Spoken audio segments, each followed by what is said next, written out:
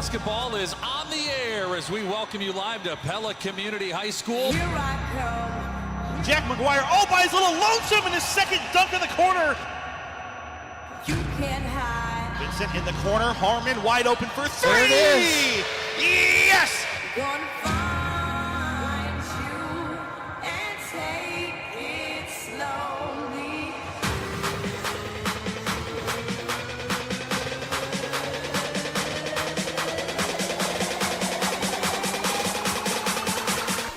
Ball is in the air. Ready or not. And a block from behind on Thompson. Dutch on the fast There it is. Slam.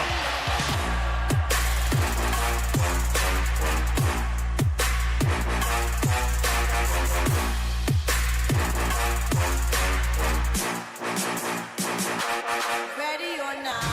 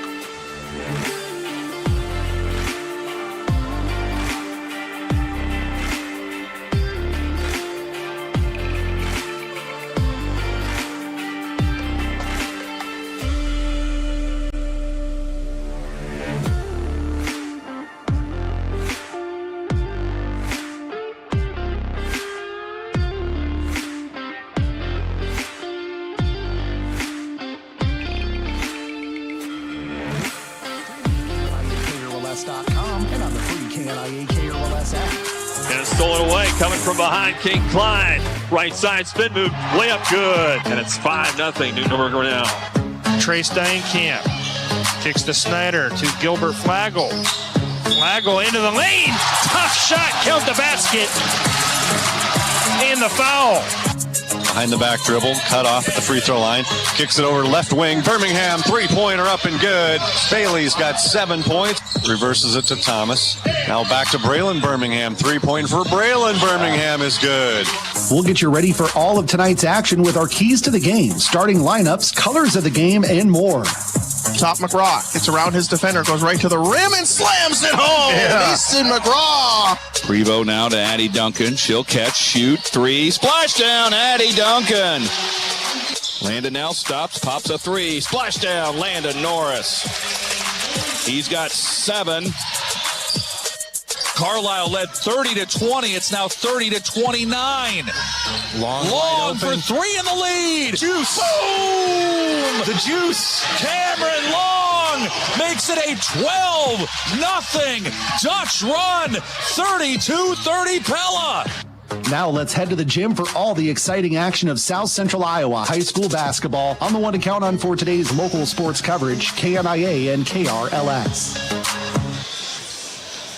And a good evening to you, and thank you for joining us wherever you may be on this Friday night, our final full Friday night of Little Hawkeye Conference action as the postseason looms. It's the Tulip City Showdown, round 2. Pella set to host Pella Christian. This is our Scooters Coffee radio pregame show. Scooters Coffee and Pella, amazing drinks, amazing people, amazingly fast.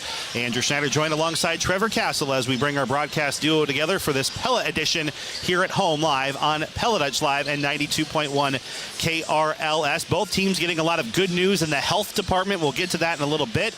But obviously these teams now looking toward the postseason. Pella Christian has learned their journey, their road to Wells Fargo Arena, and it's a winnable road. It'll be a tough road, but one that Pella Christian at full health, Trevor, could get themselves really going and at full health tonight build toward that goal. And the Pella girls finally healthy for the first time in 2 weeks to also start building their momentum toward a potential state appearance. Well, I'm still recoiling from when you said our final full Friday night of Little Hawkeye Conference action. and that seems hard to believe. But to maybe pull a play from the Sesame Street playbook, our word of the night, at least in the girls' game, is health, right? For Pella, they get Kelsey Tauke. She was a little, under the weather earlier this week. Katie Sheckel's been out for a while back. Jenna Oltman's been playing sparingly with that knee injury back. They've got their full optimal starting lineup, and what that does is that had some other players, the Maddie Harmons and Emerson Wogans and Emma Walkups of the world, that got to experience, kind of big girl basketball, and that can only help down the road as that depth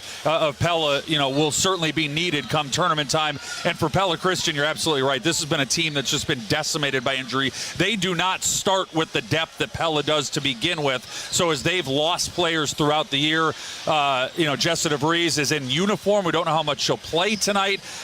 They finally get Chloe Snyder back. She got back from her injury and then was sick and, didn't play, the last week or so. And, so they need everybody to be at their best. Pella could weather a storm a little bit, but Pella Christian really needs that, and they're getting there.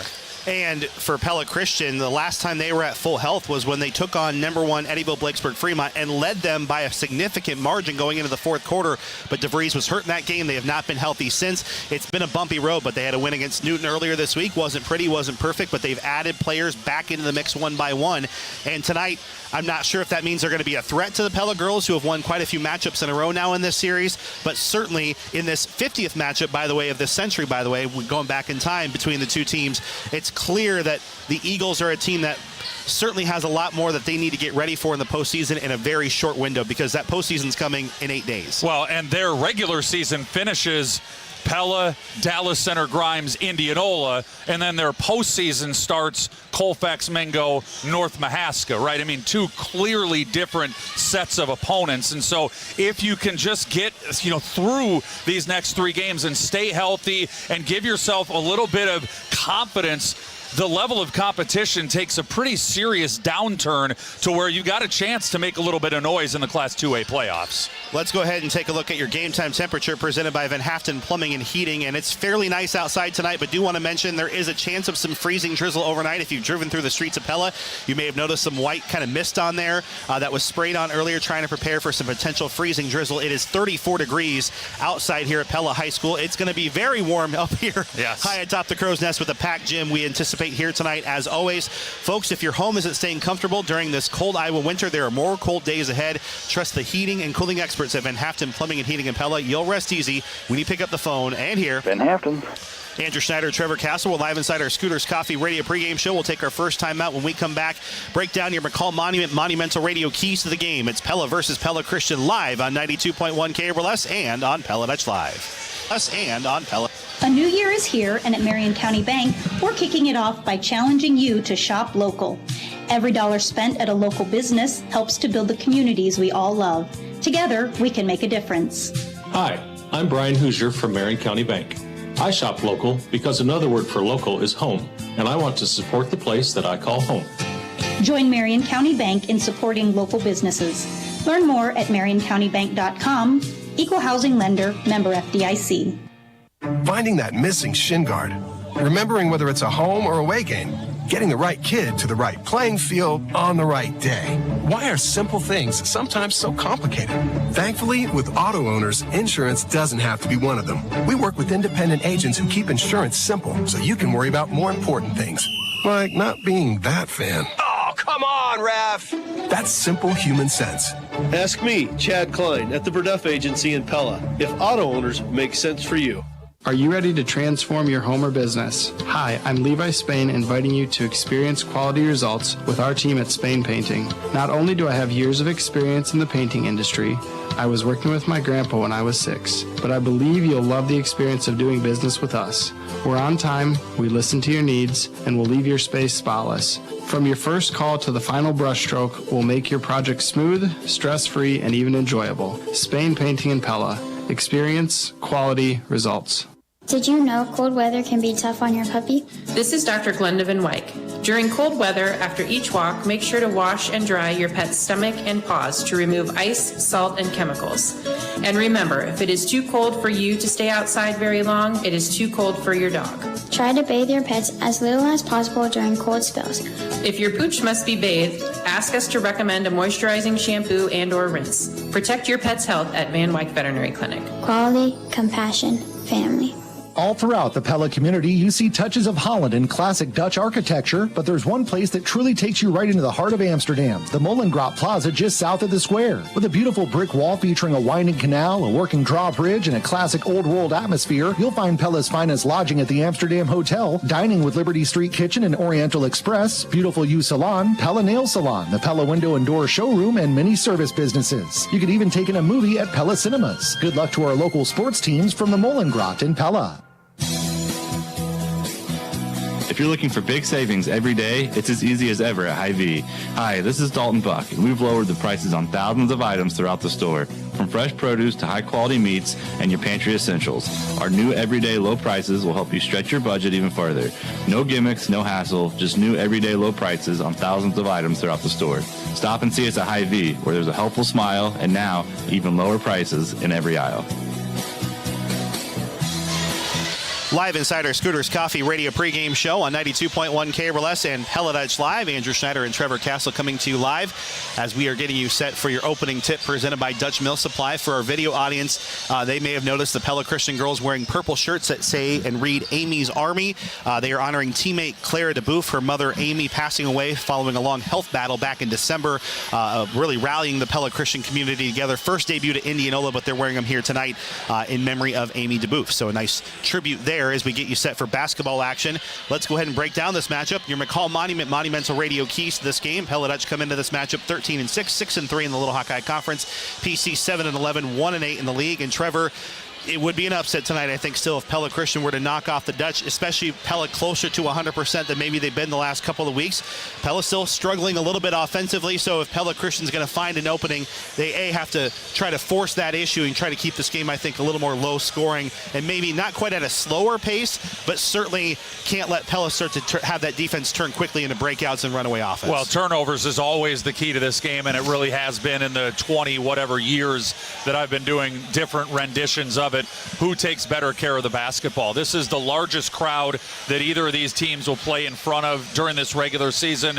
The nerves have to be a little bit of a factor, whether people want to admit it or not. So shooting is usually down. You know, some of those discipline things, good passes, ball handling, some of those things, mistakes get ramped up. So oftentimes it just comes down to who can minimize their mistakes. And then, frankly, the game of basketball, shot variance is a thing, right?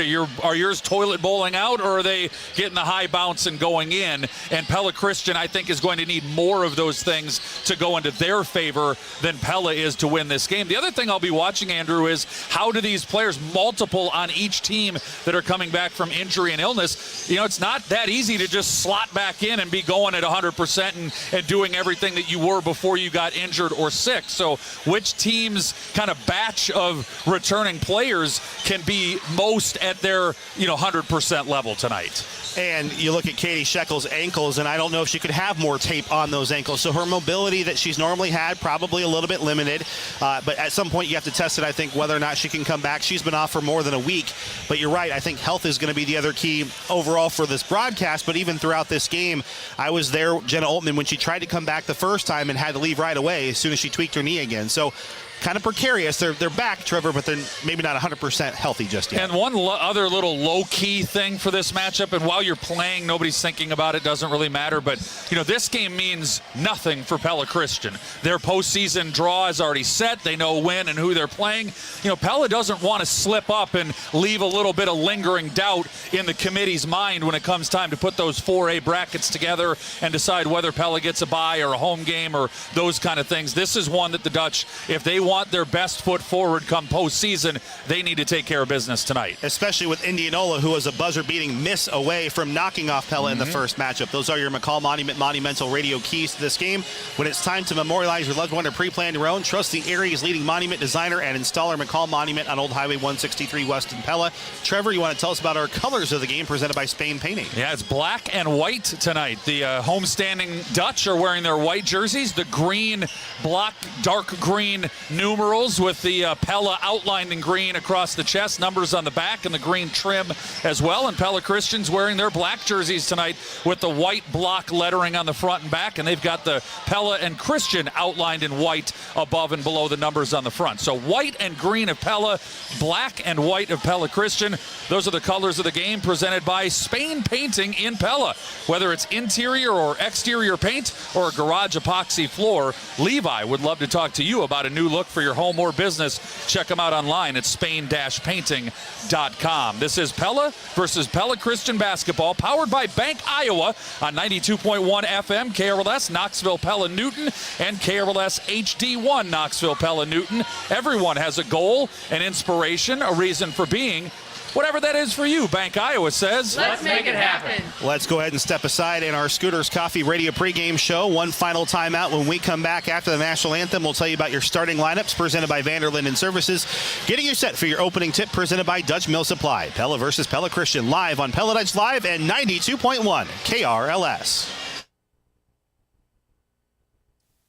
Are there places in your home where it would be nice to have two switches that control the same light? Maybe a long hallway or a stairwell or a big room. At Centerpoint Electric, we're here to help with any electrical project you have, big or small. Three-way switches aren't a new thing, but with today's technology, we can install wireless three-way switches to give you the convenience you want at a fraction of the cost of having to rewire your home. Check us out online at centerpoint-electric.com. We're wired for excellence. Who's always open? Anytime Fitness. For the last 16 years, Anytime Fitness has been open 24 hours a day, every day of the year. Our award-winning gym allows you to work out on your schedule.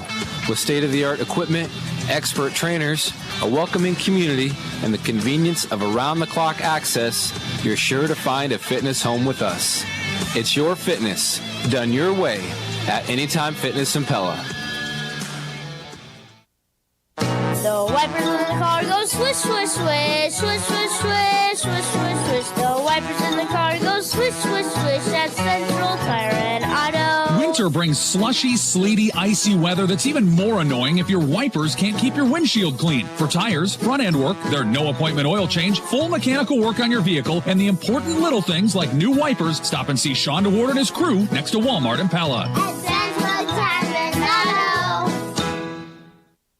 Enhance your sense of joy with a new job. Hearthstone and Pella is looking for great CNAs, and they're eager to invest in you. From their internal CNA training program to tuition reimbursement of up to $3,000 annually for higher education, Hearthstone's eager to help provide you with the career you're looking for, not just another job. Their generous benefit package also includes a $2,500 sign-on bonus. To learn more or to apply, visit wesleylife.org/Hearthstone and click Join Our Team, or call Ann at 620-4162. At Pella Real Estate Services, we're a full-service brokerage with 11 licensed agents. Hi, I'm Mike Buchheit, and if you're a business looking for a new space or a commercial building owner looking for an experienced property manager, talk to us about our commercial property division. If terms like cap rate, cash flow, ROI, and triple net don't mean anything, don't worry. They do to us, and we'll explain simply how they should to you. Learn more about our commercial property division by visiting PellaRealEstateServices.com. With the President's Day event at Bruxford's Home Center, you can save up to $800 on select adjustable mattress sets from Stearns & Foster, Tempur-Pedic, and Sealy. With this special event, you'll save up to $800 on Stearns & Foster, up to $500 on Tempur-Pedic, and up to $400 on Sealy. This offer is only available until February 25th or while supplies last, so stop in soon to pick up your new adjustable mattress set at Bruxford's Home Center, 405 Truman Road in Pella. Hi, this is Zach with Midtown Tire and Pella. We know that nobody enjoys waiting around while we service your vehicle. That's why we offer free pickup and delivery, plus a courtesy vehicle if you need to stay on the go. Our waiting room is nice and all, but really, why wait around if you don't have to, even if it's just 30 minutes? We're family owned and operated and are the only full-service tire shop in Pella, offering roadside and on-the-farm service, plus brake repair, suspension, and we're front-end and alignment specialists. Stop by and see us today at 109 East Oskaloosa Street in... And this will wrap up our Scooters Coffee radio pregame show. Scooters Coffee and Pella, amazing drinks, amazing people, amazingly fast. We welcome you to our Pella Real Estate Services radio broadcast booth, live tonight on 92.1 KRLS and Pella Dutch Live. The sun is starting to set on the 2024-25 winter season, our final full Friday of Little Hawkeye Conference action. It's the Pella Dutch, ranked 13th in Class 4A, set to take on the Pella Christian Eagles. Let's jump into your starting lineups presented by Vanderlinden Services. The Dutch again 13-6 overall, 6-3 in the Little Hawkeye Conference, and they're back to their regular five tonight. Starting things off, a senior guard number 1, Kelsey Tauke, a junior guard number 4, Cameron Long, a junior forward number 15, Katie Shekel, a senior forward number 30, Jenna Oltman, and at center, a senior number 33, Maggie Thompson. That is Tauke, Long, Shekel, Oltman, and Thompson for the Dutch. The visiting Pella Christian Eagles are 7-11 overall, 1-8 in the Little Hawkeye Conference. A sophomore guard number 5, Bryn Runner, a junior forward number 13, Addie Van Arendonk, a senior guard number 15, Faith Kakmarinsky, a sophomore guard number 25, Chloe Snyder, and a sophomore forward, number 35, Rachel Kakmarinsky. That's Runner, Van Arendonk, Kakmarinsky, Snyder, and Kakmarinsky for the Pella Christian Eagles. Those are your starting lineups presented by Vanderlinden Services, a family-based business that treats their customers like family. For any plumbing and HVAC you need, contact Austin at Vanderlinden Services. So they're announcing the starting lineups here on the floor with Dave Van Gorp, and we're getting you set for your opening tip presented by Dutch Mill Supply. Dutch Mill Supply is your only locally owned lumberyard and building material supplier. Pella in their home white jerseys, Pella Christian tonight in their black uniforms with the purple shoes in honor of Amy DeBoof. And the ball is about to be up in the air and ready for Little Hawkeye Conference basketball and the 50th edition of the Tulip City Showdown since the year 2000. They haven't had a single one canceled in that time, Trevor. It makes sense if you can get everybody in town. And the Pella girls have really dominated the series over that time. The Pella boys are 29-20 over that course of that record. Yeah, I mean, this has been a series, this particular, the girls dominated by Pella, the boys, a little bit more of a roller coaster. A lot of splits and then the occasional sweep when one team is, state tournament worthy and the other might not be. This girls game, though, every once in a while, Pella Christian just sneaks up and gets the Dutch, and that's what Coach Blaine Forsyth and his crew has to be concerned about tonight.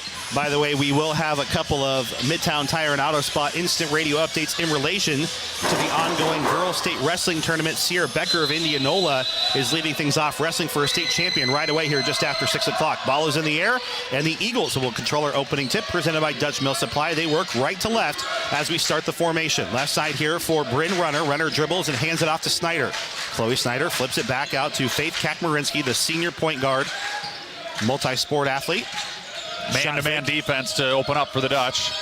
Couple of head fakes here for Snyder and Kakmarinsky, and then Rachel finding the left side of the lane. Shot no good for Addie Van Arendonk, and the rebound controlled by Kelsey Tauke. Good action for PC. High screen to get an open look. Katie Shekel takes a corner three, no good, but a long offensive rebound tracked down by Tauke again.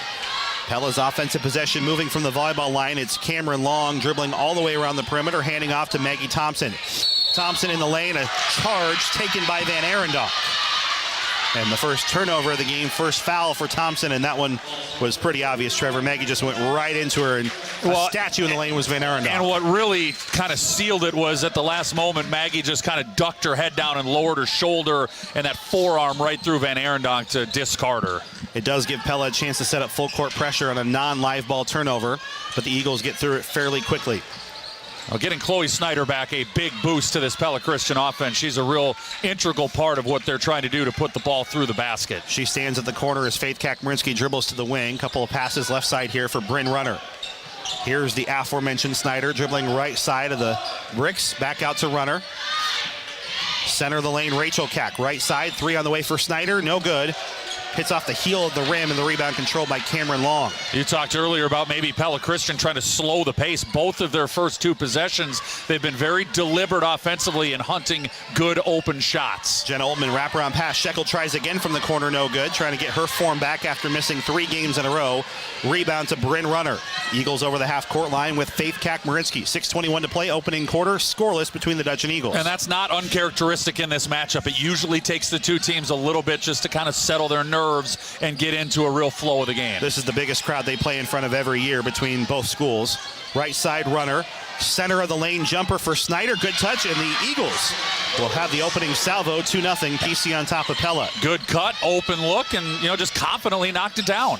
Tauke, here's Cameron Long pulling up from 3-point range again, no good. And there's Van Arendonk. The Dutch very much happy right now to take some shots from outside, have not been able to penetrate that center of the court. Van Arendonk catches a tough pass and then has her shot blocked, but she's fouled at the same time by Tauke, and 2 free throws coming for Addie Van Arendonk.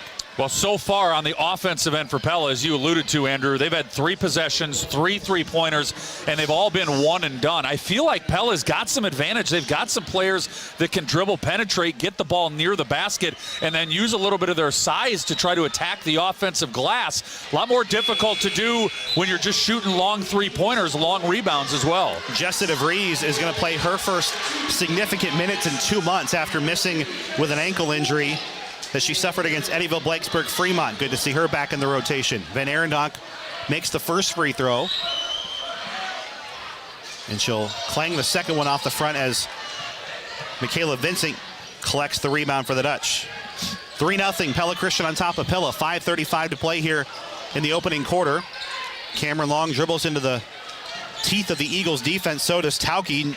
Runner has not enough touch on an offensive rebound, though, for Vincent, and free throws coming for Michaela. And that's what I was talking about. Tauke, nice kind of Euro step around her defender, got in, missed the 15-foot shot, but Vincent is right there, able to clean up the glass and give the Dutch a chance to get on the board at the free throw line. So Michaela Vincent here at the line for the Dutch. The sophomore, a 63% free throw shooter, knocks in the first. Pella as a team right about 60%, Pella Christian at 52%. So Pella now officially on the scoreboard, and both are made by the sophomore Vincent. Pella Christian 3, Pella 2, 5:23 to play. The Eagles trying to get through the Pella defense. Just due with DeVries. She whips it into the corner, right side for Faith Kakmarinsky, flipping the offense. Just checking in, Rachel Kack on the 3-point try, gets it off the high bounce and in. What was I talking about in the pregame show, Andrew? I mean, that's a 50-50 ball right there when it pops up off the rim. Does it go or does it not? Big difference sometimes in the outcome of games, the way the ball bounces. Tauke to try and answer from the right side, no good. Emerson Mogan tracking down, gets the rebound, but it's thrown right back to PC. And meanwhile, the Dutch are now 0 for 4 from the 3-point line and trail 6-2, a little over 3 minutes gone by. Faith Kack, tough defense from Cameron Long, the #1 on-ball defender for head coach Blaine Forsyth.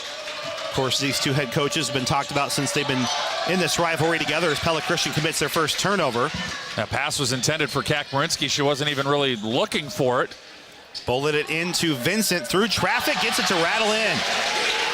Well, Vincent making a difference off the bench inside, and offensive rebound that led to 2 free throws and gets that one to go on a nice post play. Pella Christian 6, Pella 4. Eagles with the ball. 4:10 to play here in the opening quarter. Van Arendonk in the post gets stuck center of the lane. Coach Forsyth looking for a lane violation call, won't get it. Chloe Snyder dumps it back out to Kakmarinsky at the volleyball line. Faith at the elbow to sister Rachel. The connection, no good. Rebound to Tauke. Emerson Wogan on the wing. Thought about pulling up from a shot, doesn't. Boy, Tauke just daring him to shoot. Tauke dribbles inside the 3-point line, doesn't get it to go, but contact, and Michaela Vincent hits the deck, gets another offensive rebound as she's bumped into by Chloe Snyder. Yeah, that's one when they watch the film back, Kelsey Tauke will realize wide open from 3. You don't need to take one dribble and one step inside to take a 2-point shot. Take the 3. It's a a more high analytical play than 2 from the basically right inside the arc. Emma Walkup and Maddie Harmon check in for Pella. Lengthy inbound there, gets to about 4 seconds on the officials count, but does get to Walkup. And now Cameron Long quickly fires from 3. Yes. Flushing it clean is Cameron Long, and the Dutch have their first lead, 7-6 over Pella Christian. A quick steal by Walkup. She's been a big spark plug, and Cameron Long looking to go back-to-back can't. Offensive rebound to Maddie Harmon, but she'll throw it away. And that's what Pella's defense is going to do tonight to Pella Christian at times. Their pressure is going to force turnovers. Eagles were able to respond, get back, and, dodge a bullet there. But really for Pella Christian, it's not getting frazzled and not allowing kind of an avalanche. It's going to happen, but just let it happen one or two times and then settle into your offense. Chloe Nickel throws it away on the press break attempt. Right in the waiting arms of Maddie Harmon. Third Eagles turnover. Both teams with 3 turnovers so far. From the free throw line, a handoff to Wogan. Wogan whips it out in the corner. That's Maddie Harmon for 3 online, but Long no. And a rebound controlled by Addie Van Arendonk. Dutch are just letting it fly. And Andrew, these are open looks. They're shots that Coach Forsyth wants them taking, just not making it other than the one that they made earlier by Long. Nickel with a tough dribble and a tough runner. Can't get it to fall. Vincent already with her 5th rebound of the festivities. That, on the other hand, not a shot that Coach Foudy probably wants. Walkup thought about a shot as Pella's on their half of the floor looking into the post. It's Vincent kicking it out. Cameron Long looking for another tray. Yes! Cameron Long makes it back-to-back 3-point buckets, and the Dutch just like that lead by 4, 10-6, 2:30 to play, opening quarter. And that's a game reset wired by Center Point Electric, where they're wired for excellence. And a quick foul called as the Eagles do get it through with Bryn Runner to the Pella half of the floor.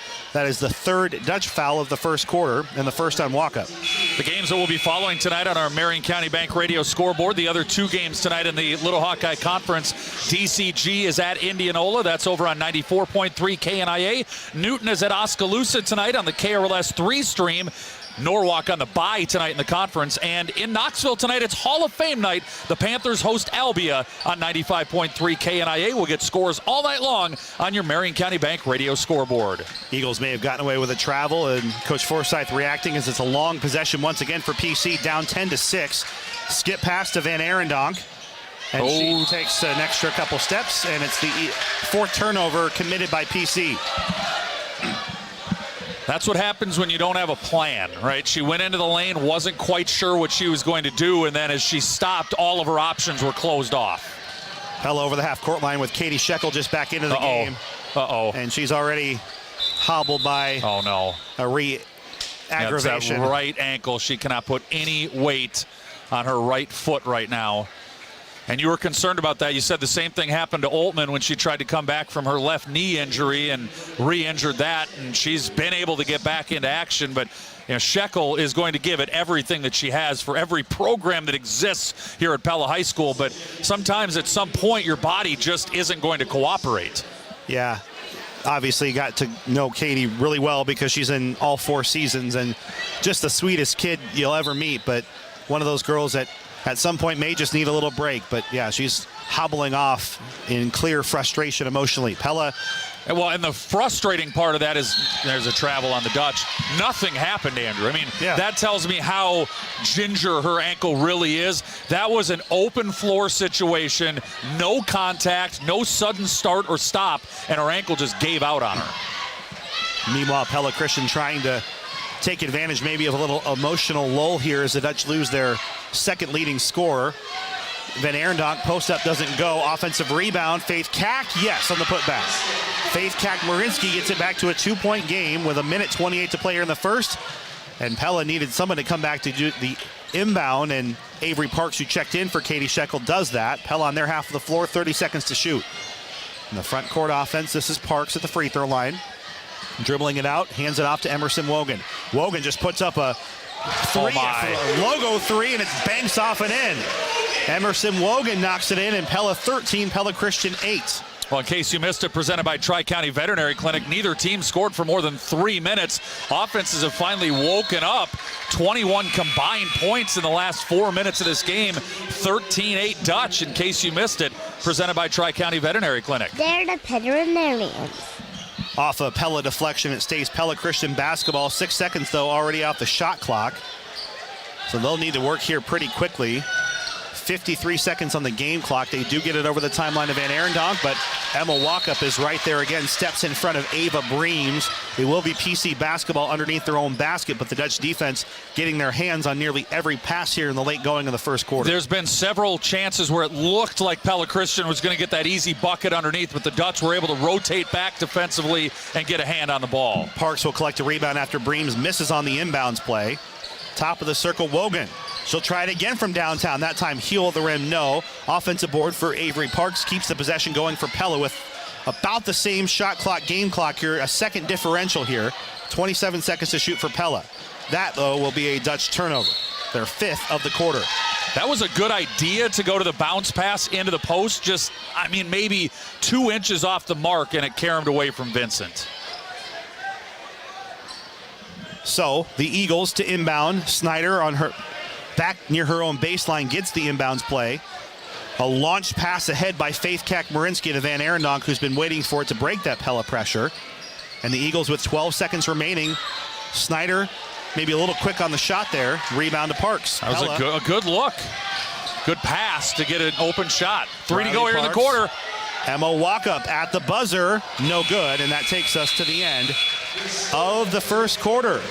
Pella 13, Pella Christian 8. We're live inside our Pella Real Estate Services radio broadcast booth. Girls basketball on KRLS.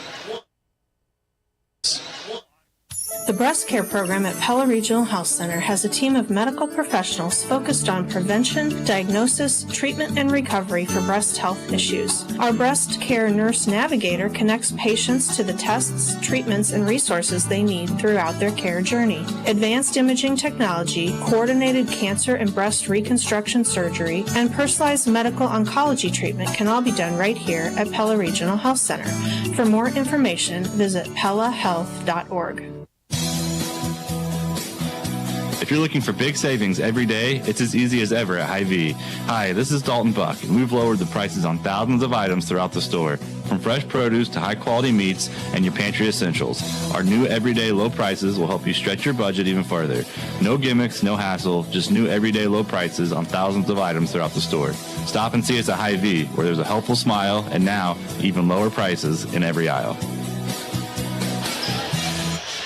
Live inside our Pella Real Estate Services radio broadcast booth on Pella Dutch Live and KRLS. Eagles had an early lead, but Pella controlling the second half of the opening quarter. It's Dutch 13, Pella Christian 8.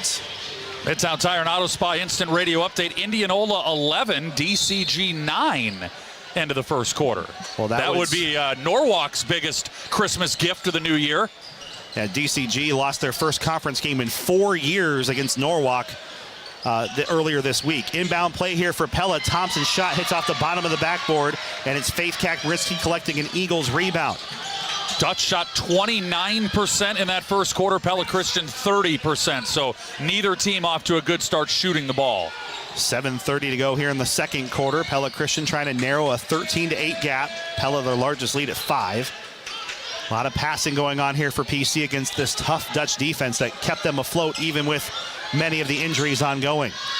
Down low to Van Arendonk. Turnaround with 7 seconds to shoot, no good. Jenna Oltman collects the rebound for Pella. And already up ahead to Cameron Long on the left wing. Long bounces it into Thompson. Thompson back out to Long. Long hit a couple of three-pointers in that opening quarter to get Pella really the momentum going from downtown. Well, the Dutch shot, Andrew, an incredible 10 three-pointers in that first quarter. They were 3 of 10. They're letting it fly. I mean, that's like a Boston Celtics pace in modern NBA basketball right now. And hey, if you hit 3 of 10, it usually ends up working. 30%'s right about where you want to be. Oh, and if they made 12 three-pointers in a game, I mean, that would be what Blaine Forsythe would be looking for. Here's Emma Walkup. Walkup stops on the bricks right side, flips it out left corner for Long. Long the runner, yes. Cameron Long already up to 8 points, and Pella's lead now stretched to 7, 15-8, 6:40 to play second quarter. Eagles trying to break this Pella pressure once again. This time Thompson sagging on that outlet the Eagles had multiple times in that first, as Long will tip it and knock it towards the Pella bench out of bounds. Eagles will get a sideline entry here. It's just not been easy for Pella Christian offensively. I like what they're doing. They're moving without the basketball, cutting to the lane, finding the open player, but just, Pella's making it very difficult to get real productive shots off. Faith Kak near the half-court line with Cameron Long right in her face. Breams has it right post. Kick out to Kakmarinsky. Kind of double clutched on the three-point shot. Doesn't hit it, but it is an offensive rebound for Van Arendonk. That's stolen away by Pella and Emma Walkup. Dutch, Walkup goes all the way up the floor, tries a short-range shot, can't get it to go. Breams collects the possession for PC. Eagles now have it with Kakmarinsky over the half-court line. Walkup's been a pleasant kind of emerging star on this Pella team, as they were really depleted on Tuesday night, scored 13 in that victory over Oskaloosa. She's one of those girls that plays basketball year-round. One of the few nowadays that does so. Eagles on their half of the floor with 13 seconds to shoot. Been a lot of perimeter passing again. Breams up and under, move for two. Patient, but you got to find a way. When you get that deep in a one-on-one situation, you've got to find a way to get a good shot off. And I like Ava's patience and her ability to get up off the glass and score. And that's an easy one to travel on. She did a good job keeping her pivot foot going throughout that move. A quick bump foul called on Van Arendonk as Coach Brendan Foudy expressing some frustration with the Eagles' defensive rotation. He's going to take a Pella Motors timeout where you'll drive away happy. That's the Pella Motors guarantee. Well, in case you missed it, presented by the veterinarians at Tri-County Veterinary Clinic. Both teams are about as full strength as they're going to be this season. Pella Christian has Chloe Snyder back. We've already seen Jessa DeVries for the first time in a couple of months. The Dutch with all of Kelsey Tauke, Katie Scheckel, and Jenna Oltman in the starting lineup, but Katie Scheckel re-injured her right ankle and left the game in the first quarter. And the way it looked, I would be very surprised if she's back tonight. But Scheckel injured and out, in case you missed it, presented by the veterinarians at Tri-County Veterinary Clinic. They're the veterinarians. Do have a unique Midtown Tire and Auto Spot instant radio update. It's not breaking news by any stretch, but right before wrestling began, Brittany Buck was honored as the Middle School Coach of the Year by the Iowa Wrestling Coaches Association at the state tournament that's about to kick off with their championship Friday night. So congratulations to Coach Buck. For those who don't know, she was the one who helped talk down the young man at Pella Middle School. So really getting some recognition for her big heart and obviously her heart for wrestling, helping kick off the Pella program. You've been to the boys state tournament, which is the state tournament across the country. You spent all day at the girls state tournament yesterday. What was the atmosphere like? Fun. They've certainly, I think, got something figured out now with the different classes just because they have enough numbers. It's clear that they're catching up. Now, it's hard because the boys is the king of the crop, right, but the girls clearly taking a lot of inspiration from that, and we'll see how that goes going forward. Pella has the possession after the Pella Motors timeout. Real drive away happy. That's the Pella Motors guarantee. Up 15-10, 5:16 and counting now to play until our Central Tire and Auto Radio halftime show. Kelsey Tauke at the volleyball line, gets it going, takes a long step in, layup doesn't go, but she ends up getting the offensive rebound. Pella Christian gets it after they couldn't get the putback in. Well, that was a nifty move by Tauke in midair. She faked like she was going to kick it out for a three-point by one of her teammates and then readjusted in midair and tried to lay it in. Couldn't get it to finish, but boy, that would have been a highlight reel play. On the other side, long jumper no good for PC. Rebound to Maggie Thompson. The Dutch back on offense. Emerson Wogan continues to let it fire. It rolls in and out of the rim, no good. Board controlled by Ava Breams. Interesting that after 10 first quarter three-point attempts, that's Pella's first, and we're nearly midway through the second quarter. Eagles have it right to left, trailing Pella 15-10. Here's Faith Kakmarinsky, steps inside the line, the 10-footer no good, and the rebound is controlled by Jenna Oltman of Pella. Quickly up the floor are the Dutch. This is Tauke after the pass from Long. Another short shot for the Dutch. Can't get those short ones to go, and Breams collects her third rebound of the festivities. Back to Kakmarinsky, over to Runner. Runner way outside the possession here for PC. They're a good 4 or 5 feet behind the three-point line with all these passes. There's a screen setting up Snyder left corner. That one ricochets awkwardly off the backboard, and then a fight for the rebound. See who they call the foul on. I think it's against Pella Christian. There it is. So rebound for Maggie Thompson. Crowd continuing to filter in. This place will be full by the time the boys' games start. Already a big crowd on hand here tonight for Pella and Pella Christian. Round 2 of the Tulip City Showdown. We're about halfway through the second quarter, I should say. 15-10. Pella enjoying a 5-point lead not much offense here in the second quarter, Andrew. Just 1 2-point bucket for each squad. Top of the circle, here is Cameron Long. Takes a big dribble, nearly carried, but does keep the possession. Here's Riley Parks. Parks flips it out to Wogan. A lot of bob and weave offense here at the top of the circle for the Dutch. Here's Cameron Long off of a really tough screen from Wogan, and Long just high sprints her way in for 2. She's already in double figures. Pella 17, PC 10, Eagles basketball. Boy, just kind of glided her way down the left side of the lane and, kind of held it on a silver platter as she scooped it off.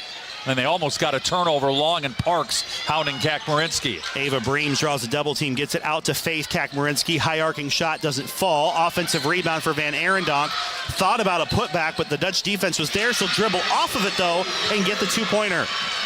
Nice move by Van Arendonk. Pella trying to answer quickly. Other side for 3, no. That was Wogan. And then an offensive rebound, though, for Riley Parks.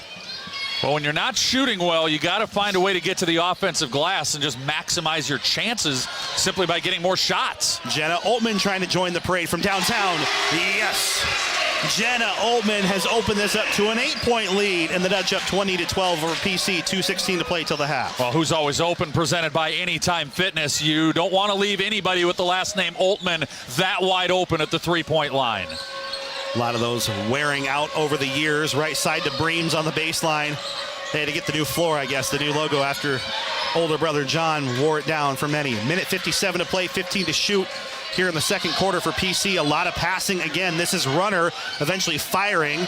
No good. Another offensive rebound, though, for the Eagles, and they've had a couple of those here in the quarter that I think are keeping them in the game here. Second chance points huge for PC, and they're back within 6. Who's Always Open was presented by Anytime Fitness, the 24/7 gym that fits your lifestyle, your fitness, your way. Anytime Fitness.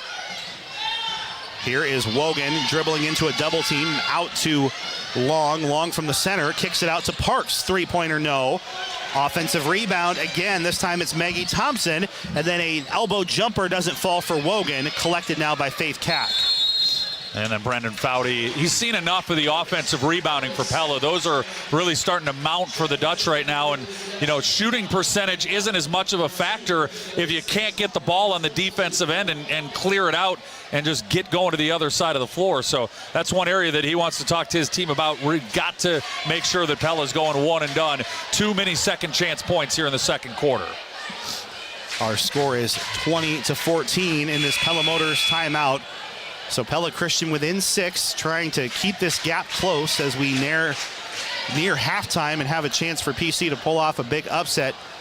That Dutch team a little bit worn out. Katie Shekel, by the way, came back out minus a shoe and with some ice on that right ankle, so I would doubt that we will see Katie Shekel again here tonight. I'm not a coach, and I'm certainly not a trainer, but I'm not putting Katie Shekel on the floor until the postseason rolls around, Andrew. It's just not worth it right now. Yeah, there's only just a couple games left. They do have that opening bye as well if they can stay in the rankings. Here's Jessie DeVries quickly in, and she's knocked into by Riley Parks. That's the first Pella foul of the second quarter with just 68 seconds to play.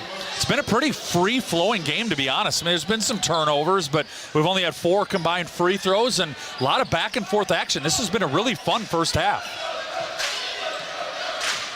So Faith Kakmarinsky at the volleyball line. Here's Chloe Snyder. Rachel Kakmarinsky, who's been uncharacteristically quiet here tonight. Really been plugged up there by the Pella defense. Kak thought about a shot. Rachel using that state track speed to get by the Dutch defense, but can't get the layup to fall. And Maddie Harmon the rebound. Pella on their half with walk-up back in. Here's Riley Parks, bounce pass into Vincent through some tough defense, and more free throws coming as Rachel Kak gets tasked with the contact with 39 seconds remaining here in the second quarter. Boy, Vincent, I'm really impressed with what she's able to do down low. Pella Christian doesn't have a ton of size. Not like Vincent's a big kind of traditional post player, but she's tall and she's got some good moves in there. She finds a way to get a shot up off the basket. She is 3 of 3 from the line. Yeah.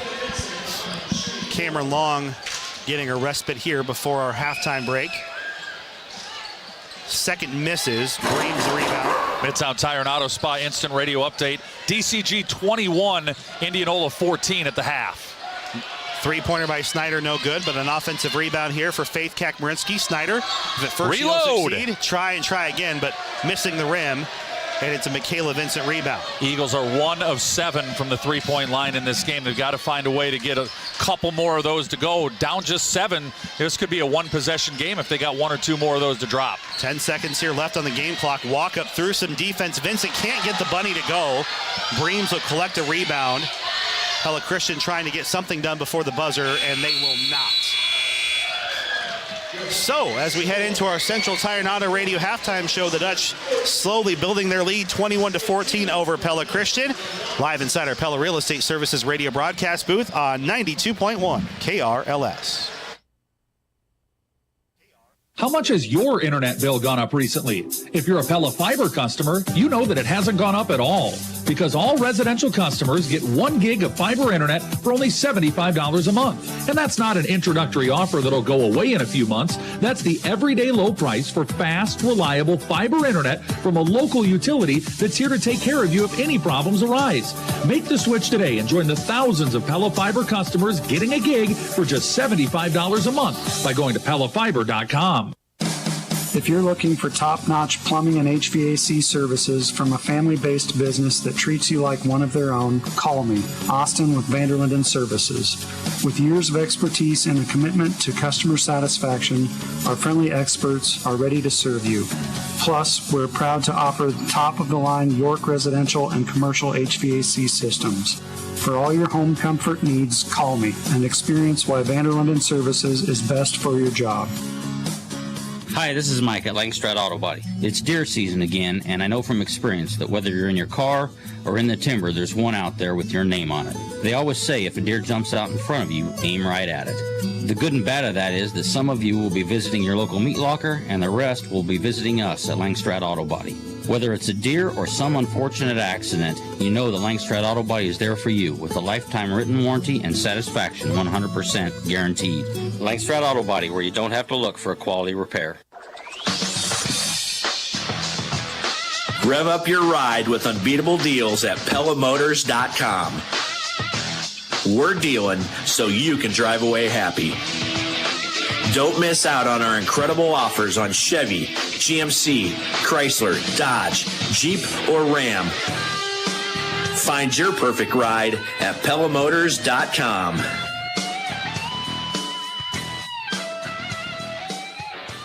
As part of the recent upgrade to our Cartrol gas station at Two Rivers Cooperative in Pella, we now have a diesel blender pump with 5 different options available. Now through March, you can select straight number 1 diesel or choose from 4 different blends of number 1 and number 2 to get the right mix to keep your diesel vehicle from gelling during our cold Iowa winter. Look for our diesel blender pump at the Cartrol gas station at Two Rivers Cooperative in Pella. The home and field advantage. Two Rivers Co-op. This is the Central Tire and Auto Radio halftime show for tires, front end work, their no appointment oil change, and full mechanical work. Stop and see Sean DeWard and his crew next to Walmart in Pella. At the break, it's Pella 21, Pella Christian 14 as the Dutch have an early lead. The Pella Christian jumped out early, and then Pella, of course, on top of that. We're also awaiting the start of state wrestling. In fact, they are underway in the opening match. Sierra Becker right now on top of Natalie Blake early 3-0. So we are about to potentially crown an area state champion in the Little Hawkeye Conference. So they are off and running. So while that match is ongoing, let's go ahead and go inside the numbers delivered by Pella Fiber. Cameron Long leading the way for the Dutch. She has 10 points. Michaela Vincent with 5, 3 apiece for Emerson Wogan and Jenna Oltman. Leading scorer for Pella Christian is Ava Breams with 4. Addie Van Arendonk and Rachel Kack with 3 apiece.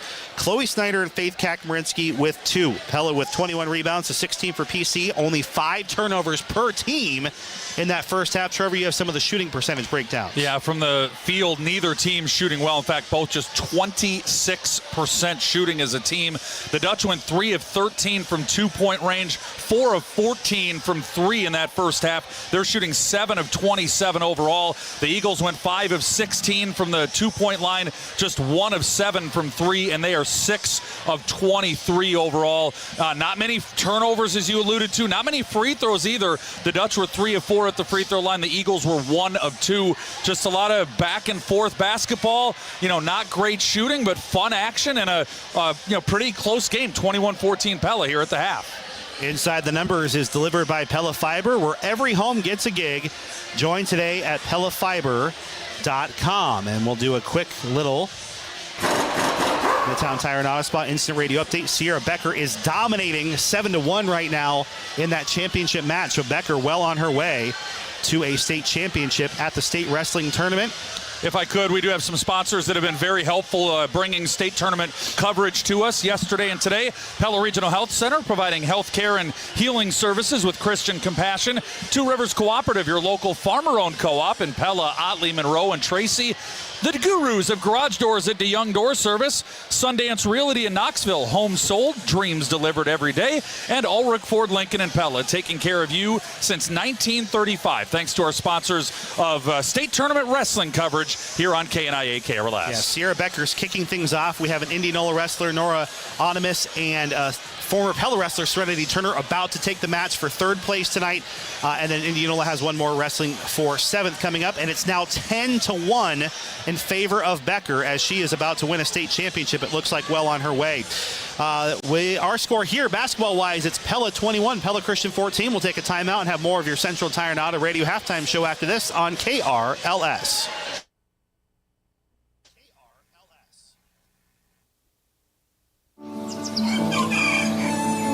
Whether you're expanding your operation to meet growing demand, investing in new technologies to maximize your yields, or simply safeguarding your farm for future generations, Bank Iowa can help you take the next step towards solidifying your operation's continued success.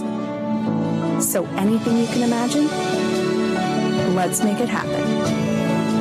Bank Iowa, member FDIC, equal housing lender. Hi, this is Zach with Midtown Tire and Pella. We know that nobody enjoys waiting around while we service your vehicle. That's why we offer free pickup and delivery, plus a courtesy vehicle if you need to stay on the go. Our waiting room is nice and all, but really, why wait around if you don't have to, even if it's just 30 minutes? We're family owned and operated and are the only full-service tire shop in Pella, offering roadside and on-the-farm service, plus brake repair, suspension, and we're front-end and alignment specialists. Stop by and see us today at 109 East Oskaloosa Street in Pella. McCall Monument is the most trusted monument company in Iowa. This is Reed. We have been here helping families get their perfect memorial for over 150 years. This is Wyatt. We are the monument experts. We don't plan funerals and we don't sell caskets. We are craftsmen with a full-service shop and artists on staff. I'm Lee. We have a standard here at McCall Monument. In all our years in business, we have never called on a grieving family, and we never will. In your family's time of need, our family is here for you. When memories become treasures, McCall Monument. Look at me, I'm a superhero. And I'm building a fort. If your furniture is getting a workout, it's time to visit Pingle's Home Store in Pella. They've got durable, stylish furniture that stands up to all the fun your kids can dish out. We love Pingles. Come to Pingle's Home Store today and find the perfect furniture for your family. Pingle's Home Store. Real people, real service, real dependability. This is Dr. Tim Yoder with Tri-County Veterinary Clinic. February is National Pet Dental Month, and I'd like to encourage you to schedule an oral exam for your pet. All of our dental services are discounted during the month of February, including cleaning of the teeth, polishing of the teeth, and dental surgery where needed. Call today to schedule your pet's oral checkup at 628-4040 for Tri-County Veterinary Clinic in Pella, where your pet's good health is our #1 concern. They're the veterinarians. Yes, we are. We're the veterinarians. They take care of pets because they love them.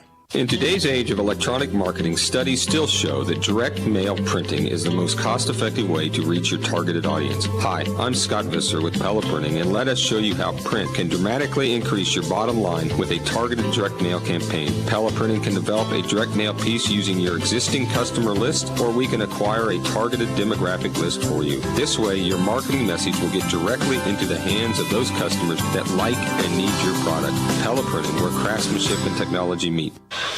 Our Central Tire and Auto Radio halftime show rolls along on 92.1 KRLS. Pella 21, Pella Christian 14.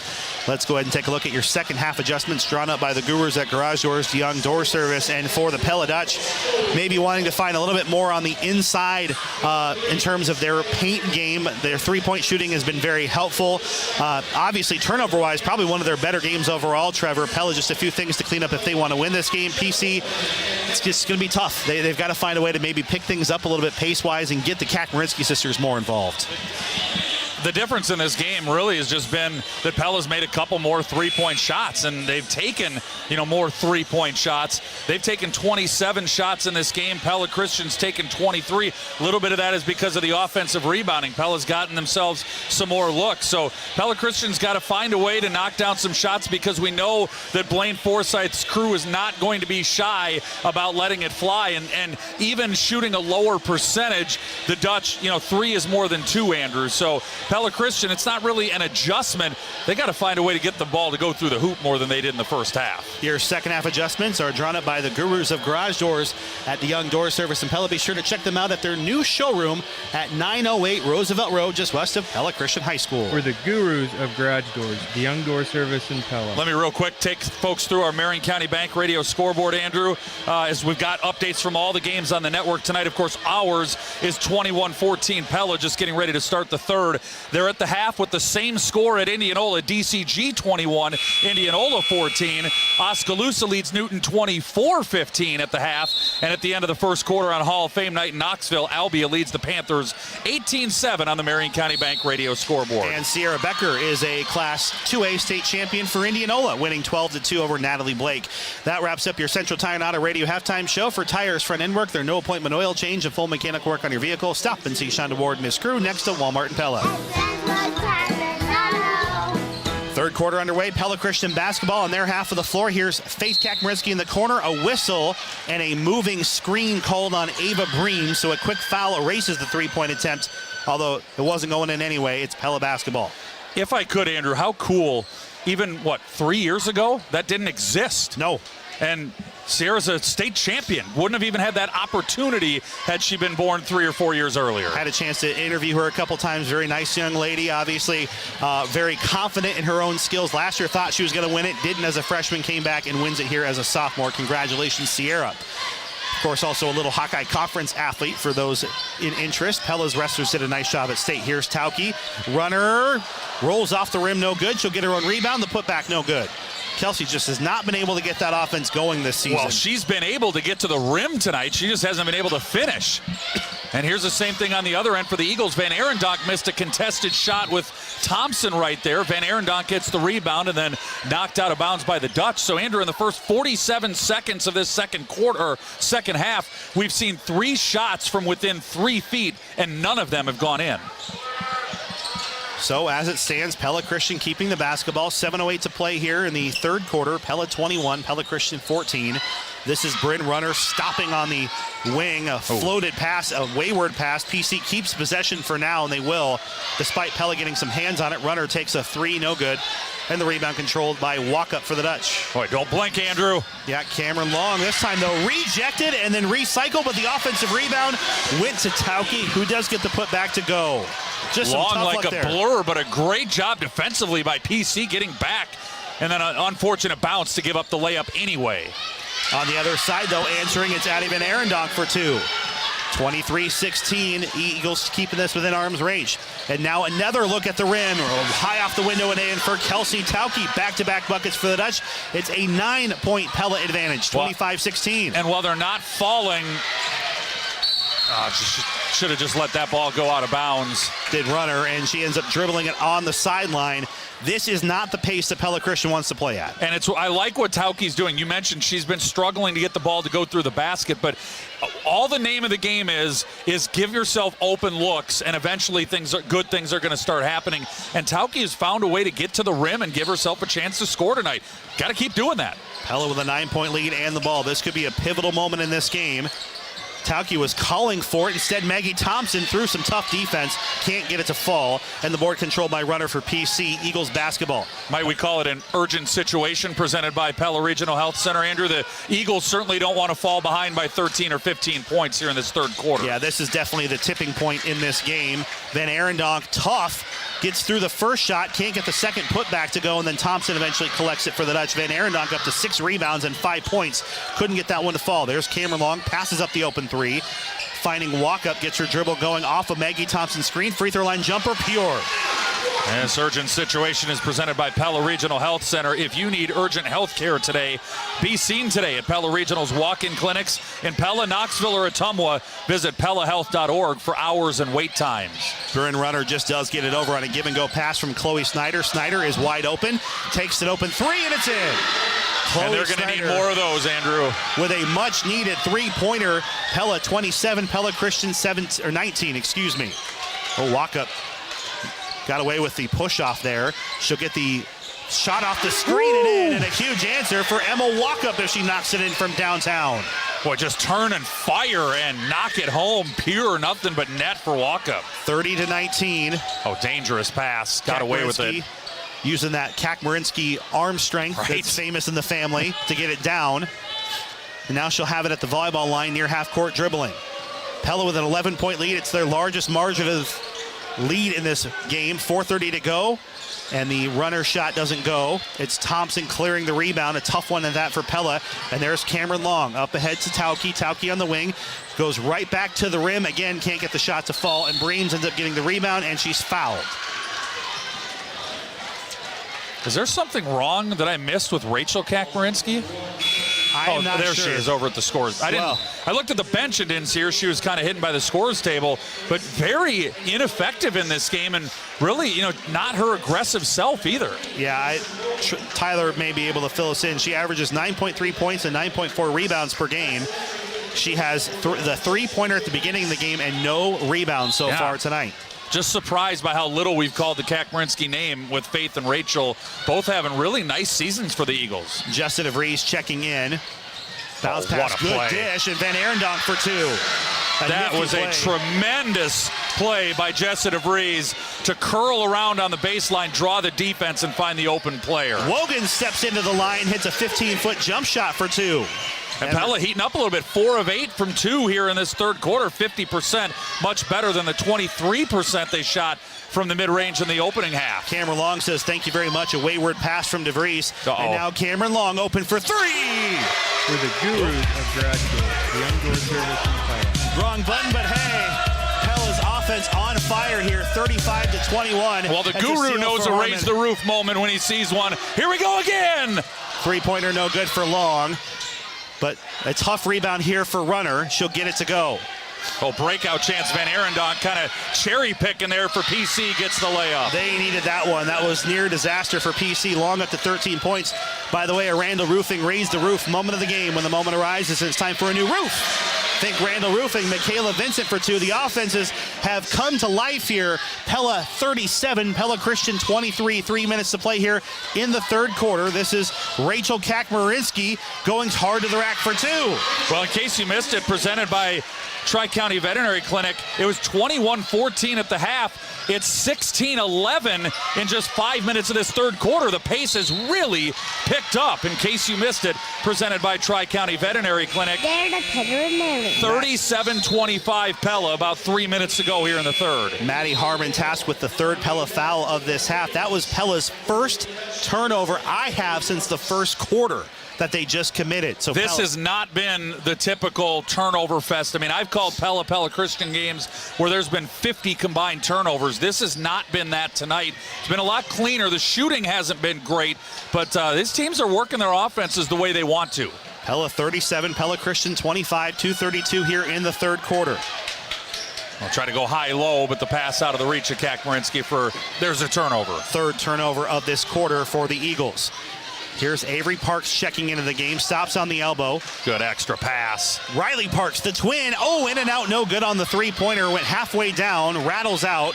Breams comes up with it, and then she's stuck. And then quick ticky-tack Little reach in there by Vincent. Not saying it wasn't a foul, but she just got her hand barely in there. Trevor wanted to pull it back, but couldn't. And that's just a natural reaction, right? You see ball, try to get ball, and sometimes you just don't have access to the ball.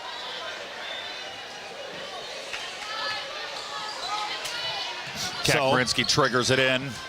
Chloe Snyder near side, double team, hounded, throws it away. Turnover number 4 in the quarter on the Eagles. Michaela Vincent comes up with that steal.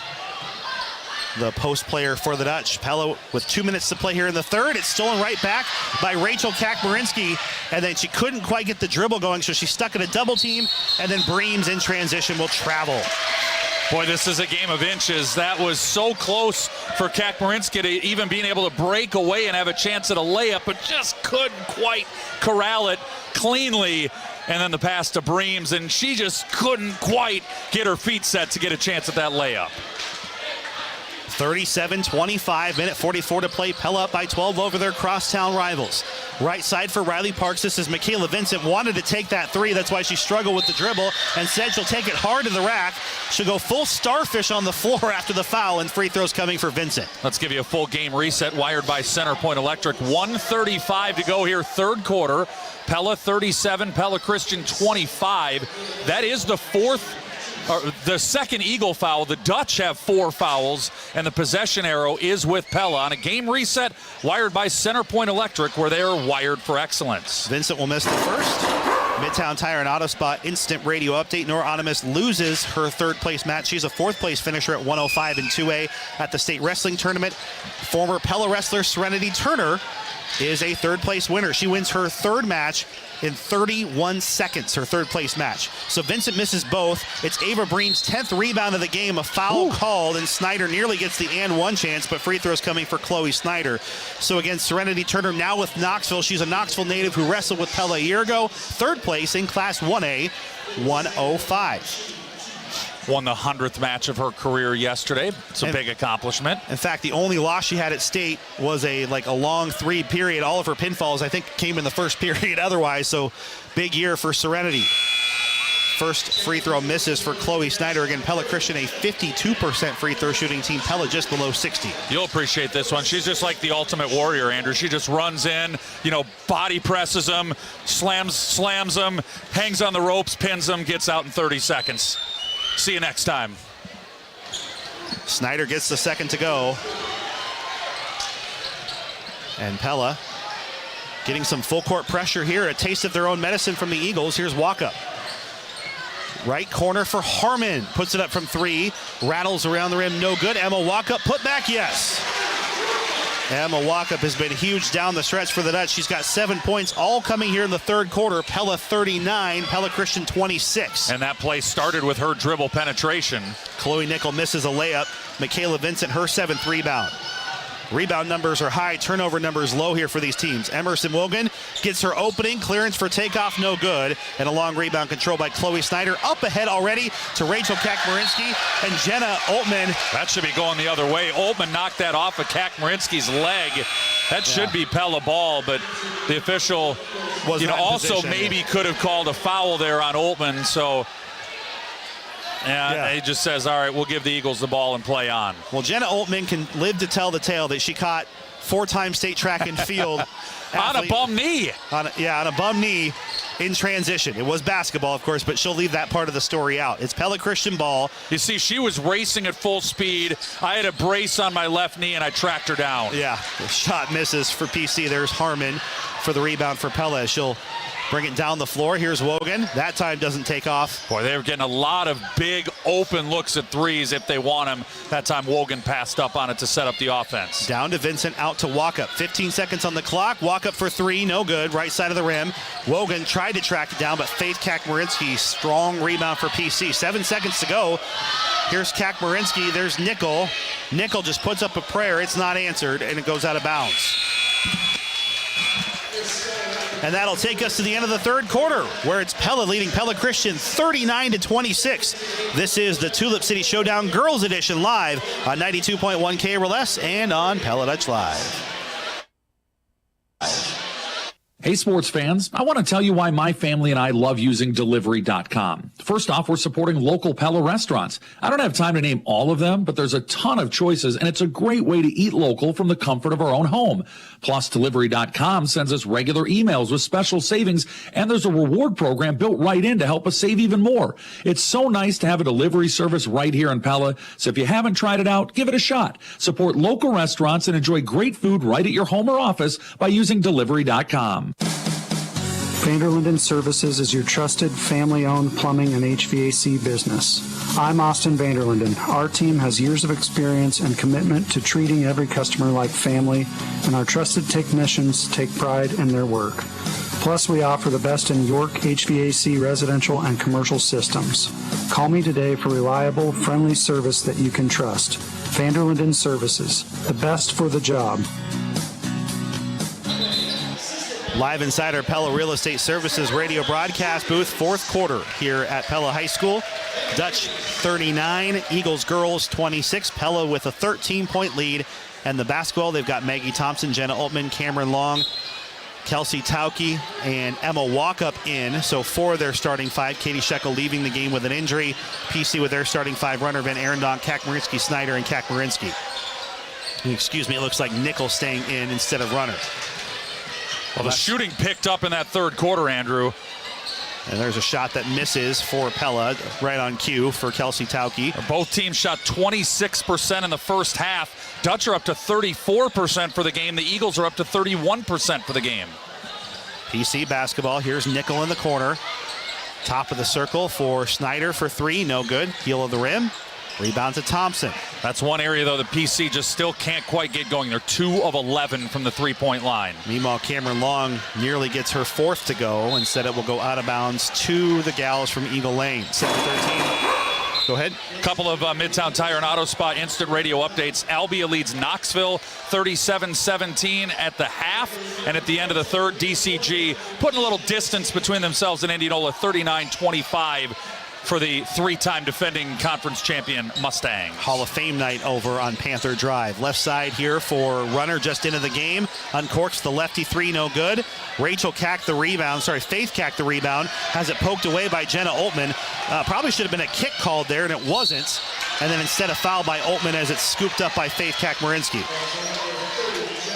So Faith gets the rebound, and sorry, it was Rachel. I got the sisters switched there for a second. Rachel tracks it down and then is bumped into by Altman. That time, Altman did not win the foot race. She's not going to win that very often, Andrew. No. It's just against Kakmarinsky, let's just be real. 6:48 to play here in regulation. Pella Christian down by 13. Needs to get the offense going to make this a game again. Here's Runner with a jump stop on the three-point line. Into Van Arendonk, who's having a big game. Gets another rebound and gets another shot to go. She is right on the edge of a double-double. 8 rebounds and 11 points for Addie Van Arendonk. A walk-up, nice little step-through dribble. Can't finish at the lane, and PC with the board to make it one and done for the Dutch. Well, the Eagles have struggled in fourth quarters of games all throughout this season. See if they can turn that fortune around, down by 11 to their crosstown rival. There is a travel as Runner couldn't stop on the pivot foot. The challenge sometimes comes down to, Andrew, it's just a math problem. You scored 26 points through 3 quarters, so you're averaging 9 points a quarter, and you trail to start the quarter by 13, still trail by 11 with 6 minutes to go. It's just a matter, is there enough time for Pella Christian to come back? And assume that Pella can't score. Right. That would be a tough assumption considering there's over and back on Pella. In fact, if you were to make a bet right now, you'd probably have to say 39 is probably enough for the Dutch, that even if they didn't score the way this game has been going, they've got a good chance to win. So that just tells you what kind of urgency Pella Christian has to have. They can't treat it like there's 6 minutes left in the game. They've got to pick up the pace, get quick shots, and try to make something happen in a hurry. Well, Pella has given them the opening they've needed so far. The Dutch have looked a little shaky to start this fourth quarter. A couple of turnovers. And there's Kakmarinsky off the window and in. Rachel Kack is up to 7 quiet points tonight. 5:41 to play. It's under double digits here for PC, 39-30. That was a good screen and roll. Came out high to set the screen, dive down the left side of the lane, get the layup. Maggie and then Thompson force a miss on the other end. Misses it, and then a travel, though, right away by Van Arendonk. I'm not sure about that call. Her 9th rebound, but turned right back over. I felt like that was an anticipatory whistle there by the crew, and it's a Pella Motors timeout for head coach Blaine Forsyth, a 30 timeout at Pella Motors, so you'll drive away happy. That's the Pella Motors guarantee. Let's check our Marion County Bank radio scoreboard. Again, our score, Pella 39, Pella Christian 30. It'll be Dutch ball out of this timeout. End of the third, DCG leads Indianola 39-25. At the half, Oskaloosa over Newton 24-15. And at the half, Albia leads Knoxville 37-17 on the Marion County Bank radio scoreboard. Marion County's financial leader is Marion County Bank. With offices in Pella, Knoxville, and Melcher Dallas, they're serving you and building community across the county. Alongside Andrew Schneider, I'm Trevor Castle for Tulip City Showdown Round 2 here at Pella High inside the Pella Real Estate Services radio broadcast booth. We've already crowned a state champion over at the state wrestling meet. Sierra Becker of Indianola. A good showing by Pella's both wrestlers as 1 and 2 days for Isabella Smith and Elizabeth Thomas. Tough inbound into Maggie Thompson here for the Dutch girls basketball team. Walk up, a little 10-foot runner can't go down, and then rebound controlled by Snyder. So got to get stops and scores for PC, and so far that's gone well. They've got a 4-0 start to this quarter and the ball. They're a couple shots away from really making this interesting here down the stretch. Faith Cack, jump stop on the bricks. Works it left side here to Snyder. Snyder down low to Rachel Cack, tipped away by Pella momentarily. Pella's getting their hands on the ball here for a second. Van Arendonk loses it, and it's a Pella turnover. Dutch have numbers. Holtman pushing to long. Wide open three. No good, and the shot is collected off the board for Rachel Kakmarinsky. Again, it's the one-and-done nature of Pella's possessions in this fourth quarter that are giving the Eagles that breath of life. Faith Cack does a shot fake. Nearly travels and then throws it away. This is walk-up. Pella has one-on-one. This is Emma walk-up in transition. Can't get it to go. Lid on the basket for the Dutch. And it's a rebound for Bryn Runner. Boy, Pella Christian is just getting chance after chance to get this down to a 6 or a 7-point game. And Brendan Foudy wants a Pella Motors timeout. Try to impress upon his team how important it is. A big stretch of this game. Let's take a break with them inside of the Pella Real Estate Services radio broadcast booth. 39-30 Dutch. Middle of the fourth quarter here on KRLS and Pella Dutch Live. When you eat at Culver's, you're enjoying fresh food, not just fast food. I'm Tim Grotenhuis, owner of Culver's Restaurant in Pella, and we pride ourselves on making your order fresh every time.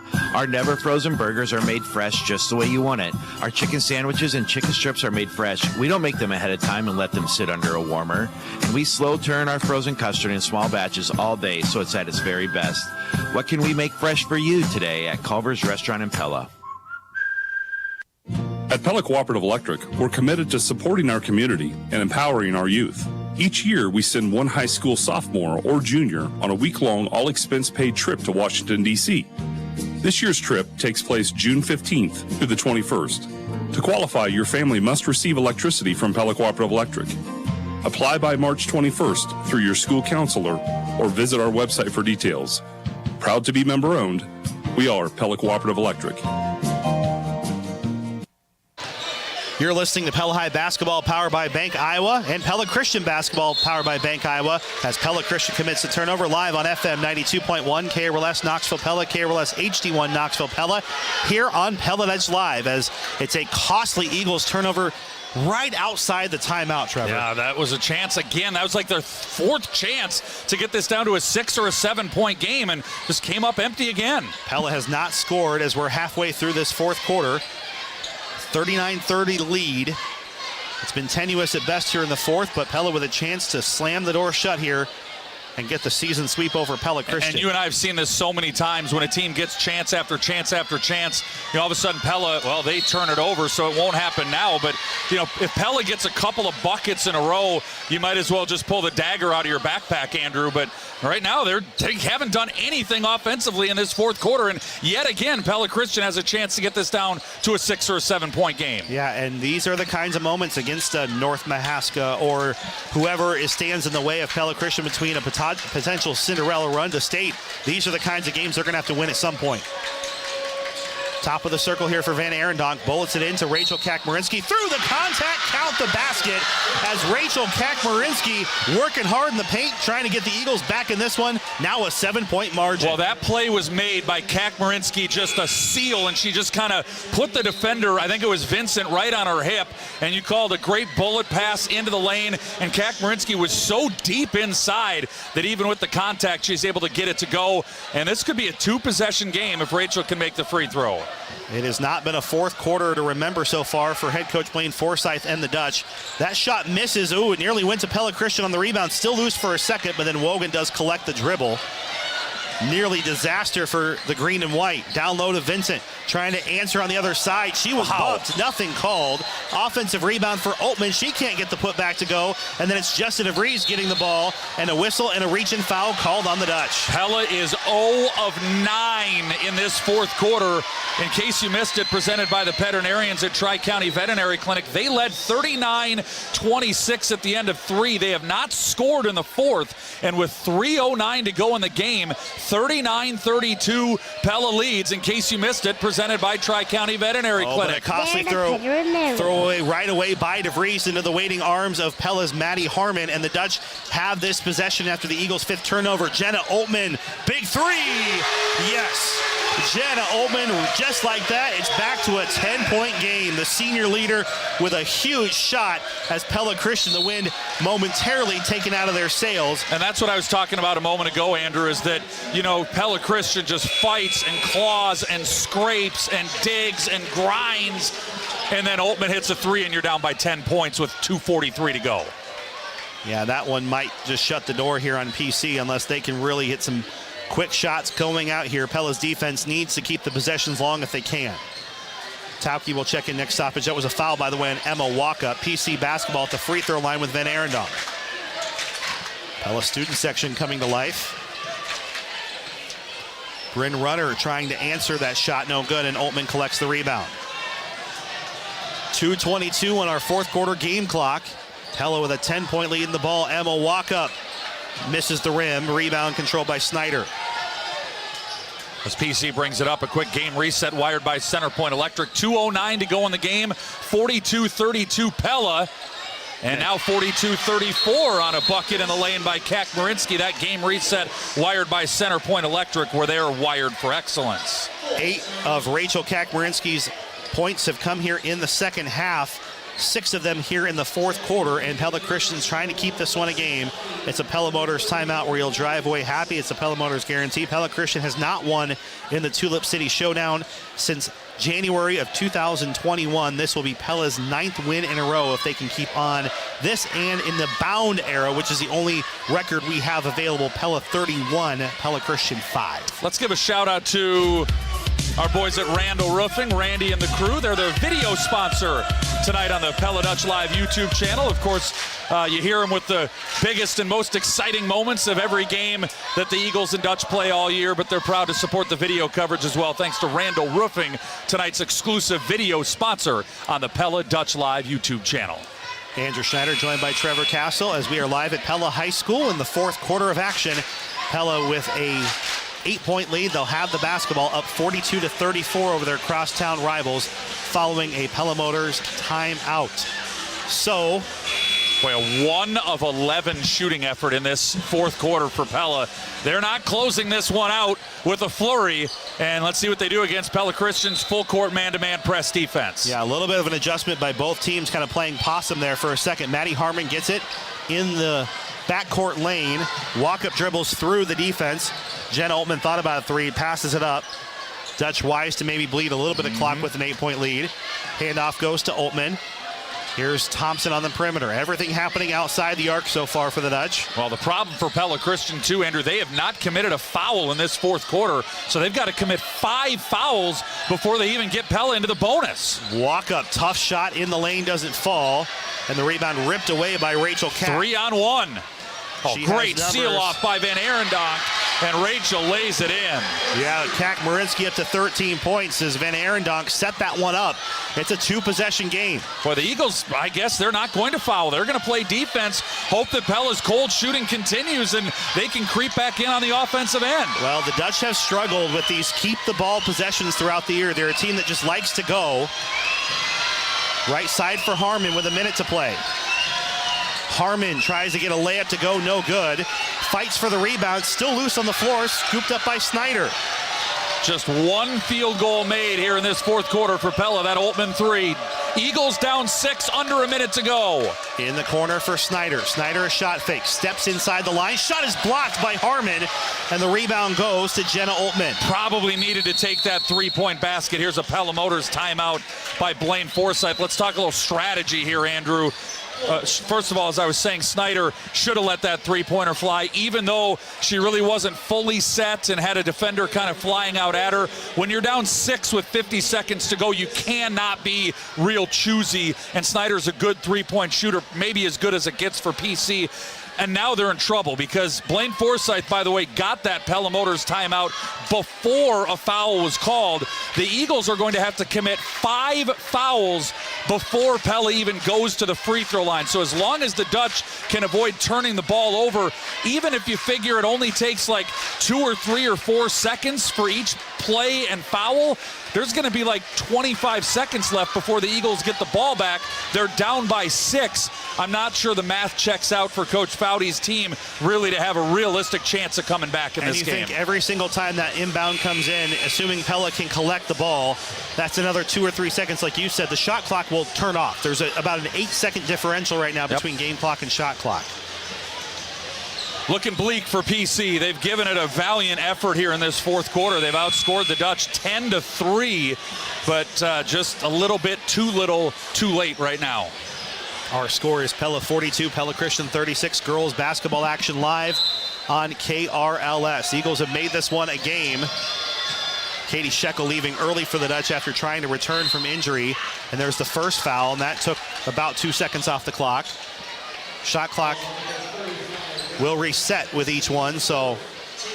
By the way, jersey night tonight. I don't see any Luka Doncic jerseys, Laker jerseys down in the crowd yet, Andrew. Not yet. Surprised somebody didn't find a way to get one of those. Yeah, not on the back order there. It's taken away there by Kak-Marinsky, but she'll lose the dribble.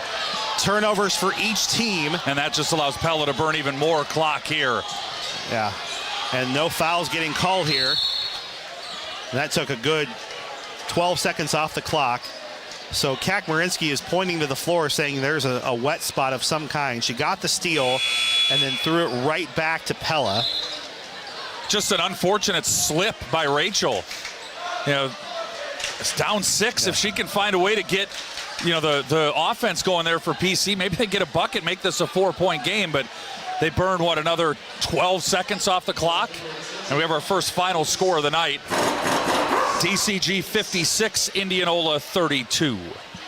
Full crowd here on hand at Pella High School, so if you're looking for a seat, you can probably watch it out on Pella Dutch Live in the cafeteria if you'd like. Boys to follow here shortly. There's a whistle and the third Pella Christian foul of the quarter. They still have 2 left to give before Pella shooting free throws, and there's 22 seconds left on the game clock. Emerson Wogan will inbound. It's Thompson, Oltmann, Walkup, and Long on the floor for Pella. Both Kak-Marinsky sisters on the floor. Chloe Snyder for PC along with Bryn Runner and Addie Van Arendonk. So shot clock is long gone in this one. And PC is down to basically miracle mode. They'll need to get a steal and score quickly or get the free throw line, and hope Pella's missing. The Dutch are only 3 of 6 at the free throw line tonight. But it's even worse than we thought. When we did the math a moment ago, we thought maybe the Eagles would get the ball back with like 25 seconds. Now it's 19.7, and they trail by 6 and walk-ups at the line. Emma Walkup will want to make 1 of 2 that would essentially end this one. She'll make the first. Maddie Harmon in, Jenna Oltmann out.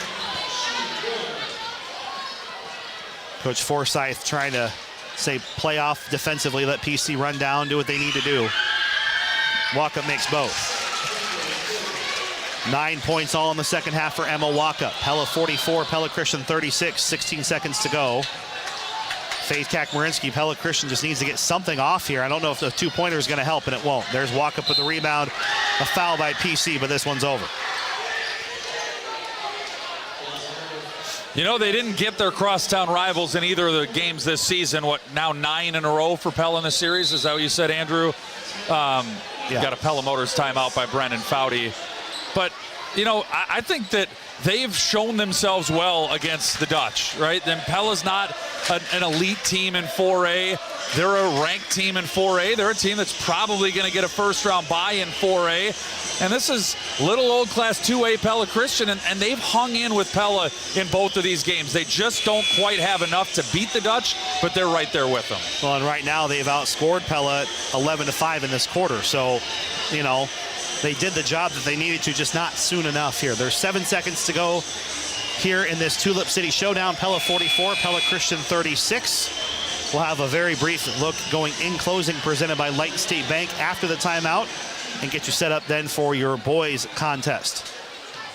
Pella boys surging into the postseason. Eagles trying to play spoiler on that road to the well. Walk-up knocks in the first. She is 3 of 3 at the stripe. Nope, broadcaster's jinx, I suppose. 10 points for Walk-up. One last shot if they want it. Cack will take it. It's off the rim, no good. And the Dutch will keep their winning streak going against their crosstown rivals. Final score, Pella 45, Pella Christian 36. We'll go in closing presented by Light State Bank when we come back after this on 92.1 KRLS and on Pella Dutch Live. Dutch Live. At Pella Real Estate Services, we're a full-service brokerage with 11 licensed agents. Hi, I'm Stephen Patel. And if you're a business looking for a new space or a commercial building owner looking for an experienced property manager, talk to us about our commercial property division. If terms like cap rate, cash flow, ROI, and triple net don't mean anything, don't worry. They do to us, and we'll explain simply how they should to you. Learn more about our commercial property division by visiting PellaRealEstateServices.com. Winter's here, and with it comes whiteout driving conditions and icy roads. Upgrade your tires and stuff up your savings before winter with a trip to Raceway Tire and Exhaust. Raceway's auto experts have everything you need to keep your car in top driving shape for the weather to come. From Firestone destination tires to batteries, wiper blades, and more, they've got what you need to get you on the go. So accelerate through winter with new Firestone destination tires. Stop into Raceway Tire and Exhaust today. Raceway Tire and Exhaust. We got what you need to get you on the go. If the January weather has got you down, head to Scooter's Coffee and Pella to try the Mr. Mint Mocha. A minty twist on your favorite mocha. Or cool off with the Mr. Mint Blender, Iced Mocha, or Mr. Mint Hot Chocolate. Perfect for the whole family. For a quick burst of energy before you grab the snow shovel, grab a Blackberry Red Bull Infusion. Scooter's Coffee and Pella, your go-to for great drinks. Scooter's Coffee, amazing drinks, amazing people, amazingly fast. Van Gorp Edwards Insurance is an independent agency representing many of the top insurance companies. They offer insurance coverage on home and auto, business and manufacturing, farm, agribusiness, and crop insurance, as well as personal health, life, and long-term care. With this kind of flexibility, they'll provide you with the best insurance package to build the best option risk portfolio to meet your needs. Switching insurance companies isn't as hard as you think. Call Van Gorp Edwards Insurance today to find out how easy it really is.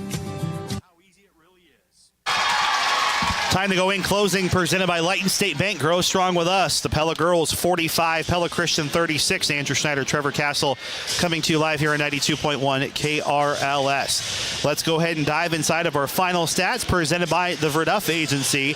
Leading the way for Pella was Cameron Long with 13. Emma Walkup finishing with 10. 7 for Michaela Vincent. 6 for Jenna Oltman. 4 for Kelsey Tauke. And then 5 for Emerson Wogan. For Pella Christian, it was 13 from Rachel Kakmarinsky, 10 of which came in the second half. Addie Van Arendonk just shy of a double-double, 11 points, 9 rebounds for Addie. 6 points for Chloe Snyder, 4 for Ava Breams, 2 for Faith Kakmarinsky. Rebounding-wise, it was 41-36 in favor of Pella Christian, but turnover-wise, it was Pella with, it's got to be a season low, 9 turnovers unofficially to 16 for Pella Christian. And Trevor, some shooting statistics? Yeah, not great. Pella shot 27% from the game. They were 1 of 13 in that fourth quarter, although they did have enough to close it out. Shot 16 of 59 overall. They were 28% from 2, 28% from 3. Eagles actually shot it better than the Dutch. They were a 33% field goal shooting team, shot 40% from 2, maybe the number that did them in, 15% from the three-point line. They only made 2 three-point baskets. Pella made 7. That's a 15-point difference in a 9-point game. Your final stats are presented by the Reduff Agency. Let Chad, Lance, or Larry examine your stats and customize an insurance plan for you. The Reduff Agencies, providing complete courteous service to the Pella area for a century. Trevor, our McCall Monumental play and player of the game. Obviously, for Pella, they were able to hit a couple of big three-pointers. I thought it was the Altman three that was kind of the dagger. It was a 7-point game for like 3 minutes, and Pella Christian had chance after chance after chance. And then Pella, who had missed shot after shot after shot, finally got the Altman three. And that was with 3 minutes to go, and down 10 basically sealed the game. Yeah, that was really the big pivotal moment there. And then Pella hitting a couple of key free throws at the end to ultimately ice it. Player of the game, man, she has made such a huge impact. Cameron had a great first 3 quarters, but Emma Walkup, 10 points in the second half for Pella. I would say Rachel Kack, if we're picking one for PC. Both of them down the stretch when both their teams needed them. It was Walkup who, again, coming into the season was going to be a rotation player, but with these injuries to Katie Shekel and to Jenna Altman, has had to step up in a big way, and her average is really starting to go up. And I think the stock on Emma Walkup as a future of this program is really starting to rise. That's the McCall Monumental play and player of the game. When it's time to memorialize your loved one or pre-plan your own memorial, trust the area's leading monument designer and installer, McCall Monument, on Old Highway 163 West in Pella. I'll get a chance to talk with Pella head coach Blaine Forsyth when we take a commercial timeout as we continue to go in closing, presented by Light and State Bank. Grow strong with us. Our coverage live here on 92.1 KRLS and Pella Dutch Live. The Pella girls 45, PC 36. PC 36. At Pella Insurance, they strive to provide you with bend-over-backward service to protect your home, auto, business, farm, life, and health. Pella Insurance is a local independent agency that has been serving the Pella community for over 30 years with a mission to provide you with a more holistic approach to your insurance needs. With access to a multitude of industry-leading carriers, they are focused on assisting their customers with protecting and maximizing their assets, resources, and opportunities. Call Pella Insurance at 628-9235. Winter's here, but your roof still needs the best. At Dutch Mill Supply, they offer top-quality CertainTeed shingles to keep your home protected all season long. Durable, reliable, and designed for winter weather, CertainTeed shingles ensure your roof stands strong against snow, ice, and wind. Dutch Mill Supply, located in Pella, is your only locally owned, one-stop, full-service lumberyard and building material supplier. My name is Joshua Payne. My staff and I are here daily for professional service from the guy next door. And we're back inside with our live coverage here on 92.1 KRLS of Pella girls basketball following their 45-36 win over Pella Christian here with head coach Blaine Forsyth. This interview powered by Hy-Vee. And Coach, your girls again fighting through injury. Katie tried to come back within the first quarter. Kind of unfortunate deja vu from what happened to Jenna earlier this year. She goes out quickly. Your girls able to weather that storm. One of the best performances they've had in protecting the basketball. And despite a couple late charges from Pella Christian, your girls are able to hang tough for another victory. One that more or less probably locks you into a first-round bye in the postseason. Your thoughts about how your girls were able to weather a big storm in the fourth quarter and come away with a tough, hard-earned home win? Yeah, really proud of our girls. Really got after it on the defensive end, and we talked about at halftime it was going to be done on the defensive end, and in the locker room I said we did just enough on the defensive end to pull it out. Again, we played really well in some stretches, so I was really happy with that. And most importantly, I was happy with how we valued the basketball. Only I had us for 11 turnovers, so give or take 1 or 2 is a significant jump from being 20 plus just a couple weeks ago. And the nice part about this game was you built enough of a cushion that the fourth quarter didn't ultimately, cost you the game. And at one point was leading, I believe, by 15. And it was, again, a variety of players. It's obviously been huge to have at least Jenna back on the floor in her presence. But again, a girl like Emma Walkup, who's really turned it on, coming as a bench role player and effectively becoming your number 6 player. Cameron Long with another couple big series of three-pointers again, and just using her speed and athleticism. A very balanced attack again for your offense, which it has been all season, but it really needed to shine through with the injury to Katie. Yeah, I think we're seeing players step into their roles and really buy into them. You mentioned Emma. This might be 3 in a row in double figures, I think. So just being able to take that step and really happy with how she's playing. When she's not forcing shots and she's letting the game come to her, she's an excellent basketball player. And as a sophomore, I like the growth that she's made throughout the season. And it's great to have Jenna back as well. She's just a calm presence for us, and she knocked down 2 big threes. I think both of them in one of them for sure in the fourth quarter. And so for her to step up on her birthday was pretty awesome. Yeah, a big happy birthday. It's the one that probably sealed the game for you. And unfortunately, when you've had these injuries, it puts a lot of players into some tough spots. And in that fourth quarter, when Pella Christian was starting to build some momentum, the good news is they regained their footing a little bit. But offensively, that crisp basketball that you played for 3 quarters kind of fell through. A lot of quick, maybe errant shots, some forced turnovers, things like that. Obviously, no doubt, a much better overall game for your offense, but got to work on critical situations, especially with some of the youth that's out there on the floor. Yeah, we're going to use it as a learning experience. That we're going to be in this situation again sometime this year. So making sure that we understand the situation, the types of shots that we're looking for is going to be huge. But just ultimately proud of the way the girls played and being able to battle for 4 quarters against a good PC team. Here with Pella head coach Blaine Forsyth of the girls basketball team following a 45-36 win. This interview powered by Hy-Vee. And basically now we're down to the final week. You got 2 chances left to play between now and the postseason. We're going to learn next week what your postseason looks like and your bracket looks like. Obviously, the health notwithstanding of this team, they've really battled through and tried to get themselves ready for that opportunity. What does this final week have to look like now, knowing that after that, it's win or go home? Continue to just focus on the small things, valuing the basketball, making sure we're rebounding, and then really getting after it on the defensive end. I think this group can take another step forward of locking into the scout and executing on the defensive end, and we'll make sure that's a focus kind of as we get into next week to make sure we know those matchups and ultimately are playing our style for 4 quarters. And 2 pretty tough tests. Indianola coming in is actually a Class 5A team and one that took you down to the very wire. They had a layup that missed at the buzzer back at their place a couple weeks ago. Your thoughts about seeing the Indians again and what needs to go well, especially knowing this time you'll be without Katie in the matchup? Yeah, they do a great job on the defensive end. They like to mix it up to try to slow you down, and they took really good care of the basketball last time. So it's important that we're ready for man or zone, and being ready to mix those up. And they're a well-coached team, so they're going to be ready to go on Tuesday. And I know our girls are excited to play as well, and we'll be ready for that last final week of the regular season. And also senior night, obviously a chance to honor your senior class. And these last couple years, you've had some great ones, and it'll be a little bit of an emotional night, especially as those girls. It'll be more than likely their second to last chance to play at home. Yeah, it's a special group. First group that I've had for 4 years.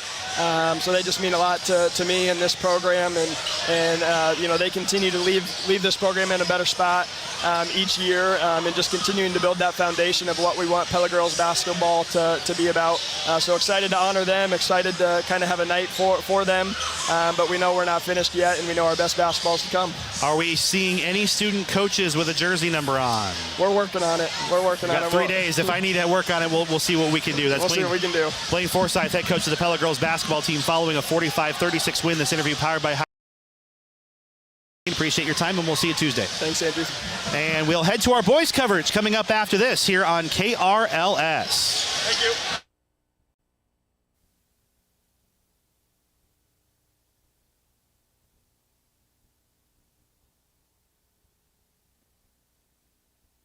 McCall Monument is the most trusted monument company in Iowa. This is Reed. We have been here helping families get their perfect memorial for over 150 years. This is Wyatt. We are the monument experts. We don't plan funerals and we don't sell caskets. We are Craftsman with a full-service shop and artist on staff. I'm Lee. We have a standard here at McCall Monument. In all our years in business, we have never called on a grieving family, and we never will. In your family's time of need, our family is here for you. Memories become treasures. McCall Monument. This Valentine's Day, say it with Sparkle from Gardner Collier Jewelry. Whether you're looking for the perfect engagement ring, dazzling diamond earrings, or a custom piece designed just for your love, Gardner Collier is here to make every moment magical. With expert craftsmanship, stunning collections, and unbeatable service, your search ends at Gardner Collier. Stop in today to see why Gardner Collier Jewelry has been the trusted name in fine jewelry for generations. Located inside Penn Central Mall in Oskaloosa. Gardner Collier Jewelry. Celebrate forever. Randall Roofing is proud to sponsor the Raise the Roof moment of the game. And a chance to add. Harrison Mullinger three! Boom, shakalaka! This Dutch gym is on fire, 63-59. Another Randall Roofing Raise the Roof moment of the game. Randy Jarzambek here, owner of Randall Roofing. Randall Roofing is your full-service roofing and gutter contractor specializing in replacements, new construction, and repairs in South Central Iowa. We partner with CertainTeed to elevate your home's protection using industry-leading technologies. Pella Corporation is proud to be a part of our communities and supporting the children of their workers. They're honored to be recognized once again as one of America's top workplaces for diversity. At Pella, they value inclusion and community, ensuring a bright future for all. Thank you for making Pella Corporation a trusted name in homes across the country. Because at Pella Corporation, they're building more than just windows and doors.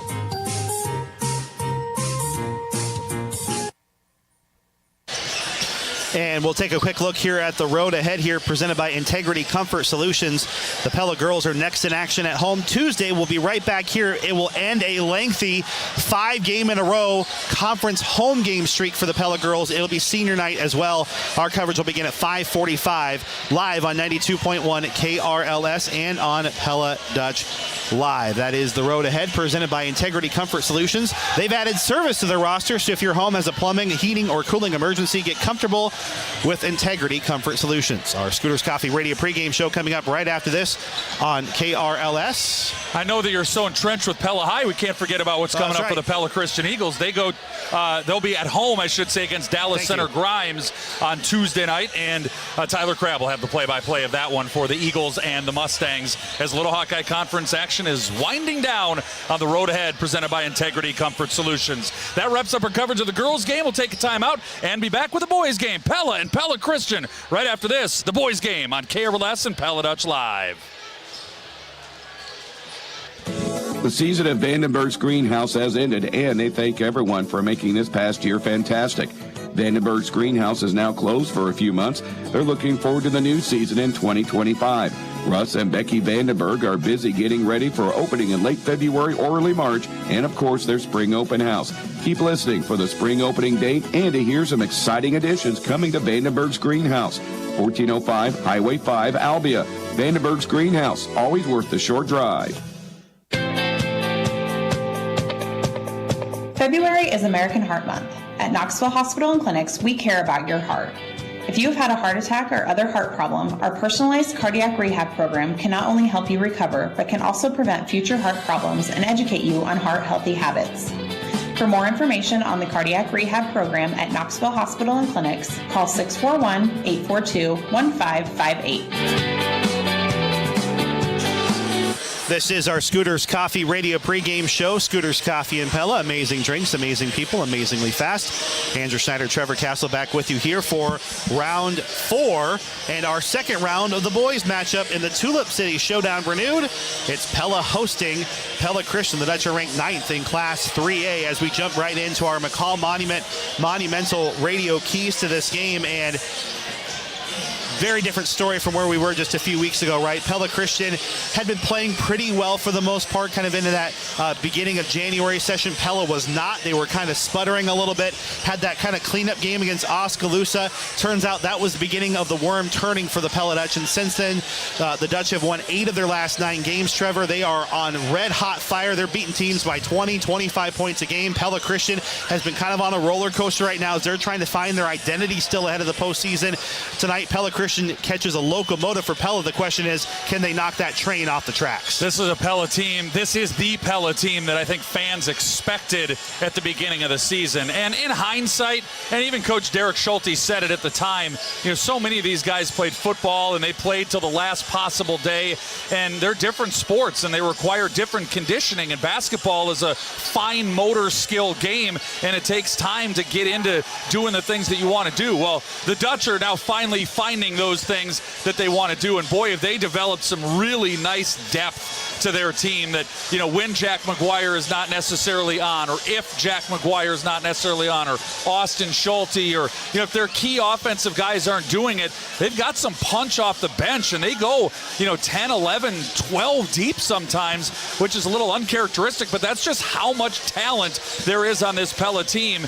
It's a 5-game winning streak for Pella, Andrew. That's the 7th longest winning streak in Class 3A right now. This is a wide open class, so there's not a lot of teams that are just running roughshod through things. Pella is well positioned to do exactly what they want when this season comes to a close. On the flip side for PC, this is a team that's got a lot of athletes. I'm not sure it's got a lot of great basketball players, and that's why you see the inconsistency that you do out of PC. Frankly, if they're going to beat Pella tonight, they've just got to shoot lights out and find a way to get the ball to go through the hoop. Those are your McCall Monument Monumental Radio keys to this game. Don't burden your loved ones with planning your memorial. After you're gone, pre-plan yours and trust the family at McCall Monument, the area's leading monument designer and installer on Old Highway 163 West in Pella. Our colors of the game are presented by Spain Painting. Pella is in their home white jerseys with the green numbers and green trim.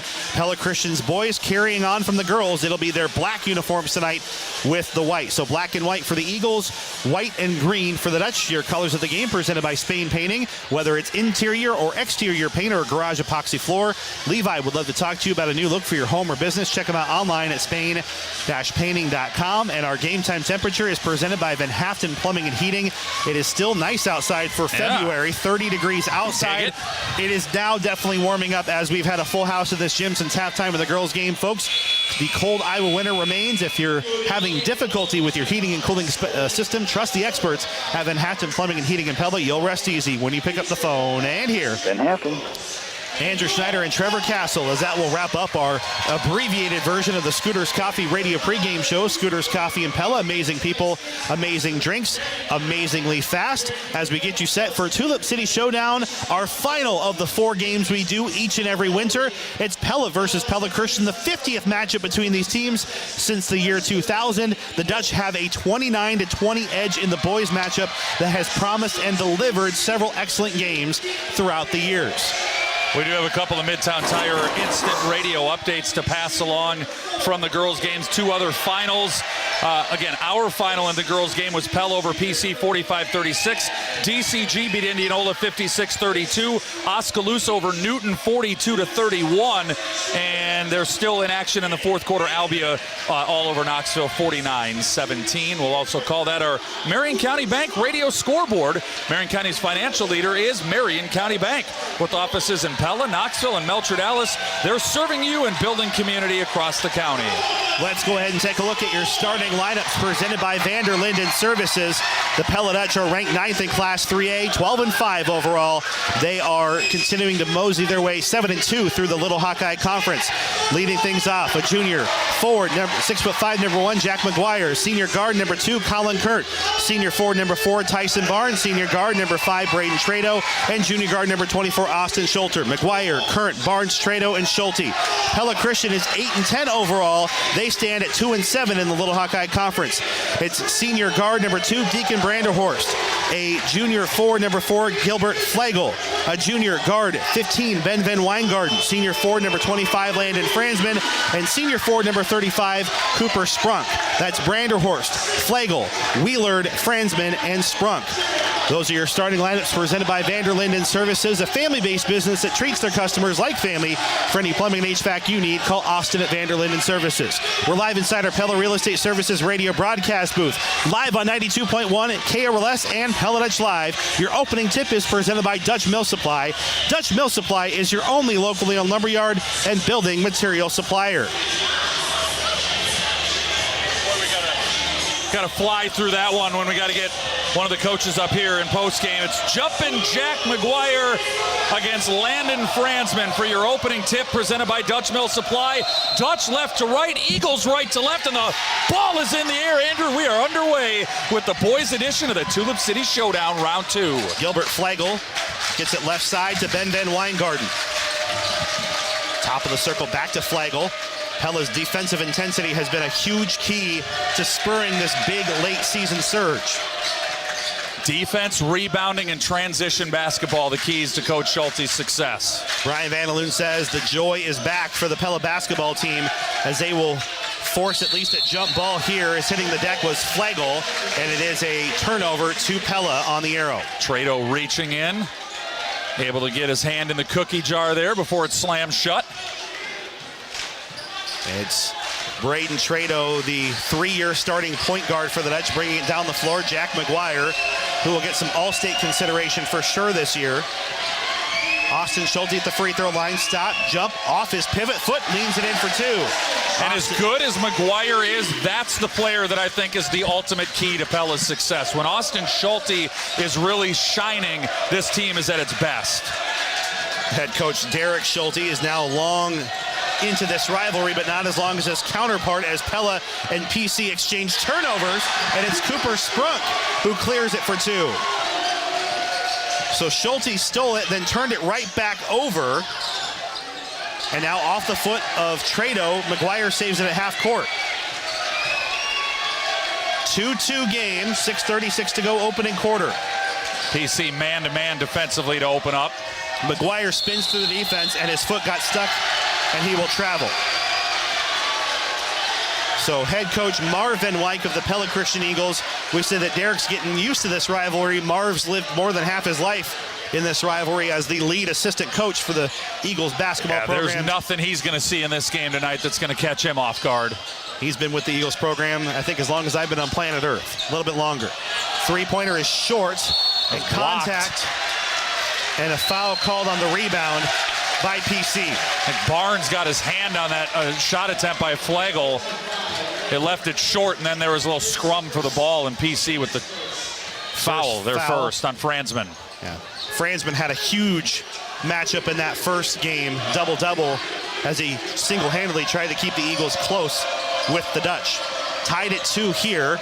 That pass is denied by Ben Van Weingarten as that goes out of bounds. Tyler Crabb. Yeah, just protecting your baby down there, Andrew. Yeah. He won't like. And I'm not talking about Ellie either. Yeah.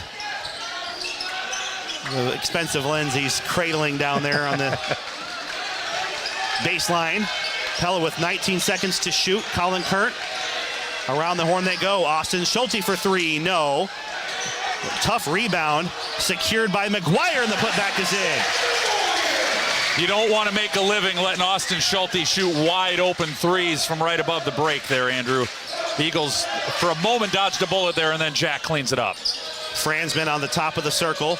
Bullet pass into the lane for Sprunk. Sprunk through some tough defense, and a reach and foul called on Jack.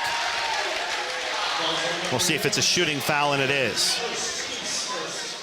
So Cooper Sprunk, multi-sport, talented athlete, obviously rich tradition with his older brother Bennett over the years here at PC on Eagle Lane. He'll make the first free throw. Pella Christian is a 58% free throw shooting team. Pella 75%. Yeah, I hope this doesn't come across as disrespectful, because I really don't mean it to be. But then when you look at this Pella Christian team, it's like, Sprunk, really good football player. Deacon Branderhorst, really good golfer. A lot of these kids, basketball isn't their main sport. They're just really good athletes. But for a lot of the Pella kids, they're basketball players. Well, and I think the contrast there is that for how many years in a row did Pella Christian have collegiate basketball players on their roster?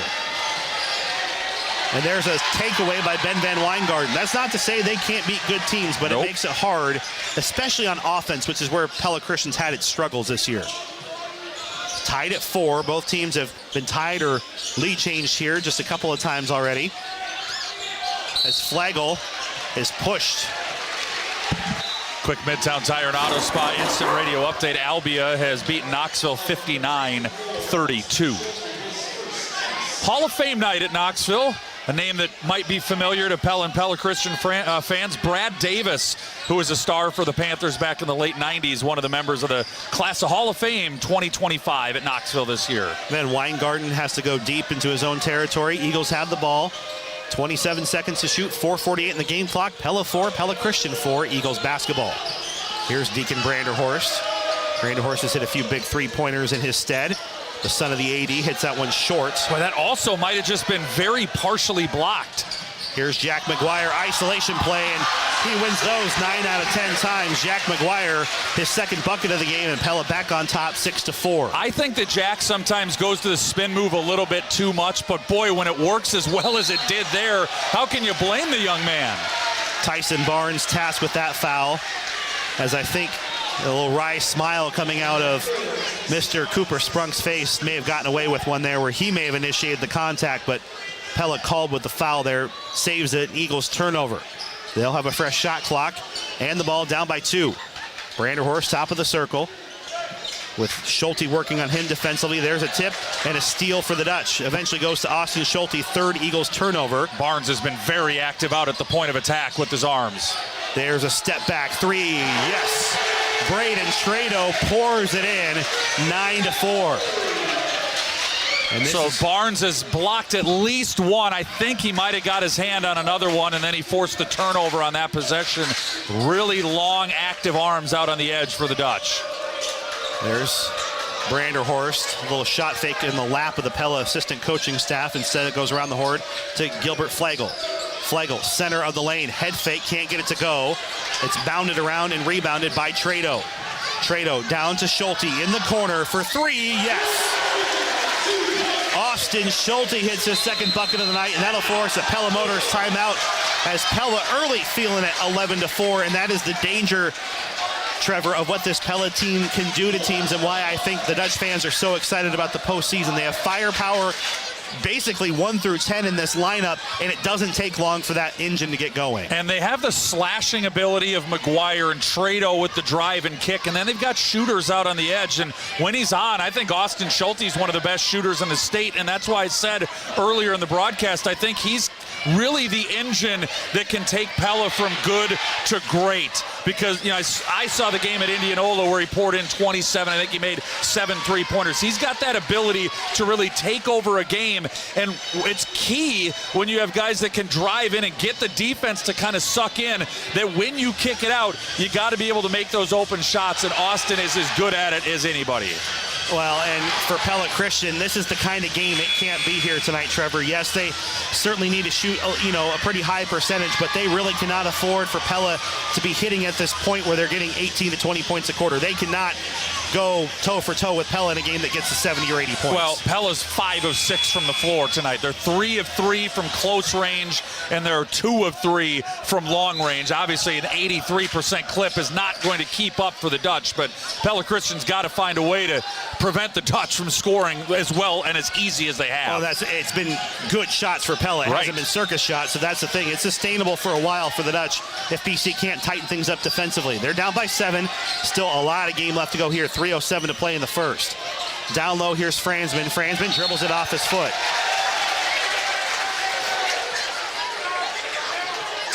And again, it's just been the story of Pella Christian's season this year, and it's so hard to gauge a Pella Christian season, in part because the Little Hawkeye Conference schedule has gotten so ridiculous with 4A, 3A for them, and the size of schools they're playing, but also the fact of their sustained success.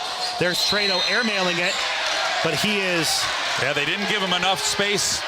No, they called a flop warning on that one. Oh, flop? Okay. I thought they were catching him for being in the landing zone on Trado, but they caught the exact opposite. So that's a missed 3 by Trado. New rule this year, the flopping, if there's any flop by anybody on the team, the first one is a warning. Second and any subsequent are technical fouls. And again, those are team violations, not individual. So if anybody else flops, technical foul. Sprunk misses a short-range shot.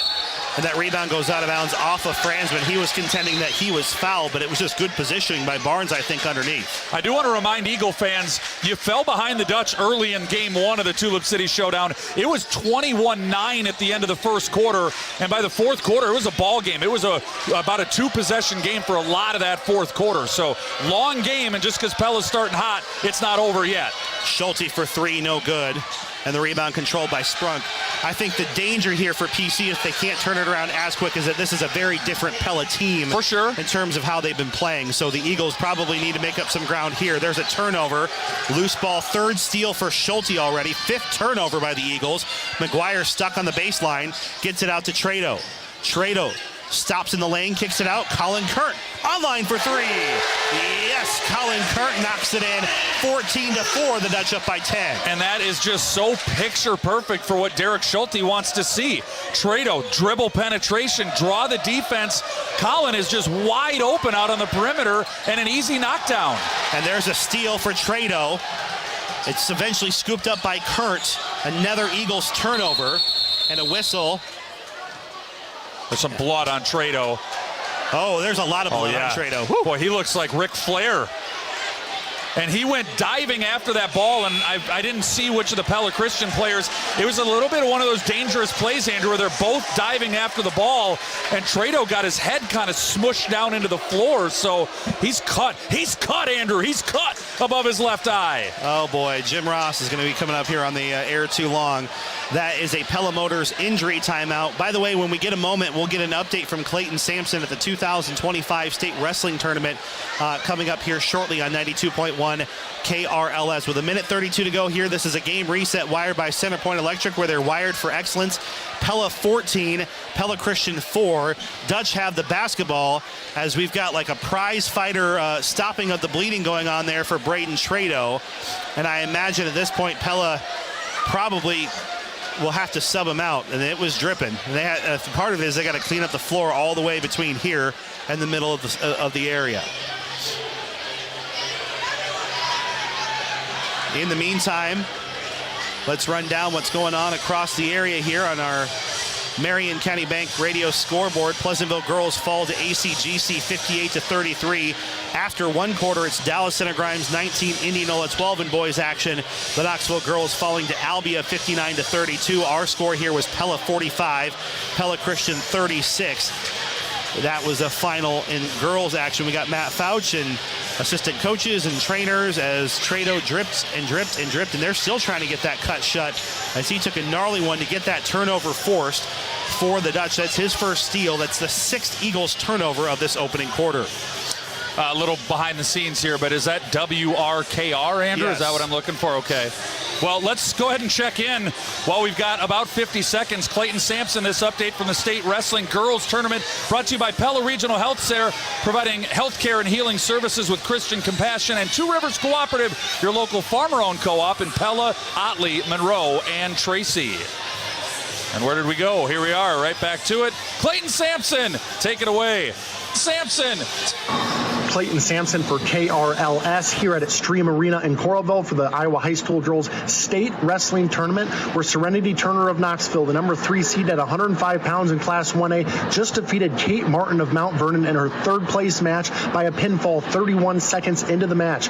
Turner finishes third overall and is crowned third place at 105 pounds for Class 1A. Turner, the number 3 seed going into the meet, fell earlier today in her semifinals match to Carlina Buford of Assumption by pinfall, but then came back and defeated Lexa Nelson of Pekin in the consolation semifinals. And then, as I mentioned, just defeated Kate Martin of Mount Vernon in the third place match by a pinfall 31 seconds into the match. So Serenity Turner of Knoxville finishes third here at Coralville at the Iowa Girls High School Wrestling Tournament. For KRLS here at Extreme Arena, I'm Clayton Sampson. That state tournament update was brought to you by DeYoung Door Service, the gurus of garage doors, Sundance Realty, home sold, dreams delivered every day, and Ulrich Ford Lincoln, taking care of you since 1935. They continue taking care of Braden Trado's blood on the floor. It's at the intersection of the 10-foot volleyball line, and some other line that I can't quite figure out what it's for. It's 14-4 Pella, off to a really hot start. A minute 32 to go in the first quarter in the boys' rendition of the Tulip City Showdown. And that is also the other volleyball when they play the tournament line. There we go. Trevor. All right, so either way, the other 10-foot volleyball line. Thank you. Yep, I got it. Pella 14-4. Griffin Simpson and Tegan Hoekstra checking in. They were probably due to check in soon anyway. Down low, Jack McGuire threw some tough defense, and Jack... Boy, he's getting so much more confident, Andrew. He's going to win almost every one-on-one matchup if there's no help defense. 16-4 Dutch as they are blowing this game open here early. Can the Eagles respond? And right now the answer is no, as Pella forces a turnover, nearly got another steal. Well, here's the difference, when you start looking through the Little Hawkeye Conference, Andrew, you lose to Norwalk the first time around, get them again, beat them by 20. Relatively, close-ish game against Newton, first beat them by 21. Just beat Oski by 30. I mean, it's like every time it's just either flipping the script or extending the margin. This Pella team is growing leaps and bounds as the year goes on. Inbound goes into Wyatt Snyder checking in here for Pella Christian. So Marvin Wyke at least getting a sub in here for PC. Under a minute to play, 15 seconds to shoot for Pella Christian first quarter. Dutch up by 12. Griffin Simpson has been a huge addition this year to the varsity lineup. He's playing some tough defense here on Flagel, redirects the shot, and ends up with the rebound. Well, Tegan Hoekstra, who's got the ball now. I think Hoekstra and Simpson have been Pella's two most improved players. Hoekstra in the corner for three, no. Probably not the shot that he normally takes. Pella Christian trying to get it going. They can hold for one here, down by 12. And that's what Coach Van Wyk at least is going to at least start with, as Gilbert Flagel has it top of the circle near the big Pella P. Works it right side to Ben Van Weingarten on the wing. Fransman top of the circle with Hoekstra, who's really, as you mentioned, improved as an all-state baseball player as well. Turnaround jumper, center of the lane, Flagel, no. Rebound, Hoekstra, yes. And with 3 seconds, Pella has a chance. Jack's got to realize he doesn't even know it. Oh, Jack, you got to see that, buddy. Got to get a shot off there, Andrew. Plenty of time. Pella 16, Pella Christian 4. It's all Dutch early as we're live inside our Pella Real Estate Services radio broadcast booth.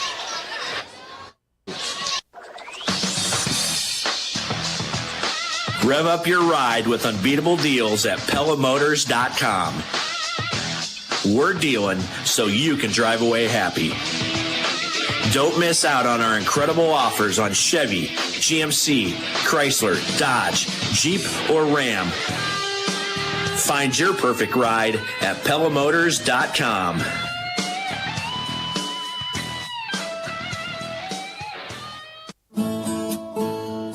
This Valentine's Day, make it unforgettable with flowers from Thistle's Flower Market. Choose classic roses, custom bouquets, or a gift that blooms all year.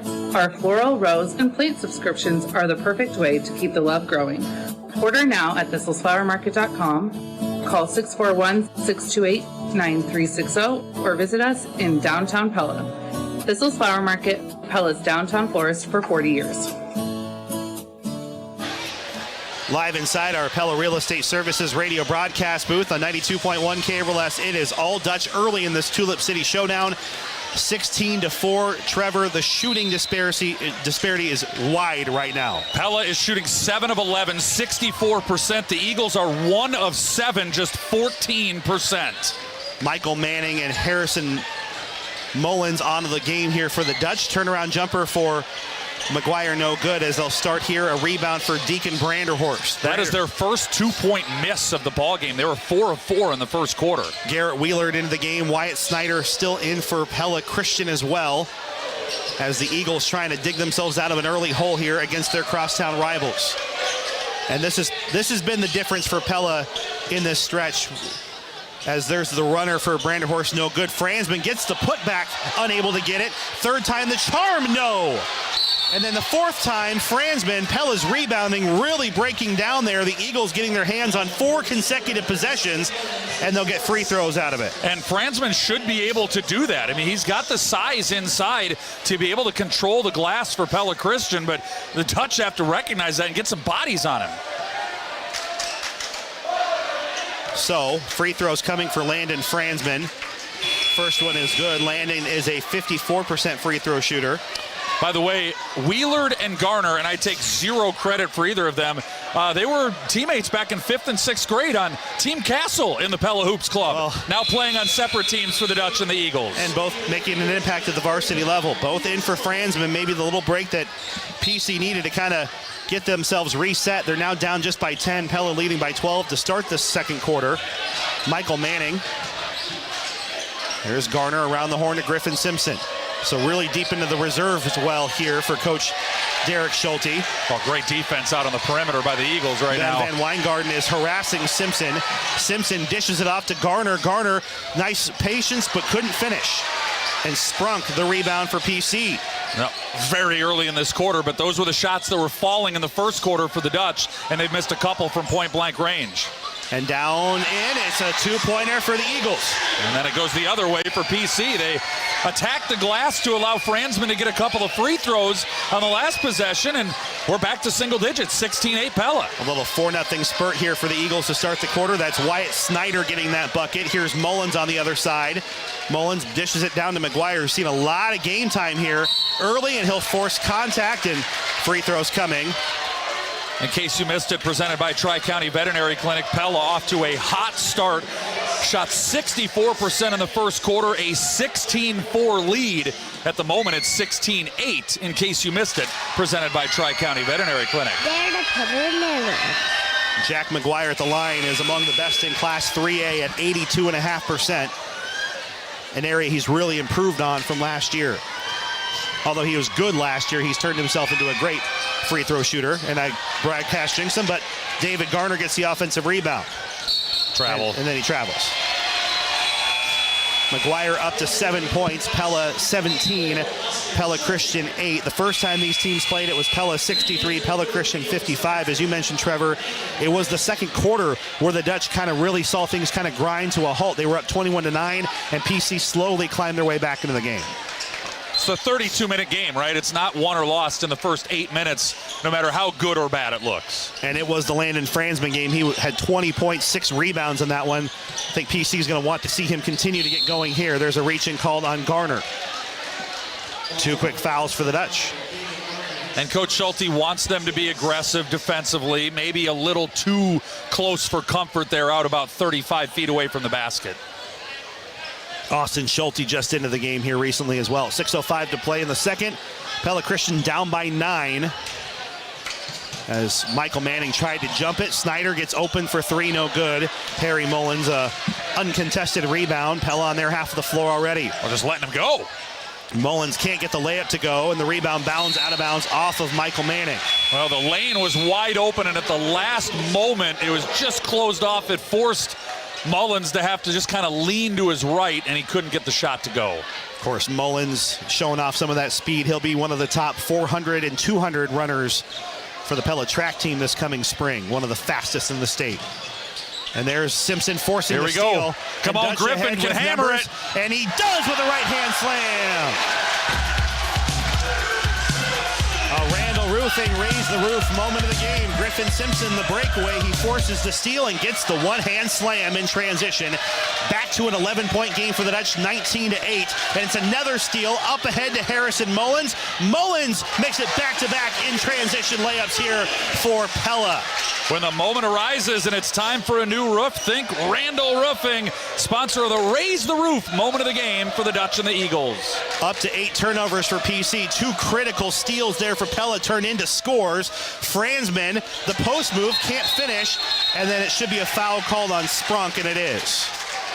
Schulte collects the rebound for Pella. Boy, that's one of those that's just so disheartening if you're Pella Christian. Franzman had great position. He was able to turn up and square up in the air.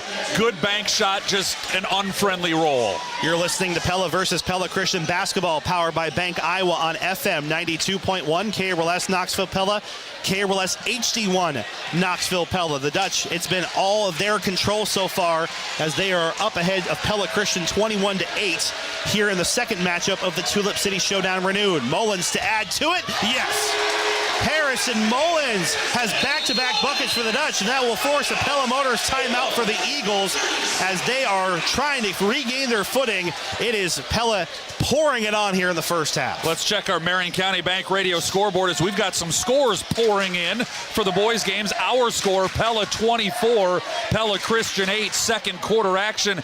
They're at the half at Indianola. Dallas Center Grimes looking to win a Little Hawkeye Conference championship in both the girls and the boys. They lead Indianola 39-28. That's at the half. And at the end of the first quarter, it's Newton leading Oskaloosa 13-8 on the Marion County Bank radio scoreboard. The girls' Little Hawkeye Conference is almost, I don't want to say certainly, but the heavy odds-on favorite right now would be a split between DCG and Norwalk, and the DCG boys are in great shape to win it because of Pella's loss in the opener to Norwalk. Even if the Dutch beat DCG next week, they'd fall a game short of the Mustangs. And by the way, for those tuning in, Serenity Turner placing third from Knoxville, the former Pella girls wrestler, in the Class 1A at the state tournament. Pella fans thought Flagel pushed Kurnt down, then missed the shot, and then Schulte got the rebound for the Dutch. Pella flying up the floor, gets it out to Tyson Barnes. Pella seeing Colin Kurnt, the football connection, future Central Dutch players on. Right side Schulte, little head fake, three-pointer, yes! Oh, what a move by Austin Schulte. Thank you very much, 27-8. It is all going right here for the Dutch. Eagles trying to stop it here. Well, and after a 1-for-7 first quarter for Pella Christian, they're 1 of 8 here in the second quarter. There's a little tie-up and Sprunk foul. trying to bully his way to the lane, gets fouled. I think Schulte caught with the foul, and Coop will go to the line for 2. Non-basketball or wrestling Midtown Tire and Auto Spot instant radio update. You may have heard of the name Kanan Dunham, the former cross-country champion. Ran the 19th fastest indoor mile time of the winter so far at 4:13:09. Congratulations, Kanan. As we're starting to see, he's in Missouri tonight running. We're starting to see that expand here at Pella. A lot more indoor track. Marissa Fairby ran a couple, Mason Gawke. So you went, what, 4:10:12, right? Yeah, in the 100 meters. Okay. Sprunk 1 of 2 at the free throw line. Pella's lead 27-9. 5 points for Coop. Michael Manning over the floor, and of course he's had to take over point guard duties. We have not seen Braden Trado back out after he was busted wide open, to use the pro wrestling phase. Offensive rebound after the miss by Manning, and Austin Schulte can't get the first to go. Flagel ends up with the rebound for PC. Eagles trying to get something going here. Down big here, 18 points, 27-9. And Flagel can't get the shot to go. Will get his own rebound. Putback isn't going. They just can't get him to fall. They have 2 field goals in 12.5 minutes of game action. Backdoor cut from Manning. What a dish and dime by Jack McGuire to find a backdoor open with Michael Manning. Well, Manning, a shooter, he wanted to get in, camped out in that right corner. He realized nobody was guarding the baseline, so he goes flying in, and Jack finds him for a pretty easy 2. 29-9. Franzman finally gets it going here for PC. His second bucket of the quarter. The Eagles are getting shots. They're just not making enough of them. And that's a foul and an offensive foul called on Harrison Mullins, as he was kind of caught no man's land, and Franzman earning the possession the hard way. 5th Pella turnover as Kurnt. It's also their 4th foul, Andrew. So bonus time for 2 minutes and 48 seconds for Pella Christian as we give you a game reset wired by Center Point Electric. It's 29-11 Dutch, but the Eagles are shooting free throws the rest of the quarter and have the possession arrow on a game reset wired by Center Point Electric, where they're wired for excellence. 2:39 to go here in the second quarter. Pella Christian down by 18. They've trailed by as much as 20 in this one. 29-11. Flagel baseline. Franzman came open for a second.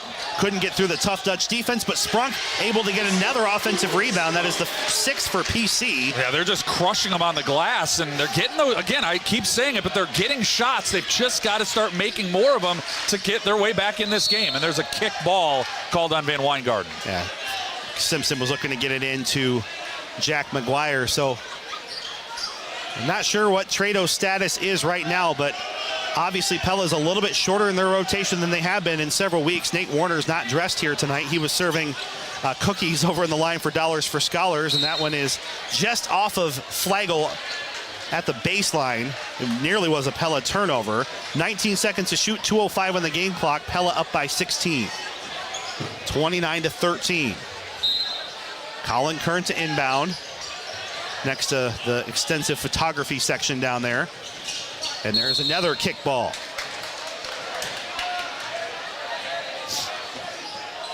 So Pella will, if nothing else, melt some clock here with the ball. As you know, Marvin Weich's specialty, he was the defensive guru for Jerry Nickel and Larry Hessing and then J.D. Bohr, and now has a chance to lead the program. Left side here for Simpson, 10 seconds to shoot. And the student section helping out the Dutch. Austin Schulte, open three, yes. Austin Schulte has 8, and just like that, back to a 19-point margin for the Dutch. And now Deacon Branderhorst, logo 3, yes. And an answer for Deacon, their first 3-point bucket of the night, cuts the lead to double or nothing Dutch, 32-16. Branderhorst has not found a 3-point shot he doesn't like. If he's open, even from the logo, he's letting it fly, and that time he knocked down a big shot for PC. Just any momentum could be helpful here to PC as Pella will turn it over.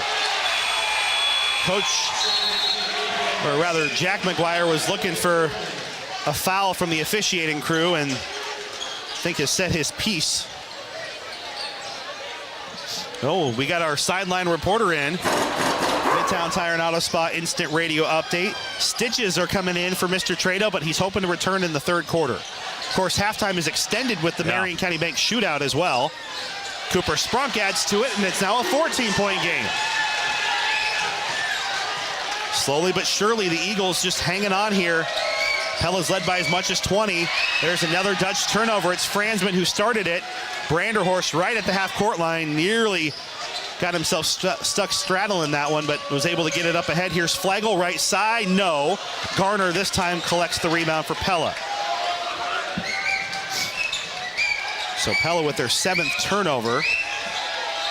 As the Dutch here on their half-court set. There's Garner. Garner tried to wrangle it in. There's Jack McGuire. 3 rebounds, 9 points for Jumpin' Jack, 34-18, and 24 seconds left here in the second quarter. Yeah, it looked like PC might have been able to get this down to 10 or 12, but if they don't get a bucket here, this is a 16-point game at the half. And Coach Schulte wants them to be very aggressive here on Flagel. And they nearly get the steal out of it. Then Weingarten, struggling to get the possession, does eventually scoop it up. Here's Branderhorst. This could be big. No. And Current with 1 second left from half court. Oh, he could have got $1,000 maybe there for Marion County Bank, but he won't get it. It is still Pella maintaining their edge, 34-18 over Pella Christian. Your Central Tire and Auto Radio halftime show coming up after this on 92.1 KRLS. There's a lot of cool things made in Iowa, from pipe organs to floating tiki bars and lights used at sporting events all over the world. But what won the award for the coolest thing made in Iowa? The Vermeer ZR5 1200 self-propelled baler. This award is a testament to the dedication of our team, and the hard work done at Vermeer means that our customers can continue to do their important work, feeding and fueling their communities, managing natural resources, and connecting others to the necessities of life. We're Vermeer, equipped to do more. Hi, this is Chuck Vanderwall with Ulrich Ford Lincoln in Pella, where we've been helping people find their dream car or a new car since 1935. My favorite is my 1963.5 Galaxy 500 two-door. I'm Todd Vanderwall, and we love seeing people smile when they drive their new vehicle off the lot. It's fun to get a new car. My favorite is my 1974 Ford Bronco. I'm Tegan, and I don't have as many cool cars as Dad or Grandpa, but I love my Bronco Sport. When it's time for a new vehicle, come see us at Ulrich Ford Lincoln in Pella. We're taking care of you. Manhattan. Hi, I just went downstairs and there's water everywhere. I'm not sure where it's coming from, but maybe we have a frozen pipe. I really need you to come fix it. Okay, don't worry, ma'am. We'll send one of the big trucks. Van Haften Plumbing and Heating's fleet of big trucks rolling around the Marion County area don't just look cool. These big trucks are well stocked with extra parts and supplies to get the job done quicker and get that leak stopped quicker. It's another reason you'll rest easy when you pick up the phone and hear Van Haften. Central Iowa Roofing is among the industry leaders in all shingle applications, steel panel roofing, and have experience in many kinds of flat roofs. Have a leak? Let them help you track it down. They employ some of the best roofers in Central Iowa and will make sure your job is done right. They also specialize in storm damage, including dealing with those pesky insurance companies. Let them help navigate the repair process of your roof damage. They serve all of Central Iowa, including you. For more information, visit them on centraliowaroofinginc.com. Welcome inside of our Central Tire and Auto Radio halftime show. For tires, front end work, their no appointment oil change, and full mechanical work on your vehicle. Stop and see Sean DeWard and his crew next to Walmart in Pella. The Pella High and Pella Christian basketball teams going head-to-head tonight in the Tulip City Showdown. We are at the half of the boys' game where Pella has a 34-18 lead. We'll go inside the numbers delivered by Pella Fiber in just a little bit, and we'll take a look at our second half adjustments presented by DeYoung Door Service. We do have a little bit of an extended halftime because of the Marion County Bank shootout that is taking place on the floor right now. It's our continuing coverage of Pella Christian girls basketball as the Eagles fall to the Dutch on Friday night in the Tulip City Showdown by a final score of 45-36. And we're pleased to be joined now by head coach Brendan Foudy. Coach, thanks so much for coming up and joining us. Tough, loss. I know you want to win games against these good teams, especially your crosstown rival, but what kind of overall thoughts on falling tonight to the Dutch? Hate losing. Yeah, I know like you do, said, Coach. Hate losing, but I was really proud of our kids' effort. We've gotten a lot better defensively, and that showed quite a bit tonight. Unfortunately, we didn't get enough shots to fall, and just a couple times defensively where we broke down in transition and didn't identify shooters. Pella hit some shots, and a few too many turnovers in the second half that we got to clean up. And so was really proud of our kids' effort. This program just keeps getting better. Our kids keep getting better, and they keep fighting. It's frustrating to lose, but I was proud of our effort tonight. When I saw you earlier in the week, you told me we're finally getting back to where we need to be from a health standpoint, right? Chloe's back. Saw Jessa Nickel Jessa DeVries for the first time in a couple of months tonight.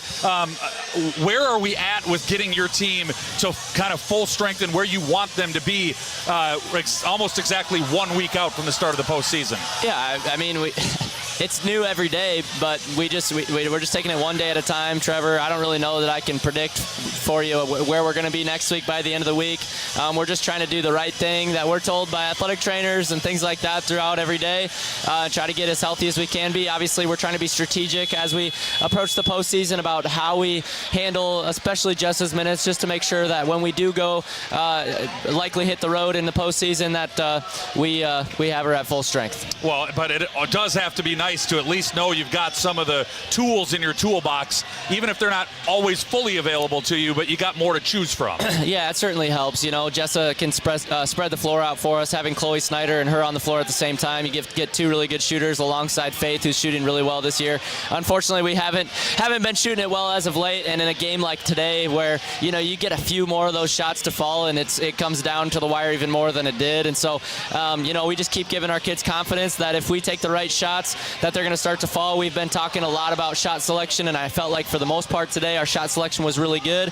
We shot some shots tonight that usually fall for us, and they just didn't, and that's life. We've kind of been in that funk a little bit. Our focus is making sure that our defensive effort, intensity doesn't dip when the shots aren't falling, and I felt like 90% of the time tonight that was true. We just got to continue to clean up little details here and there on the defensive side. I thought one of the key stretches of this game was in the fourth quarter. You held Pella without a bucket for the first half, without a point for the first half of the fourth quarter, and you were getting yourself back in it, but you then kind of went dry and went 3 or 4 possessions without being able to get a point yourselves. You called a couple of timeouts during that stretch. What was your message to your team just trying to get them to the finish line? Yeah, well, we were trying to just change things up defensively a little bit to try to give them a different look. We were trying to make sure we were getting the ball into certain people's hands. That we one thing we talked a lot about with Pella is we're really intentional with the scout about who we want to have the ball in their hands, and then turn that catch into a dribble so that we make this girl make the decision instead of this girl make the decision, and let this girl shoot. So that's what our focus was at the end, is to try to get the ball in the right people's hands from a defensive side of things, and then attack and transition. And we had some really great opportunities. A little bit of a dust bunny or something on the ground slipped Rachel up on a turnover that probably turns into 2 points that I think brings it down to a 4-point game in the fourth quarter.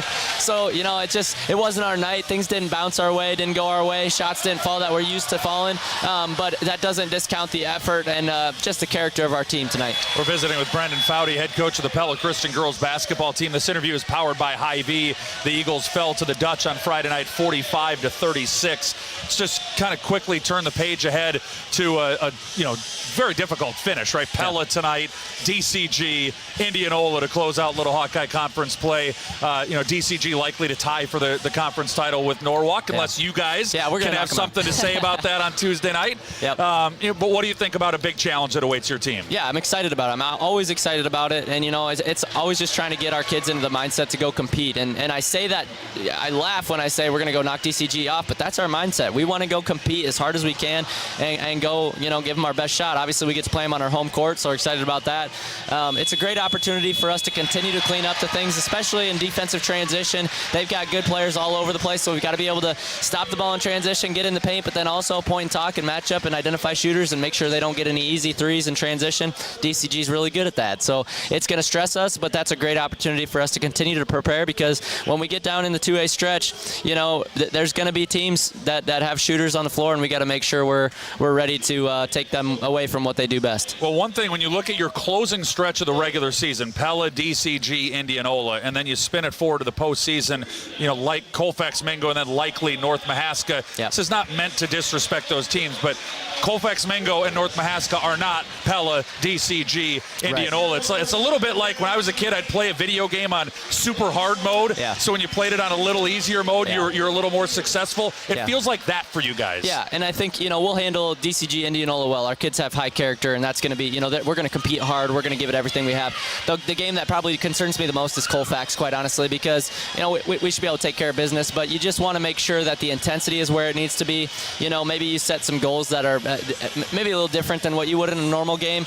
And then, North Mahaska is a great team. They're a really good team. That's a tough gym to play in. Last year, we really struggled communicating in that gym. It's really loud. That game came down to the wire. Unfortunately, didn't go our way. So North Mahaska gets a whole week to prepare for us. We get a day after taking care of Colfax Mingo. So we got to make sure that when we play Colfax that we're locked in and we're playing as intense as we possibly can, regardless of what the scoreboard looks like. Well, I will see you on Thursday for the regular season finale against Indianola. Yep. Good luck knocking off DCG on Tuesday. Thanks, Coach. Thanks, Trevor. That's Brendan Foudy, head coach of the Pella Christian girls basketball team. Final score on Friday night, the Eagles fall to Pella 45-36.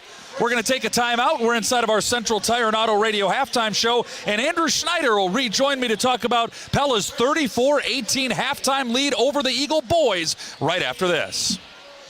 Gordon & Associates Ltd. has offices in Oskaloosa and Creston, and they serve clients throughout most of Iowa. With more than 70 years of service and a growing staff of highly qualified employees, they provide clients with assistance in water treatment, distribution, wastewater collection and treatment, street construction and renovation, stormwater management, and residential, commercial, and industrial developments, in addition to a variety of specialty projects. Today, Gordon & Associates Ltd. continues to grow and prosper, building upon the solid foundation of its predecessors. Give Gordon & Associates a call today at 641-672-2526. This is Dr. Tim Yoder with Tri-County Veterinary Clinic. February is National Pet Dental Month, and I'd like to encourage you to schedule an oral exam for your pet. All of our dental services are discounted during the month of February, including cleaning of the teeth, polishing of the teeth, and dental surgery where needed. Call today to schedule your pet's oral checkup at 628-4040 for Tri-County Veterinary Clinic in Pella, where your pet's good health is our number one concern. They're the veterinarians. Yes, we are. We're the veterinarians. They take care of pets because they love them. Our Central Tire and Auto Radio halftime show rolling along. It's Pella leading 34-18 over Pella Christian. Andrew Schneider, Trevor Castle. As we look at your first half stats, delivered by Pella Fiber. It's 9 points for Jack McGuire, 8 for Austin Schulte, 5 for Harrison Mullins, 2 for Michael Manning, 3 for Colin Current, 3 for Braden Trado for the Dutch.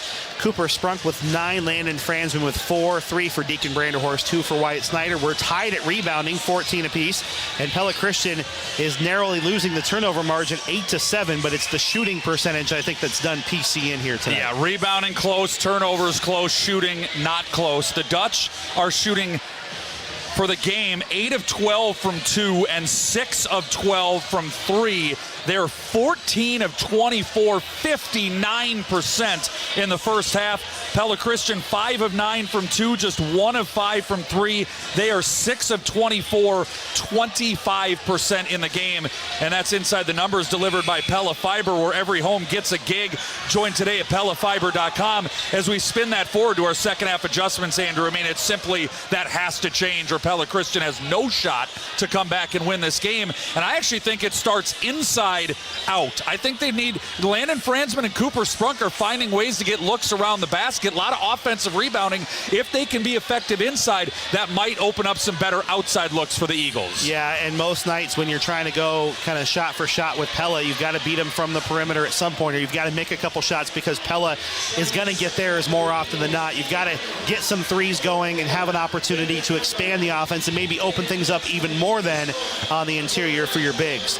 Those are your second half adjustments drawn up by the Gurus of Garage Doors at the Young Door Service. Be sure to check them out at their new showroom just down the way from Pella Christian High School. We're the Gurus of Garage Doors, the Young Door Service in Pella. And that wraps up our Central Tire and Auto Radio halftime show. For tires, front end work, there are no appointment oil change and full mechanical work on your vehicle. Stop and see Sean DeWard and his crew next to Walmart in Pella. We do have a couple of scores that have rolled in. DCG leads Indianola at the half, 39-28. Newton over Oskaloosa, 13-8 at the end of the first quarter. And our score at the half, Pella 34, Pella Christian 18. So Pella Christian will have the possession arrow. They're working left to right for our radio audience. And we have had at some points here more than 400 people joining us on Pella Dutch Live. Hope you're having a beautiful, enjoying the beautiful weather outside for February on this Friday night. And hope you're having fun watching this game as we are getting you set here for the second half of the fourth Tulip City Showdown of the winter season. High above in a hot and steamy Pella Real Estate Services radio broadcast booth in the Crow's Nest at Pella High. Here is Ben Van Weingarten starting 5 on the floor for the Eagles. No Braden Trado here for Pella. He was getting stitched up after he was cut open trying to get a steal. He eventually did, but has missed since then. Tyson Barnes, long-range jumper, no. Rebound to Ben Van Weingarten. It's Michael Manning in for Trado at the point for the Dutch. Yeah, Branderhorst, Flegel, Van Weingarten, Franzman, and Sprunk. As Franzman knocks in another bucket, he's got 6 points, and Pella Christian back within 14. That's about as close as they've gotten since Pella's opened it up to 20 here at one point in this game. The journey of 1,000 miles starts with one step, Andrew, right? For the Eagles, just get it inside to Franzman, let him do his thing, get a bucket. Here's Colin Current right side here for Austin Schulte. Jump stop, no good. Put back, yes. It's another one for Jack McGuire. He's got 3 offensive rebounds. He's into double figures first for either team. And it's back to 16, 36-20. Schulte drew so much attention with his drive that it left Jack all alone on the glass, and a pretty easy stick back for the junior. And we got a whistle. Oh, shoelace. They're going to let Van Weingarten tie his left shoe. A Pella Motors officials timeout where you'll drive away happy. That's the Pella Motors guarantee. Earlier tonight, the Pella girls completed another season sweep. They're 9 wins in a row over their crosstown rivals, 45-36. Pella's boys trying to win their 30th matchup of this century over PC. They lead 29-20 in that series record since then. 17 to shoot here for Pella Christian. This is Cooper Sprunk. Top of the circle here for Branderhorst. He's drawing a double team back to Sprunk inside, and Current gets his arm in. Nearly the hoop and harm, but Sprunk will get 2 free throws out of his effort. That's probably a matchup that PC wants. Sprunk, Colin's a great athlete, but Sprunk just has a little bit of size on him, and when he can go going downhill down that right side of the lane, it gives him a real good chance to score. Clock is stopped at 6:26, and Sprunk is into double figures. He has 10. case you missed it, presented by the veterinarians at Tri-County Veterinary Clinic. Pella sprinted out of the gate, shooting 64% in the first quarter, opening up a 16-4 lead. They led 34-18 at the half, and right now they lead 36-21 as Sprunk misses the second. In case you missed it, presented by Tri-County Veterinary Clinic. They're the veterinarian. Tyson Barnes rebound, sets up the Pella offense with Schulte on the right wing. Flips the offense to Current, back to Schulte. Austin thought about a couple of passes. Instead, Manning will reset the offense near the half-court line, picks up his dribble, finding Schulte. Barnes on the baseline. Here's McGuire through traffic for two. A tough shot for traffic. Jack. That was two semis and a bulldozer, and McGuire just bullied his way through all three of them and found a way to score. Pella up 38-21. So Eagles struggling to make gains here on Pella as the Dutch have had answers for all of them so far. Van Weingarten nearly steps out of bounds, or was bumped out of bounds. Either way, it stays play on here as Gilbert Flagel. Man, Current just all up in his mug. Yeah, no personal space required there. Oh, this is an aggressive attacking Dutch defense, and it's a bit of a feeding frenzy, although the Eagles get it to go. And that's Cooper Sprunk again. Wow. He's got a dozen just behind McGuire for the game lead here. Midtown Tire and Auto Spa instant radio update. DCG leads Indianola 50-39 at the end of the third quarter. Here's Current. We got an Eagle hitting the floor here. Austin Schulte underneath. Touch shot doesn't go. Putback doesn't go. Another offensive rebound here for Tyson Barnes. The fake, and he gets it to go. And Pella trying to do everything inside, Andrew. They've not attempted a three-point shot in the first 3 minutes of this third quarter, but they're 3 of 7. They're finding a way to score from in close, and the Eagles turn it over. First turnover of this second half, and Pella has built their lead by one more point. They're up by 17. We're up by 16 at the half. Michael Manning to bring it down the floor. And at this point, unless the game gets close, I would be shocked if Trado comes in one way or the other, whether he can or can't, Trevor, just because it doesn't feel like he's needed in this game the way things are going right now. Up 17, Pella in control and looking good. McGuire gets it just out to Barnes before he traveled. Down low here, it's a dribble drive on the baseline for Current. No, more putback chances, yes, and the rebounding battle for Pella's really been won here in the third quarter. 9-3 in terms of shots for the Dutch in the first half of this third quarter. And they've had 4 offensive rebounds now already here in the third with 4:13 to play. Pella leading now 42-23. Here's a steal. It's 2-on-1 here for the Dutch. No look pass from Schulte. Manning can't finish, and the rebound goes to Pella Christian. And Michael, beside himself, he knows that he let a golden opportunity go by the wayside there. And it doesn't get much easier than those are supposed to be, but that's what happens sometimes. They're not automatic.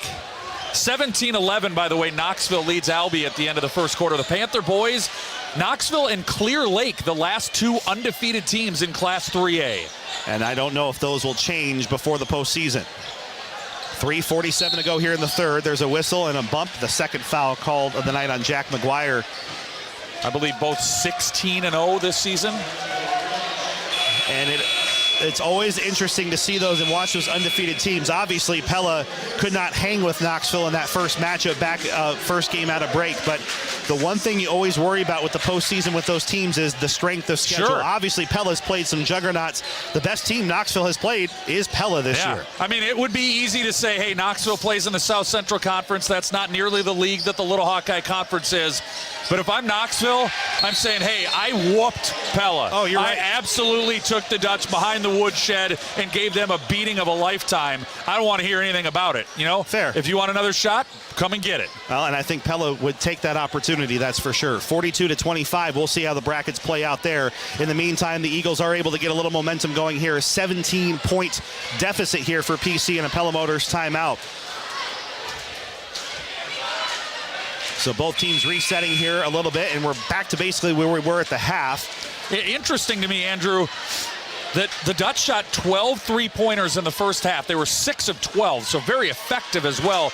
They haven't even looked at one here in the second half. They're 4 of 10 from the field. The Eagles are just 3 of 4. Pella using the offensive glass to its advantage, and they've opened up a 17-point lead with 3:35 to go in the third quarter. And the other thing to watch here would be fatigue for Pella Christian. They really have not gone super deep onto their bench, and that is a luxury for Derek Schulte, that even without Braden Trado, he can go 9 deep and feel comfortable with all 9 players on the floor. See if PC can keep it going. A lot of hands on hips here for the Eagles as they've kept their starting 5 in for the vast majority of these 2.5 quarters so far.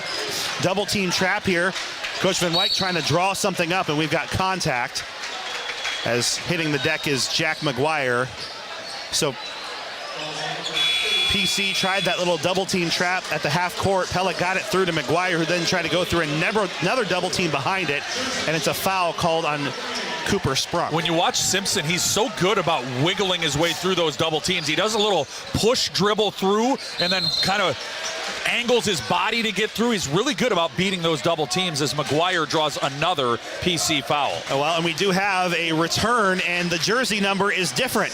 He couldn't come back in with his previous jersey. Braden Trado's wearing number 33. Larry Bird in green and white out there, yeah. Andrew. I see a Larry Bird jersey down in the crowd as well. It's the opposite, it's the green and white. McGuire makes his first free throw. 3:25 to go here in the third. 43-25, Dutch up by 18. After back-to-back fouls here by Pella Christian, then Weingarten got tasked with that last one. 2 for each team here in the third quarter. And McGuire up to 15 points. Pella 44, PC 25. The Dutch have led by as much as 20 in this game. They've not been able to crack that. PC has not been able to get it back to under 14 since then. Couple of shot attempts there for PC. This one will go out of bounds to the Dutch. Well, our urgent situation is presented by Pella Regional Health Center, and the Eagles have got to be very careful, or this one could get, I mean, it's looking dire right now, but this could get really out of hand in a hurry. Right side, here's Mullins. Bounce pass, high elbow to McGuire. Out to Trado. Trado for 3, no good. Offensive rebound, though, for Griffin Simpson. Play on Dutch.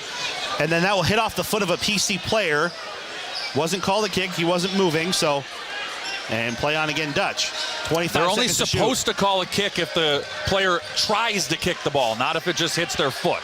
It does get called more than that, more often than not. Yep. Here's Harry Mullins, long range, no.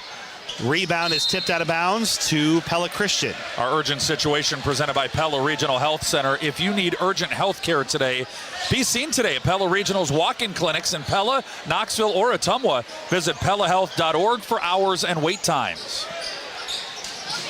Oh, Simpson smashes that one into the scorer's table.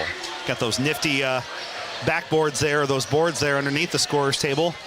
Hate for Mr. Fouch to have to replace one of those. I know, that was aggressive. 2:31 to play here in the third. Pella 44, PC 25. Eagles basketball inbounding near the half-court line. Here's Fransman at the three-point line. Right side here, just checking in. It's Wyatt Snyder. Weingarten down low. And there's Fransman again. 8 points tonight for Landon Fransman on the dish from Van Weingarten.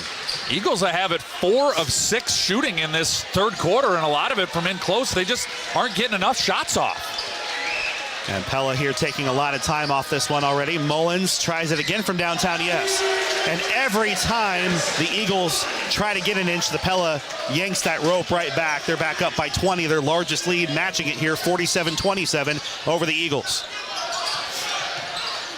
Double team trap. PC's able to get through it to Snyder. Here's Gilbert Flagel. Flagel down low. There's Fransman. Good patience, couldn't finish as Hoekstra redirected him. Rebound to Jack. 5 rebounds, 15 points for Jack McGuire. Ooh, there's your spin move. Jack McGuire, 17, and then a turnover. Dutch! And another answer. Tegan Hoekstra to steal a score. A Randall Roofing raise the roof moment of the game as Pella is slamming the door shut here on PC in the third quarter. And this is what they've been doing the second half of the Little Hawkeye Conference season, Andrew. I mean, this team is, Derek Schulte says, I want my teams playing their best basketball, not in December, not in January, but as the regular season closes and postseason comes around. And they haven't played any better basketball than they've played the last couple of weeks. Our video stream sponsor tonight, Aranda Roofing, raise the roof moment of the game. When the moment arises and it's time for a new roof, think Randa Roofing. We'll see Trey Steinkamp, who made a lot more appearance in that first matchup between the Dutch and Eagles. He's making his first appearance here tonight, late third quarter. Another turnover here for the Eagles. That's their 4th of the quarter, but Pella will turn it right back over. That is Pella's first turnover of the second half.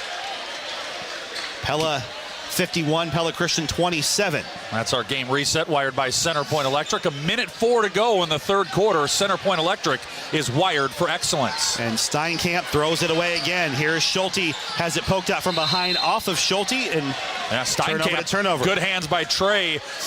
He swiped down at that and went off of Schulte's knee and out of bounds.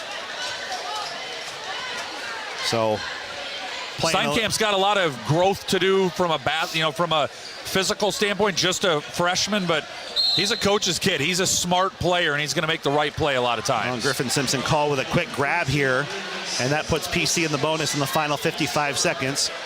First foul by Simpson. Not a whole lot of harm done there. We do have a Midtown Tire and Auto Spy Instant Radio update. End of the third quarter, Newton leads Oskaloosa 39-34. PC has struggled with the press. Pella's not really been able to add to this 24-point lead through it, 51-27, and hitting the front row there. But Mullins came from his safety position and just laid Deacon Branderhorst out along the sideline. Deacon will get free throws here. That's the third foul on Harrison Mullins, so in limited time, he's found himself making a lot of contact with his Eagle counterparts across the way. Also in his Devin Runner, by the way, for that PC. one by Mullins, that was a little out of control. But in general, Coach Schulte, and you and I have seen every one of his seasons, Andrew. I think this is his 7th or 8th season at the helm. He really likes that 8-man rotation. I mean, if all things were equal, he'd like to play 8 players. There's too much talent on this team to do that. And one of the benefits is, if Harrison Mullins only gets 8 minutes a game, go out there and give it everything you've got. Be as aggressive as you want to be. And if you pick up 3 fouls, big deal. We got 10 more guys. And a turnover, Pella Christian, after a missed three-pointer by Griffin Simpson. Game clock and shot clock are virtually the same. 32.5 seconds to play, 32 on the shot clock. And that goes for Garner and Mullins and Hoekstra and Simpson, and this bench mob that Pella has. They can come in and really go after it on the defensive end of the floor. And Trado at the half-court line, missed all of the second quarter as he has a gash on his left eye, just above it, I should say. Pella will hold for one if they can. Simpson, dribble, drive, center, floater, no. Garner, put back, tap back, no. And then controlling it is Sprunk. 3 seconds, can they get a shot away? And the answer is yes, and they'll knock it in. What a play by Deacon Branderhorst, diving into the bleachers to save it from going out of bounds. Snyder able to set his feet. Money. Hey, they needed it. It gets the game a little bit closer here. It's 51-32. Pella leads by 19 inside of our Pella Real Estate Services radio broadcast booth. Are you ready to transform your home or business? Hi, I'm Levi Spain, inviting you to experience quality results with our team at Spain Painting. Not only do I have years of experience in the painting industry, I was working with my grandpa when I was 6, but I believe you'll love the experience of doing business with us. We're on time, we listen to your needs, and we'll leave your space spotless. From your first call to the final brushstroke, we'll make your project smooth, stress-free, and even enjoyable. Spain Painting and Pella. Experience, quality, results. If you're looking for big savings every day, it's as easy as ever at Hy-Vee. Hi, this is Dalton Buck, and we've lowered the prices on thousands of items throughout the store, from fresh produce to high-quality meats and your pantry essentials. Our new everyday low prices will help you stretch your budget even further. No gimmicks, no hassle, just new everyday low prices on thousands of items throughout the store. Stop and see us at Hy-Vee, where there's a helpful smile and now even lower prices in every aisle. Pella Christian able to make a little bit of a wave in what has been a tide favoring the Dutch, 51-32. A buzzer beater started by Branderhorst, finished by Snyder. Pella with the ball, though, in a 19-point lead. Dutch have led by as much as 24 in this contest against their crosstown rivals, and we'll get a Pella Motors timeout. Real driveway happy. That's Pella Motors guarantee. And right away, Coach Schulte goes to Colin Kurtz off the bench, not happy with something he saw there, and will draw something up here in this Pella Motors timeout. Pella Christian 5 of 8 shooting in that third quarter. They're up to 35% for the game. The Dutch went 7 of 18. They're still shooting 50%. They've got 42 shots off to Pella Christian's 32. So that offensive rebounding really starting to make a difference in the third quarter for Pella, and they just continue to shoot it a little bit better than the Eagles as well. Yeah, it's a real math problem here for Pella Christian. This game is essentially over. Unless they score 30 in this quarter and Pella goes ice cold, and even then you're dealing with have to be absolutely ice cold. So the Dutch able to do the work they needed to earn this win. And now the question is, can PC pick up some of the pieces, knowing that their week does not get any easier next week?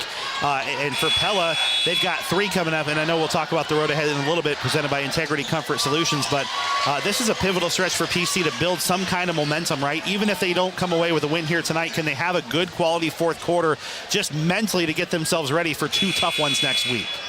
51-32, Pella the lead. Early fourth quarter action here inside the Pella Real Estate Services radio broadcast booth. Dutch up by 19 with the ball. Here's Current, loses it, and it stays Pella ball. It was just knocked out by PC. And part of the reason Coach Schulte called that Pella Motors timeout, I mean, his team's up by 19, but I mean, he knows how important all these minutes are, right? Just like Pella Christian's trying to finish strong, build some momentum. Coach Schulte doesn't want to just coast in on fumes here in this game. He wants to put it away. Griffin Simpson tried to. There's a three-pointer. No, he'll track down his own shot. Count the basket. And 1 for Griffin Simpson, trailing his shot. That's his first points of the night for the explosive Griffin Simpson. No, don't forget the dunk he had in the first that's right. half as well, Andrew. You got so excited you didn't even write it down. Yeah, you're right. Griffin the hammer. Yeah, second shot of the night. It's been a while, though. We'll give him that. So Griffin able to get to 3. If you're looking for reasons to get excited, it's guys like Griffin Simpson. Again, I've said it a lot tonight, but this bench for Pella is really blossoming as the season goes on. Well, and it goes to show that the window will not be closing for the Dutch regardless of what happens this year. And they're going to lose some talented players to graduation, too. Garner, after the miss by PC, able to get the rebound. Here's Schulte. What a jump stop. Travel. No, he'll say travel. Couldn't quite get it, and Schulte a little frustrated by the call. Well, and the other thing, this is way down the road. There's a lot of this season left, but there's some really, we see Griffin Simpson on the floor, but there's some really talented sophomores here at Pella that are just buried too far deep on the depth chart that are going to get a chance and will really play some meaningful minutes next year as the senior class moves on. Well, Current got away with getting his hand in the cookie jar the first time, didn't the second time, as he's tasked with his second foul there. There's Flagel to get things going. Top of the circle here for Fransman in the center of the lane. Shot for Branderhorst, no good. Rebound to Trado. Now pushing full steam ahead. And Trado gets knocked in the face again, and we got a whistle and a foul call. That was double knock in the face there as he hit, I think, the knee of Sprunk and then, or of Fransman, and then the floor again. He wiped his jersey just to make sure, with his head with his jersey, to make sure there's not more leak in there from the cut that he had earlier. Well, Trado's. And then to your point, there's really not a reason to have Braden out there. Oh, Garner fell asleep on the inbound, and Deacon Branderhorst gets it quick to go. Not sure what Garner was doing. He just watched it go down, and Branderhorst said, "Thank you very much."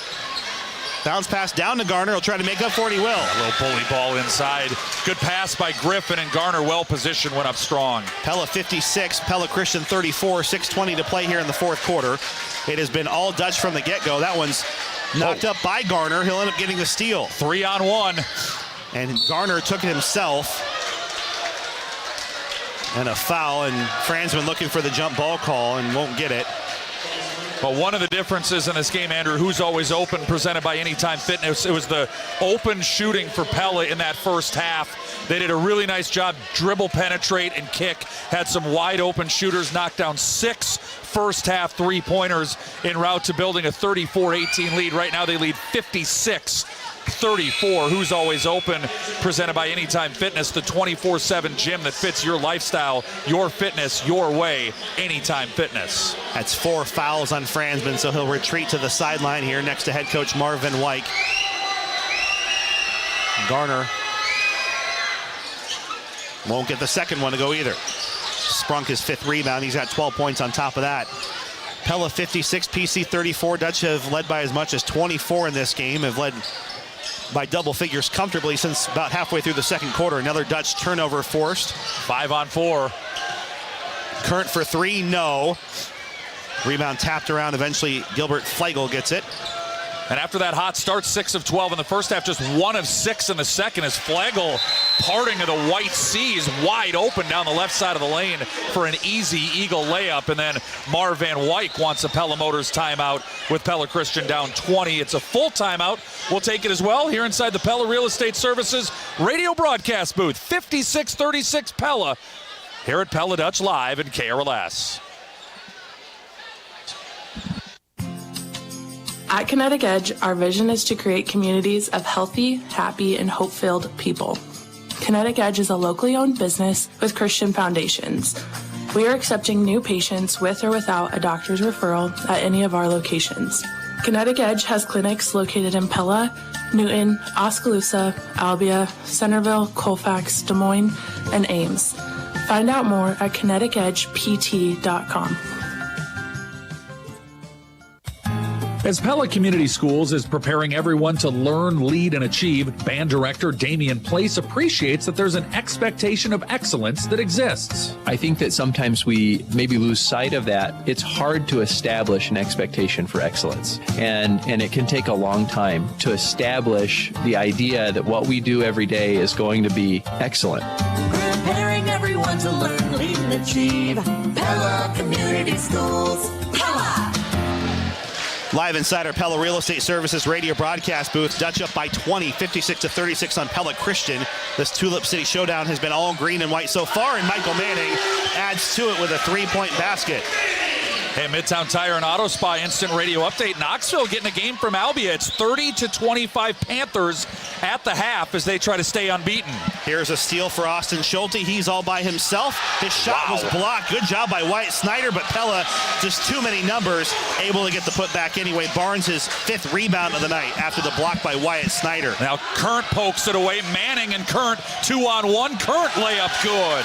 And we're about to start seeing some backups here, I think, from the Dutch before too long. 63-36, 4:54 to play.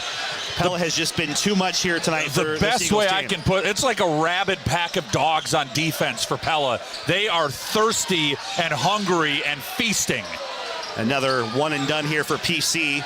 Rebound to Schulte. Pella runs up ahead here with Colin Current. Back to Schulte at the volleyball line.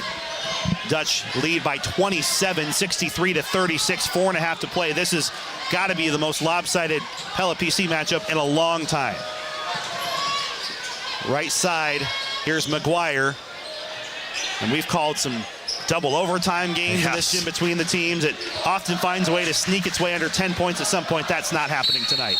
And there's a held ball, and it will go to PC after the block shot there by Cooper Sprunk. Well, a month before they won their state championship, Pella beat PC 79-59 back in 2021. That was a 20-point game. This one's at 27 and maybe counting. Griffin Simpson in. It's, I think, a matter of when Pella's going to call off their top 9 and their 10 of the rotation, and when we start to go see the JV plus out there. In the meantime, here's Steinkamp to bring it down the floor here for PC. This Eagles team still a threat in Class 2A. And there's a whistle. It's the same story every year, Andrew, right? And there's years where Pella Christian competes in this Little Hawkeye Conference, and then they're really a problem in Class 2A. But even years like this where they struggle through the Little Hawkeye Conference, we talked about it a little bit with Coach Foudy in our halftime interview. It's just the way it is, and it's been that way as long as I've been here. It gets easier when the postseason arrives because there's no DCG or Norwalk or Pella, etc. Well, and we'll see if that conference landscape changes in the next couple years. There's a three-pointer for Trey Steinkamp, his first bucket of the night, and that will cut it down to 24, 63-39, 3:45 to play in the fourth. Pella, and boy, that big on PC. That's quite a story. What could happen to the Little Hawkeye Conference in the coming years? Yeah, it looks like Urbandale and Lemoyne Christian are very likely candidates to join. It's a matter of who else joins to maybe make this a split league and give Pella Christian a chance to compete. There's a turnover. Pella, their 4th of the half, as Snyder comes up with it. Three-pointer for Branderhorst, no. And a rebound out to Trado and a whistle. Had a couple of kind of inadvertent. He's got to tie his shoes. That official stopped it there. Final score on a Midtown Tire and Auto Spa instant radio update. DCG beats Indianola 64-55. And the Mustangs. Does that clinch a share? That clinches a share because Pella has 2 losses. So even if DCG were to lose to both the Dutch and Eagles next week, it looks like DCG will be your Little Hawkeye Conference champion. And right now, looks like they will have a great chance to be outright champions. They'll just have to win at PC coming up on Tuesday. In the meantime, the Pella Dutch with Tegan Hoekstra checking in along with Harrison Mullins with a 24-point advantage. 3:09 to go here in the fourth. Trado stops center of the lane, whips it out to Harry Mullins. Mullins on the elbow, back out to Trado. Trado from the sideline, dribble, drive, penetration, right side, can't get anything to go. Back out to Griffin Simpson. Griff bounce pass as he's falling. Pella really crisp passing here. Mullins for 3, yes. They worked it around and drove it in and kicked it out, and again, a wide open shooter, and Harry makes him pay. It's the other difference from Pella early January to February is they're not just standing and trying to do isolation dribble. It's crisp passing. It's the defense, as you mentioned, mentality. And boy, oh boy, if I'm a Class 3A team, I do not want to see Pella on my schedule coming up in the sub-state. There's a shot that misses by Steinkamp, rebound to Trado. That was a good back cut by Trey to get open, and he just couldn't hit the reverse layup. 66-39 Pella. Simpson floats it in. Dutch are 7 of 10 from the field in this fourth quarter as they've opened up a 29-point lead. 68-39. Right side, Steinkamp down to Fransman, playing with 4 fouls. Counted and 1 for Fransman. They'll get to double figures, but it's just too little too late with 2:03 to play here in the fourth. Our Marion County Bank Radio scoreboard in the boys' games. Our score, Pella leads Pella Christian 68-41. As we just mentioned, DCG beat Indianola 64-55. Newton and Oskaloosa are into the fourth quarter. It's 39-34 Cardinals, and they're at the half in Knoxville. The undefeated third-ranked Panthers lead Albia 30-25 on the Marion County Bank Radio scoreboard. Maddox Smith, Landon Bethards, Niall Rosenboom. There we go. Gabe Clark and Aaron Helbush. All right. We are to the final 5 on the rotation for Coach Schulte tonight. There are 2 JV players that have dressed tonight. Oh, we have a few. Okay, there's 2. I'll get you if they get in the game. Don't need people to text me. Appreciate people watching. As Smith knocks it in. Maddox Smith drains the 3-point basket. Pella's 10th made 3-pointer of the night. PC has just 3. It's a 30-point lead, 71-41, with 1:44 to play here in the fourth. As Branderhorst count the basket and 1. Tough take by Deacon. And it looks like we're going to get the deeper rotation. Josiah Vink set to check in. Ethan Van Arendonk set to check in. Rob Schur about to get in here. He does. And number 23, Caleb Volk. And waiting for the shooter. Can't see who it is over there, but we'll get him as soon as he gets in. Or is that just Cooper going to check in for Deacon anyway? I'm shielded by the ref. It's Coop. And now it's not Coop. It'll be Devin Runner. So we are to the backups here. It's 71-44 as Branderhorst knocks in both. He gets to 11 tonight. The Dutch have led this one wire to wire. Andrew, in case you missed it, presented by Tri-County Veterinary Clinic. 16-4 after the first, 34-18 at the half, 51-32 at the third, and right now 71-44, in case you missed it, presented by Tri-County Veterinary Clinic. Trying to get Aaron Helbush his first bucket of the year. He is the only Dutch player who is dressed who has not scored, as Pella will turn it over. Everybody else in the Dutch ledger has collected a point this year, at least. Aaron Helbush not been able to just yet. He just signed this week to go to Northwestern and continue his cross-country and track and field career. One of those dual sporters like a Lizzie Newman who do soccer and track, although soccer really his number 1. There's a turnover by PC's backup ranks as Landon Bethards brings it down the floor. Landon takes it hard to the hole for 2. Gliding in, number 23. Yeah, little hang time there, flight Andrew. Number 23. Shot misses as Rosenboom gets the rebound. Yeah, Derek Schulte wants a Pella Motors timeout. Hunter Brummel, number 22, and Zach Dobson, number 52. A pair of the JV players getting a chance to dress at the end of the bench and into the game for the Dutch. I'm glad you have a interested party in the JV because I would have been texting for help on those 2.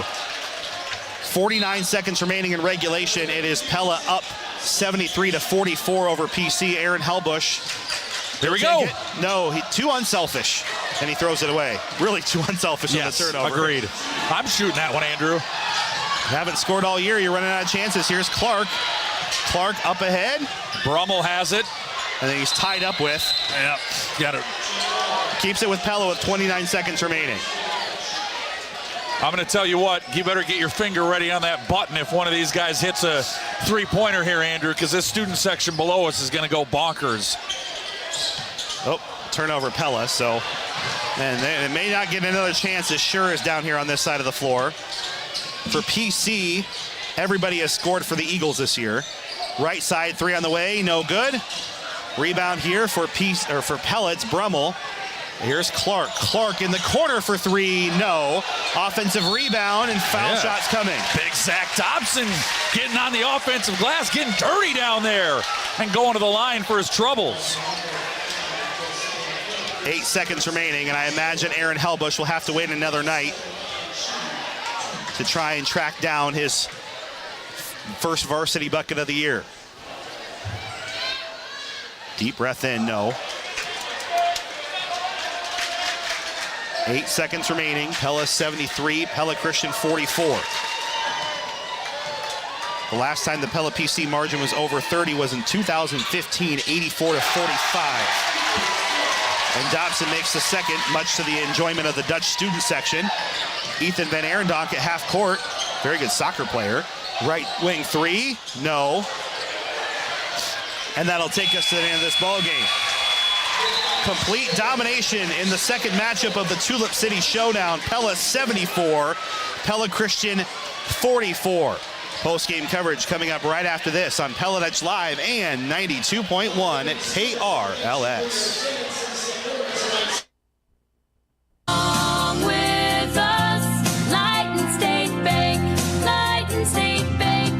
Could you be earning higher interest rates on your checking and savings accounts with our exclusive Light and Rewards account? Last year, we gave over $126,000 back to our rewards customers. If you'd like to earn our best rates for things you're probably already doing, like swiping your debit card, receiving e-statements, and making payments by ACH debit, visit lightandbank.com and start your account opening today. Member FDIC. If you're looking to refinance your car, you won't want to miss this special. Right now, at Community First Credit Union, we're offering a low rate, no payment for 90 days, a cashback incentive, and as always, a hassle-free application process. Our refi process is straightforward, with no surprises. To learn more and apply, visit a C First branch or go online to c1stcu.com/auto refinance today. Some restrictions apply. Loan subject to credit approval, federally insured by the NCUA. Your garage door is the single largest moving part in your home. Think about everything it takes to make it go up and down all day long. Tracks need to be kept clean, rollers, bearings, and hinges need to be lubricated, cables need to be in good shape, and springs need to be tight and connected. That's where the Guru comes in. Call DeYoung Door Service to schedule an annual inspection of your garage door today. Hi, this is Kurt DeYoung. It's not good enough to know what you do. You need to specialize in it. We specialize in sales, installation, and service of garage doors. We're the gurus of garage doors. DeYoung Door Service in Pella. At Integrity Comfort Solutions, we've been your local, trusted experts on new construction, plumbing, heating, and cooling for over 50 years. We're excited to now offer service. Don't let a breakdown disrupt your comfort. Let our expert team get you back on track. Call us at 641-628-4093 or visit integrity-comfort.com and let our experts work for you.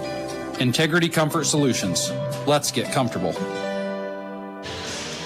Post-game coverage rolling along here as we're back at Pella High School, where it was Dutch domination in the boys matchup, 74-44 after the Pella girls held off the Eagles girls 45-36 against Pella Christian. Andrew Schneider and Trevor Castle were the Dutch coming away with their 10th win in 11 games as they are now up to 13-5 overall, 8-2 in the Little Hawkeye Conference.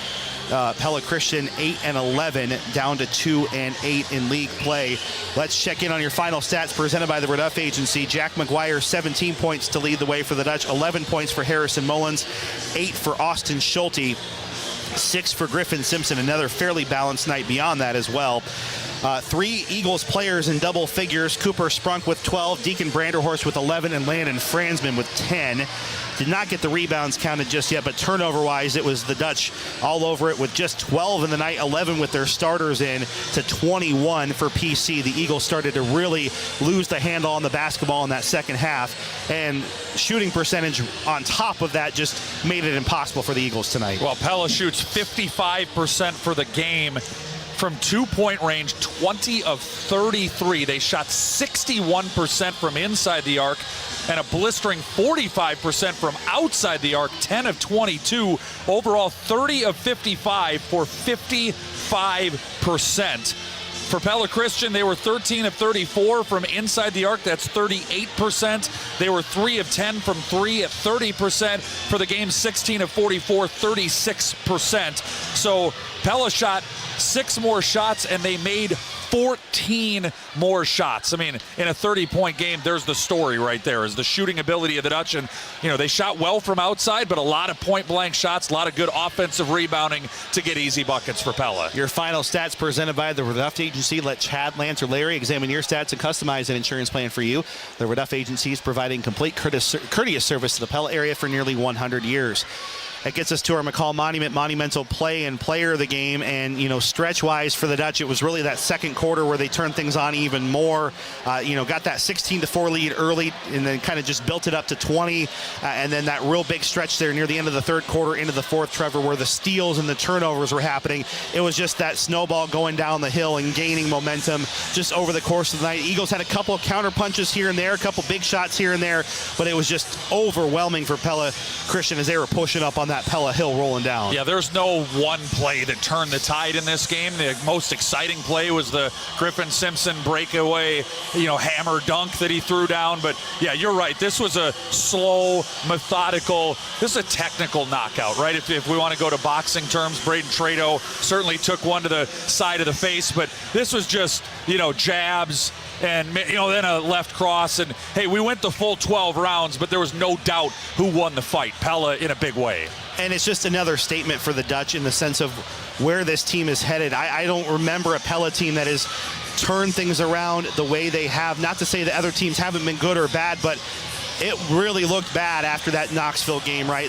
And the Panthers, again, are a top 3 team right now in Class 3A. Western Christian comes in and just scores at will against this Pella team. It blew a big lead against Grandview Christian. That was where I think we noticed the first issue, right? Newton, they just could never put that Cardinal team away.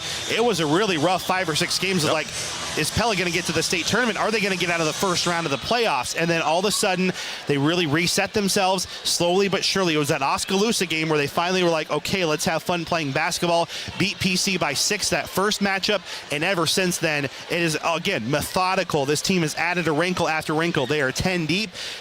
They don't lose a step with the 10 that are off the floor, Trevor, and Pella Christian was just on the wrong end of it tonight. It's a team that I think can still make noise in Class 2A, but again, this Pella team is just gathering steam, and they got a big one Monday we'll talk about in a second, but we do need to wrap up our McCall Monument monumental play and player of the game. When it's time to memorialize your loved one or pre-plan your own, trust the area's leading monument designer and installer, McCall Monument, on Old Highway 163 West in Pella. It's our post-game coverage here on 92.1 at KRLS. And why don't we take a look ahead at the road ahead presented by Integrity Comfort Solutions. And for the Pella Dutch, mention a big game. It was supposed to be our opener right after that we played for the state football championship against them. The North Polk Comets are coming back in the Pella viewfinder, so to speak, at Wells Fargo Arena. So a nice reschedule. Get to play at the state venue before you go. Might be one of the tougher tests that Pella's seen just out of that Raccoon River Conference. It's become a 3A juggernaut. They're struggling this year. They're not. They were. Then who's to say what's going to happen when postseason rolls around? But I know that was kind of billed as a maybe a state tournament preview at Wells Fargo Arena. But right now, North Polk's under 500. Last I checked, they were 7-9 on the season, and so that doesn't mean that it's going to be an easy game or the Dutch can just show up and kind of roll through it. But Pella, I think, pretty clear advantage going into Monday night. But they do have one big win. It came over previously undefeated Ballard, and Ballard was a preseason top 4 team. So just, don't expect the Pella's going to go win by 30 on Monday. They very well could, but it's a dangerous enough North Polk team, especially with the athletes from that football team. We'll see how it plays out. Tickets can be purchased online, by the way. There's a link at the Pella School's website. We'll have a link to it coming up on Monday for our preview as well, and we can get one even posted tomorrow. And Pella Christian is back at home trying to lick their wounds, and not a team that you want to see after getting run down by the Dutch. DCG could do this same thing to PC. I think the Eagles really a gut check game on Tuesday. Yeah, and that's a really good DCG team that Pella Christian's going to run into, and this could play out all over again for Pella Christian on Tuesday night. But what they have to focus on is not necessarily worrying about the result, although you love winning games and being in competitive games, but just can they keep improving? Because again, I sound like a broken record and have for 20 some years of calling Pella Christian games, but it isn't going to be like this, at least in the early part of the postseason in Class 2A. Sure, down the road you run into the Des Moines Christians and Grandview Christians and Western Christians and some of the other powerhouse teams potentially in Class 2A, but you're not going to run into the Pellas and the DCGs when you get the postseason started. So you go out, you try to have some fun, you try to improve, you try to come together as a team, and you just see what happens. Tuesday against DCG, Thursday against Indianola to close out Little Hawkeye Conference play. So both Pella games on Tuesday and Friday. In fact, Tuesday, Friday will be 92.1 KRLS. Pella all next week will be on KRLS because they'll play DCG on Friday. And then KRLS 2, Pella Christian YouTube, Pella Dutch Live on Tuesday as Pella takes on Indianola, Pella Christian takes on DCG. North Polk game will just be radio only, 92.1. Phil and I will have the call from Wells Fargo Arena, 645. That is the road ahead presented by Integrity Comfort Solutions. They've added service to their roster. If your home has a plumbing, heating, or cooling emergency, get comfortable with Integrity Comfort Solutions. Let's run down our Marion County Bank Radio scoreboard as we still await Derek Schulte and Mar Van Wyk, head coaches of the Dutch and the Eagles. Our final here, Pella beat Pella Christian 74-44. DCG clinches a share of the Little Hawkeye Conference Championship with a 64-55 win over Indianola. Just in on a Midtown Tire and Auto Spa instant radio update, Newton 52, Oskaloosa 48. So the Cardinals win, and at the half, it's Knoxville 30, Albia 25. Derek Schulte joins Andrew Schneider when we come back with more of our post-game show. Pella 74, Pella Christian 44 on KRLS and Pella Dutch Live. Are you considering window replacement or a remodeling project? Would you like the opportunity to work with a Pella Windows certified local contractor on your home remodeling projects? DeHuysen Carpentry is a Pella certified contractor handpicked for their expertise with window and door installation or replacement, as well as remodeling and home renovation capabilities. For your next project, call DeHuysen Carpentry at 780-1858. DeHuysen Carpentry, masters of consistency and quality. The wipers in the car go swish, swish, swish, swish, swish, swish, swish, swish, swish. The wipers in the car go swish, swish, swish. That's Central Tire and Auto. Winter brings slushy, sleety, icy weather that's even more annoying if your wipers can't keep your windshield clean. For tires, front end work, their no appointment oil change, full mechanical work on your vehicle, and the important little things like new wipers, stop and see Sean DeWard and his crew next to Walmart in Pella. At Central Tire and Auto. You're listening to Pella versus Pella Christian basketball, powered by Bank Iowa on FM 92.1, KRLS Knoxville Pella, KRLS HD1 Knoxville Pella, and Pella Dutch Live. It's our continuing coverage of Pella boys basketball following a 74-44 win over Pella Christian here with head coach Derek Schulte. This interview is powered by Hy-Vee. And coach, this is the most lopsided game in this rivalry in many, many years. Often it's very close. The first matchup was, but it's very clear that your team has found a different gear since the last time you saw this Eagles team dominating this game largely wire to wire. Coach, your thoughts about how your guys were able to once again not just beat a team but put them away in the second half, use defense to create offense, and really we're seeing the signs of the team you want to be coming up in late February. Yeah, we were really pleased with the defensive effort, and I think you've seen the growth in that from the first time we played them to now. And I thought our guys did a great job of playing to the scout, playing physical, battling on the glass. That's a team that really gets to the offensive glass, averaging 11 offensive boards a game. And they had a stretch there, but for a lot of the game, we held them to one and done. And then that allows us to get out in transition, and we know that's when we're at our best offensively. It was fun to see a lot of different guys involved and making positive contributions tonight. And our depth was tested. Obviously, Nate Warner's out. Braden's out for a big portion of this game with a cut. And so all of a sudden, multiple guys stepped up, and it's exactly what we had hoped for. Guys just were, whatever combinations out there, continued to be locked into what we tried to do on both ends of the floor. And again, like you mentioned, there was just that little stretch where PC had about 6 offensive rebounds in about a 4-minute period. They didn't have a single one in the second half, and that obviously one and done. Pella Christian didn't have the firepower to keep that up, and your guys going down and converting. And then in that third and fourth quarter, it was all of a sudden the steals and just extending your pressure defense. And I know that we talk a lot about the offense when you talk about Pella basketball, but when you've had your best teams, including that title team a few years ago, it was the defense that really locked things in. And I imagine you and I just talked a week ago about taking steps, and those steps continue to improve with no major foul trouble tonight and being able to be very aggressive. Pella Christian never felt comfortable. You know, early in this season, we were struggling to defend without fouling. We were trying to be physical, but we were putting our hands on, just being too aggressive. We did a better job of that tonight.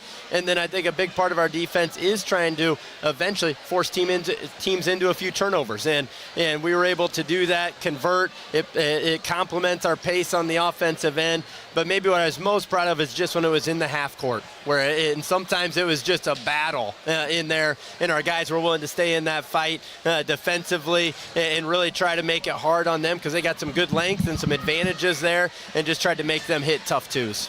Well, and you talked already about the 10 deep rotation that you have, and obviously no doubt that you missed Nate and his physicality, but by tightening it a little bit, boy, it feels like right now it's been very seamless, and there's been no drop-off, at least in the games I've seen recently, and part of it is maybe that slight dip in competition, but 1 through 10, everybody feels comfortable. They're contributing, like you said, and there's no doubt, right, Jack and Austin are going to have their huge games, and those guys are kind of your pillars, but boy, oh boy, the tribe right around them is just getting stronger every game, and I can't imagine how excited you are knowing in the postseason that you're going to need 1 through 10 if you're going to go get that ultimate goal. You're exactly right. You know, I think first half, both Jack and Austin were in double figures, but then you have Harry that comes in and has double figures tonight. Recently, it's been Colin. We've had Braden in there. Tyson's gotten there. So we've had a lot of different people step up in those ways. And what I think this team is starting to realize is that winning plays is a really important thing. And winning plays is not just on the offensive end and settling into roles defensively on the glass, being facilitators. It's fun to see this group develop, come together. As we talked about earlier, we're really pleased with where we're at. We think we are peaking at the right time, but we're not satisfied yet, right? There's small things that we got to continue to work on as we head into a busy 3-game stretch next week. Here with Pella head coach Derek Schulte, this interview is powered by Hy-Vee as the Dutch all over the Eagles tonight, 74-44. And you talked about it, a step up in competition next week and a step up just on the stage. And we'll talk about the specific game on Monday, but this might be the kind of pinch point, right? You've seen a lot of improvement. Obviously, you learned a lot from playing those tough teams, and not to say these teams aren't good that you've been playing, but maybe not state tournament caliber teams like you saw with Western Christian, Grandview Christian, and so on. Well, that change is coming up here over the next 3 games, at least in terms of talent. Some 4A schools. It may not be in the 4A tournament, but may make some noise there.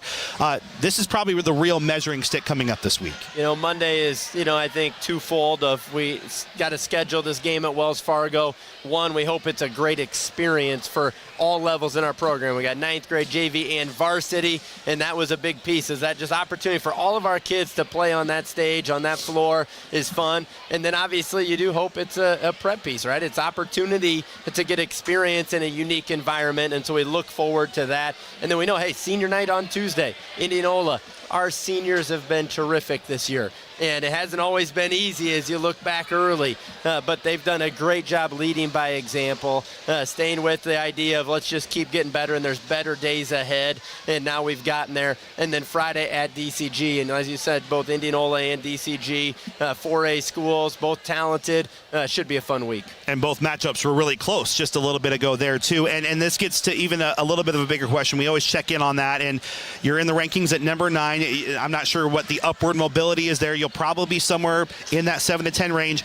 if you can keep winning some of these games. And not that that's what the players are focused on, but obviously when the whole schedule comes down to what the ranking committee thinks, these are pretty critical games to ensure that you have, if not a home path all the way through, a favorable matchup as much as that can be in Class 3A going to Wells Fargo. Yeah, it's one of those things we don't control, but we'd be lying if they didn't say there's not importance to it, right? Is because it's tied to tournament paths and seeds now, that's a little bit different. There's 2 more rankings out there. How we've tried to focus is just on the things we can control, and that's these games, these next 4 games coming up, and where it leads us is where it leads us, and we'll take whatever matchup we get, and we feel like, hey, if we keep taking care of business here, hopefully in the long term we are rewarded. And then Monday, you alluded to it. So tickets are available online, all levels, 9 JV and varsity. We'll have the varsity game coming up at the end of that evening between North Polk and Pella. And the Comets, I think, maybe a little disappointed with where their season went. They preseason were talked about as being a possible tournament team in that Raccoon River Conference,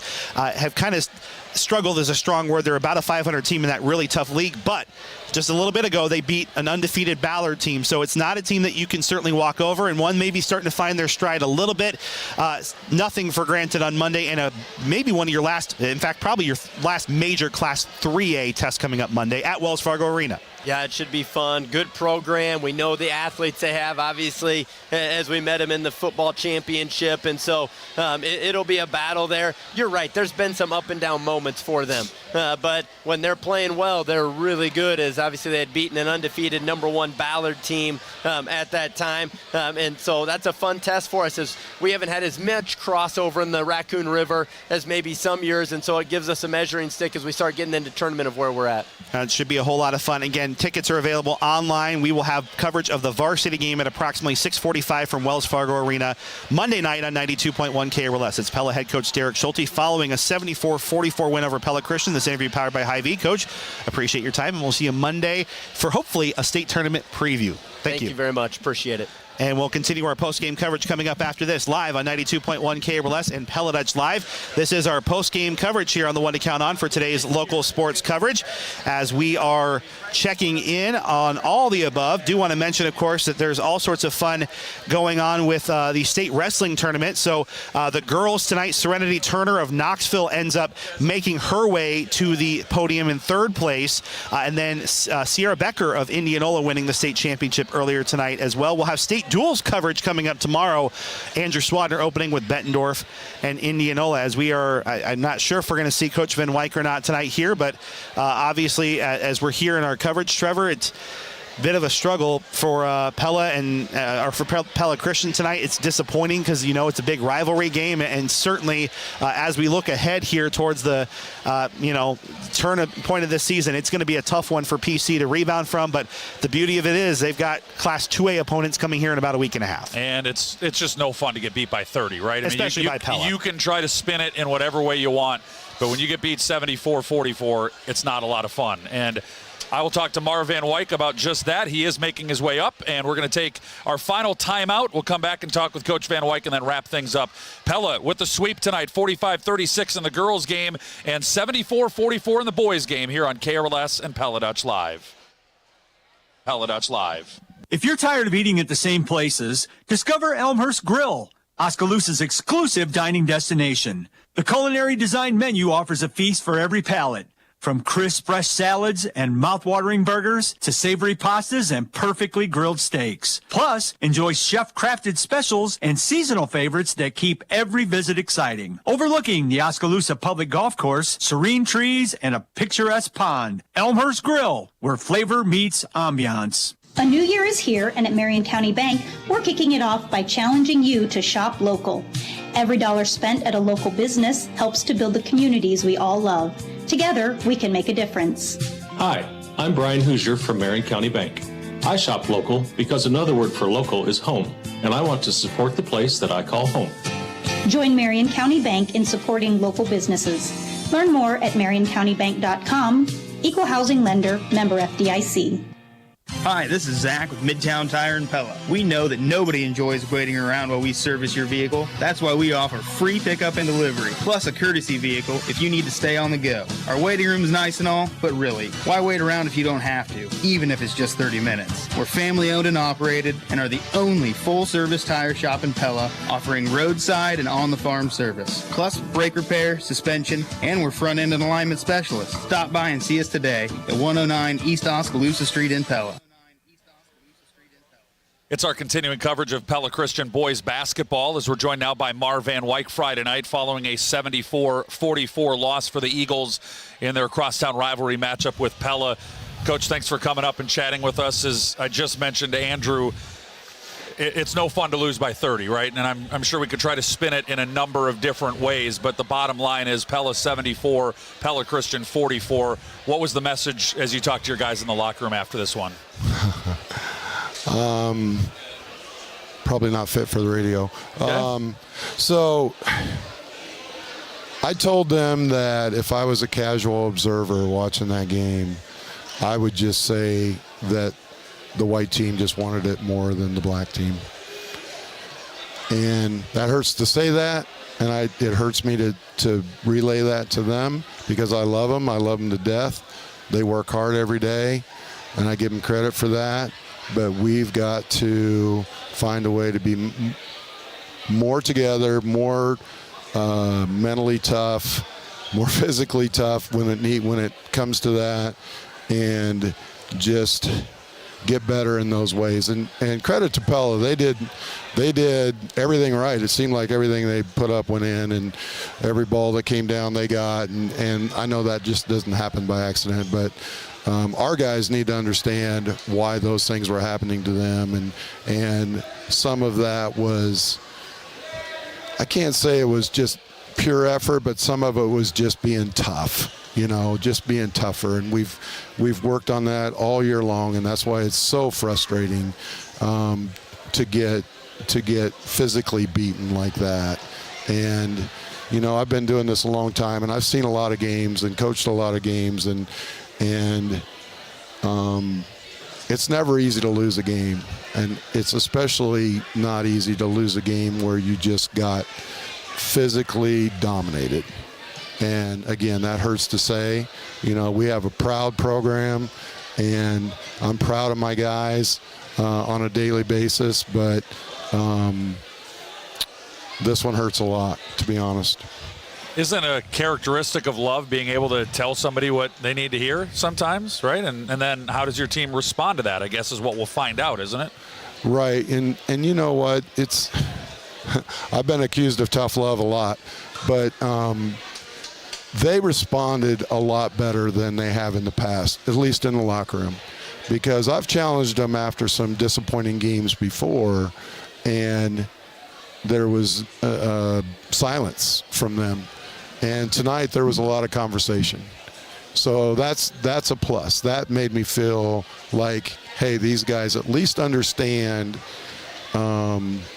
what their shortcomings are and why, and are being honest about it. And that's a big first step. And we hadn't taken that step until tonight. So if we don't get anything else out of this game, we're going to take that. And we're going to take that and understand that this can make us even tighter. Not that these guys aren't. Not that there's not a selfish bone in any one of these guys. Not one. I haven't seen it one time in practice. I haven't seen it one time in a game. These guys just love each other. But we can have a deeper understanding of what it takes to build each other up, and especially when things are going bad. And they talked about that. And I'm proud of them for that. And like you said, we need to see how that plays out. But I'm encouraged by that, to be honest. We're visiting with Mar Van Wyk of the Pella Christian boys basketball team. They fall to Pella 74-44 here in the Tulip City Showdown. It does not get any easier coming up on Tuesday against Dallas Center Grimes, a team, quite honestly, that's very capable of doing something like this to you again. How do you measure improvement in such a short time frame? How, toughness and, that stick-to-itiveness and wanting it, hard to measure. What kind of actual improvement are you looking for on the floor Tuesday against DCG, Thursday against Indianola, springing it forward into the postseason? Right, that's a really good question, because there's no magic switch, right, that you can just turn on and say, okay, now we're going to do what we've been missing a little bit in tough games. And it might be a process, but we're going to come to play Tuesday, and we're going to challenge them to start building on that toughness that we talked about tonight. And the only thing we can do is strap it on and be ready to go. And we're going to prepare on Monday. We'll have a good practice and prepare for, the things that Dallas Center Grimes does. We gave them a good battle the first time around. I was really proud of our guys, even though we came up short on the scoreboard. I thought in that game we battled really hard, and I feel like we matched up with them pretty well as far as man-to-man goes. And we did a lot of good things in that game, and hopefully we can do that again and maybe turn the tables on them a little bit. But I hate to say it's a process this late in the season in that regard, but it might be a little bit, and we got a week till tournaments, a week from Monday about, and I told him, after that, any days could be your last day, and we got to be ready to go. And I trust that these guys are going to respond, and there's certain things coaches can't control that they have to control, and I just challenge them to be that for each other, and we'll see how it goes. Well, best of luck on Tuesday. I will see you Thursday for the Little Hawkeye Conference finale against Indianola. Thanks so much for your time, Coach. Thank you, Trevor. And watch your head up here as you get up, Coach. Marv Van Wyk, head coach of the Pella Christian boys basketball team. Final score on Friday night, Pella 74 and Pella Christian 44. Let's bring back Andrew Schneider to wrap up our coverage of the Eagles and the Dutch in the Tulip City Showdown Round 2 in closing, presented by Lighton State Bank. Pella's girls won 45-36, and Pella's boys a 74-44 victory. Good night for the green and white. Yeah, and for the Pella girls to battle through an injury with Katie Shekel, who, when talking to Blaine Forsyth, it'll be very unlikely that we see her before any potential postseason game, whether it's that Wednesday before if they drop out of the rankings, although at this point it would have to be a really, really big loss on Tuesday for that to happen. That he seems to think that at this point they're pretty well sewed into the top 15, so they'll have that first round bye. To be able to fight, have girls like Emma Walkup show up again, and to just do the little things. Jenna Oltman with the big three in that fourth quarter against the Pella Christian team that's getting healthy at the right time. That was huge. And for the PC girls, that's the exciting thing. That the road was laid out in front of them, and they don't have number one Eddyville in front of them. And that was a team that they had on the ropes at Eddyville early in the season with their full roster, although Jessa had left that game early. When they're healthy and they've got all of their players, and as DeVries gives a week or so to get herself back, more in the rotation, they get 6 or 7 players deep. That's a PC team that could win their way to state. I'm not saying they will, but all of those games in front of them are winnable games. They're games, especially with the schedule they play. That's got to be the exciting part for the Pella boys. What else can you say about the turnaround on their season, right? It's not like the whole season was lost. They only went to 4-4, but to now be 13-5 and to be able to not just have a 13-5 and we're barely scraping by and things don't look impressive. It's looked better every single week, right? It's just grown and grown and grown. For the PC boys, this is going to be a gut check. This is going to be a program that has a ton of pride. It's a perennial state tournament contender, a new coach this year, obviously graduated one of the great classes that they've had in the program's history. The season's not over for them, but for both PC teams next week, it does not look like a fun schedule or a fun road. So how do you grind through that, knowing that on the other side, there's going to be a first-round opponent that you can beat by 20 or 30, and that you should be at least beat by 20 or 30. For the Pella boys, next week is a really big test. It's a litmus test, right? You're at Wells Fargo Arena against a Class 3A team that would be a team team that you would have to beat to get to state, right? At worst, right? North Polk very well could be in Pella's bracket as a 4 or 5 seed. Then they got to beat, but you have Indianola at home and then at DCG, a team that you played down to the wire on Friday. Not necessarily having to win those games, but knowing there's one rankings left, they have to win maybe one of those two to stay in the rankings and give themselves the best path to state. We're at that really interesting time of the year, right? Girls wrestling is now done. We're done with girls wrestling. Winter is already starting to kind of move ahead into spring before you know it. And for these teams, you're about where you're going to be. There's a week or two of practice left for the Pella teams, but for PC, you've got a week left to figure things out. And that's the exciting piece. It's also the daunting piece. I think what is a legitimate comment I can say today, all 4 of these teams, despite what happened here tonight, all very well could end up at a state tournament. The roads there would all be very different, very unique, and very interesting to watch, and that's going to be very exciting for our broadcast team to follow over the next 2 weeks. Finals tonight, the Pella girls beat Pella Christian 45-36, and the Pella boys win 74-44. That's In Closing, presented by Light and State Bank. Grow strong with us. Andrew Schneider, bring us home. You've been listening to Pella versus Pella Christian basketball on the one to count on for today's local sports and the home of the Dutch and the Eagles. 92.1 KRLS as the Dutch sweep Pella Christian. Enjoy this weekend. We'll see you Monday night in Wells Fargo Arena for Pella versus North Polk, and Tuesday for senior night here at Pella High School and over against DCG on Eagle Lane. Have a great weekend. Ready or not. High school basketball is on the air as we welcome you live to Pella Community High School. Here I come. Jack McGuire all by his little lonesome in his second dunk in the corner. You can't hide. Vincent in the corner. Harmon wide open for 3. There it is. Yes! Gonna find you and take it slowly.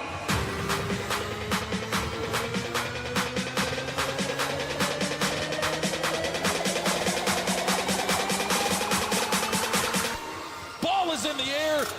Ready or not. And a block from behind on Thompson. Dutch on the fast There it is. Slam.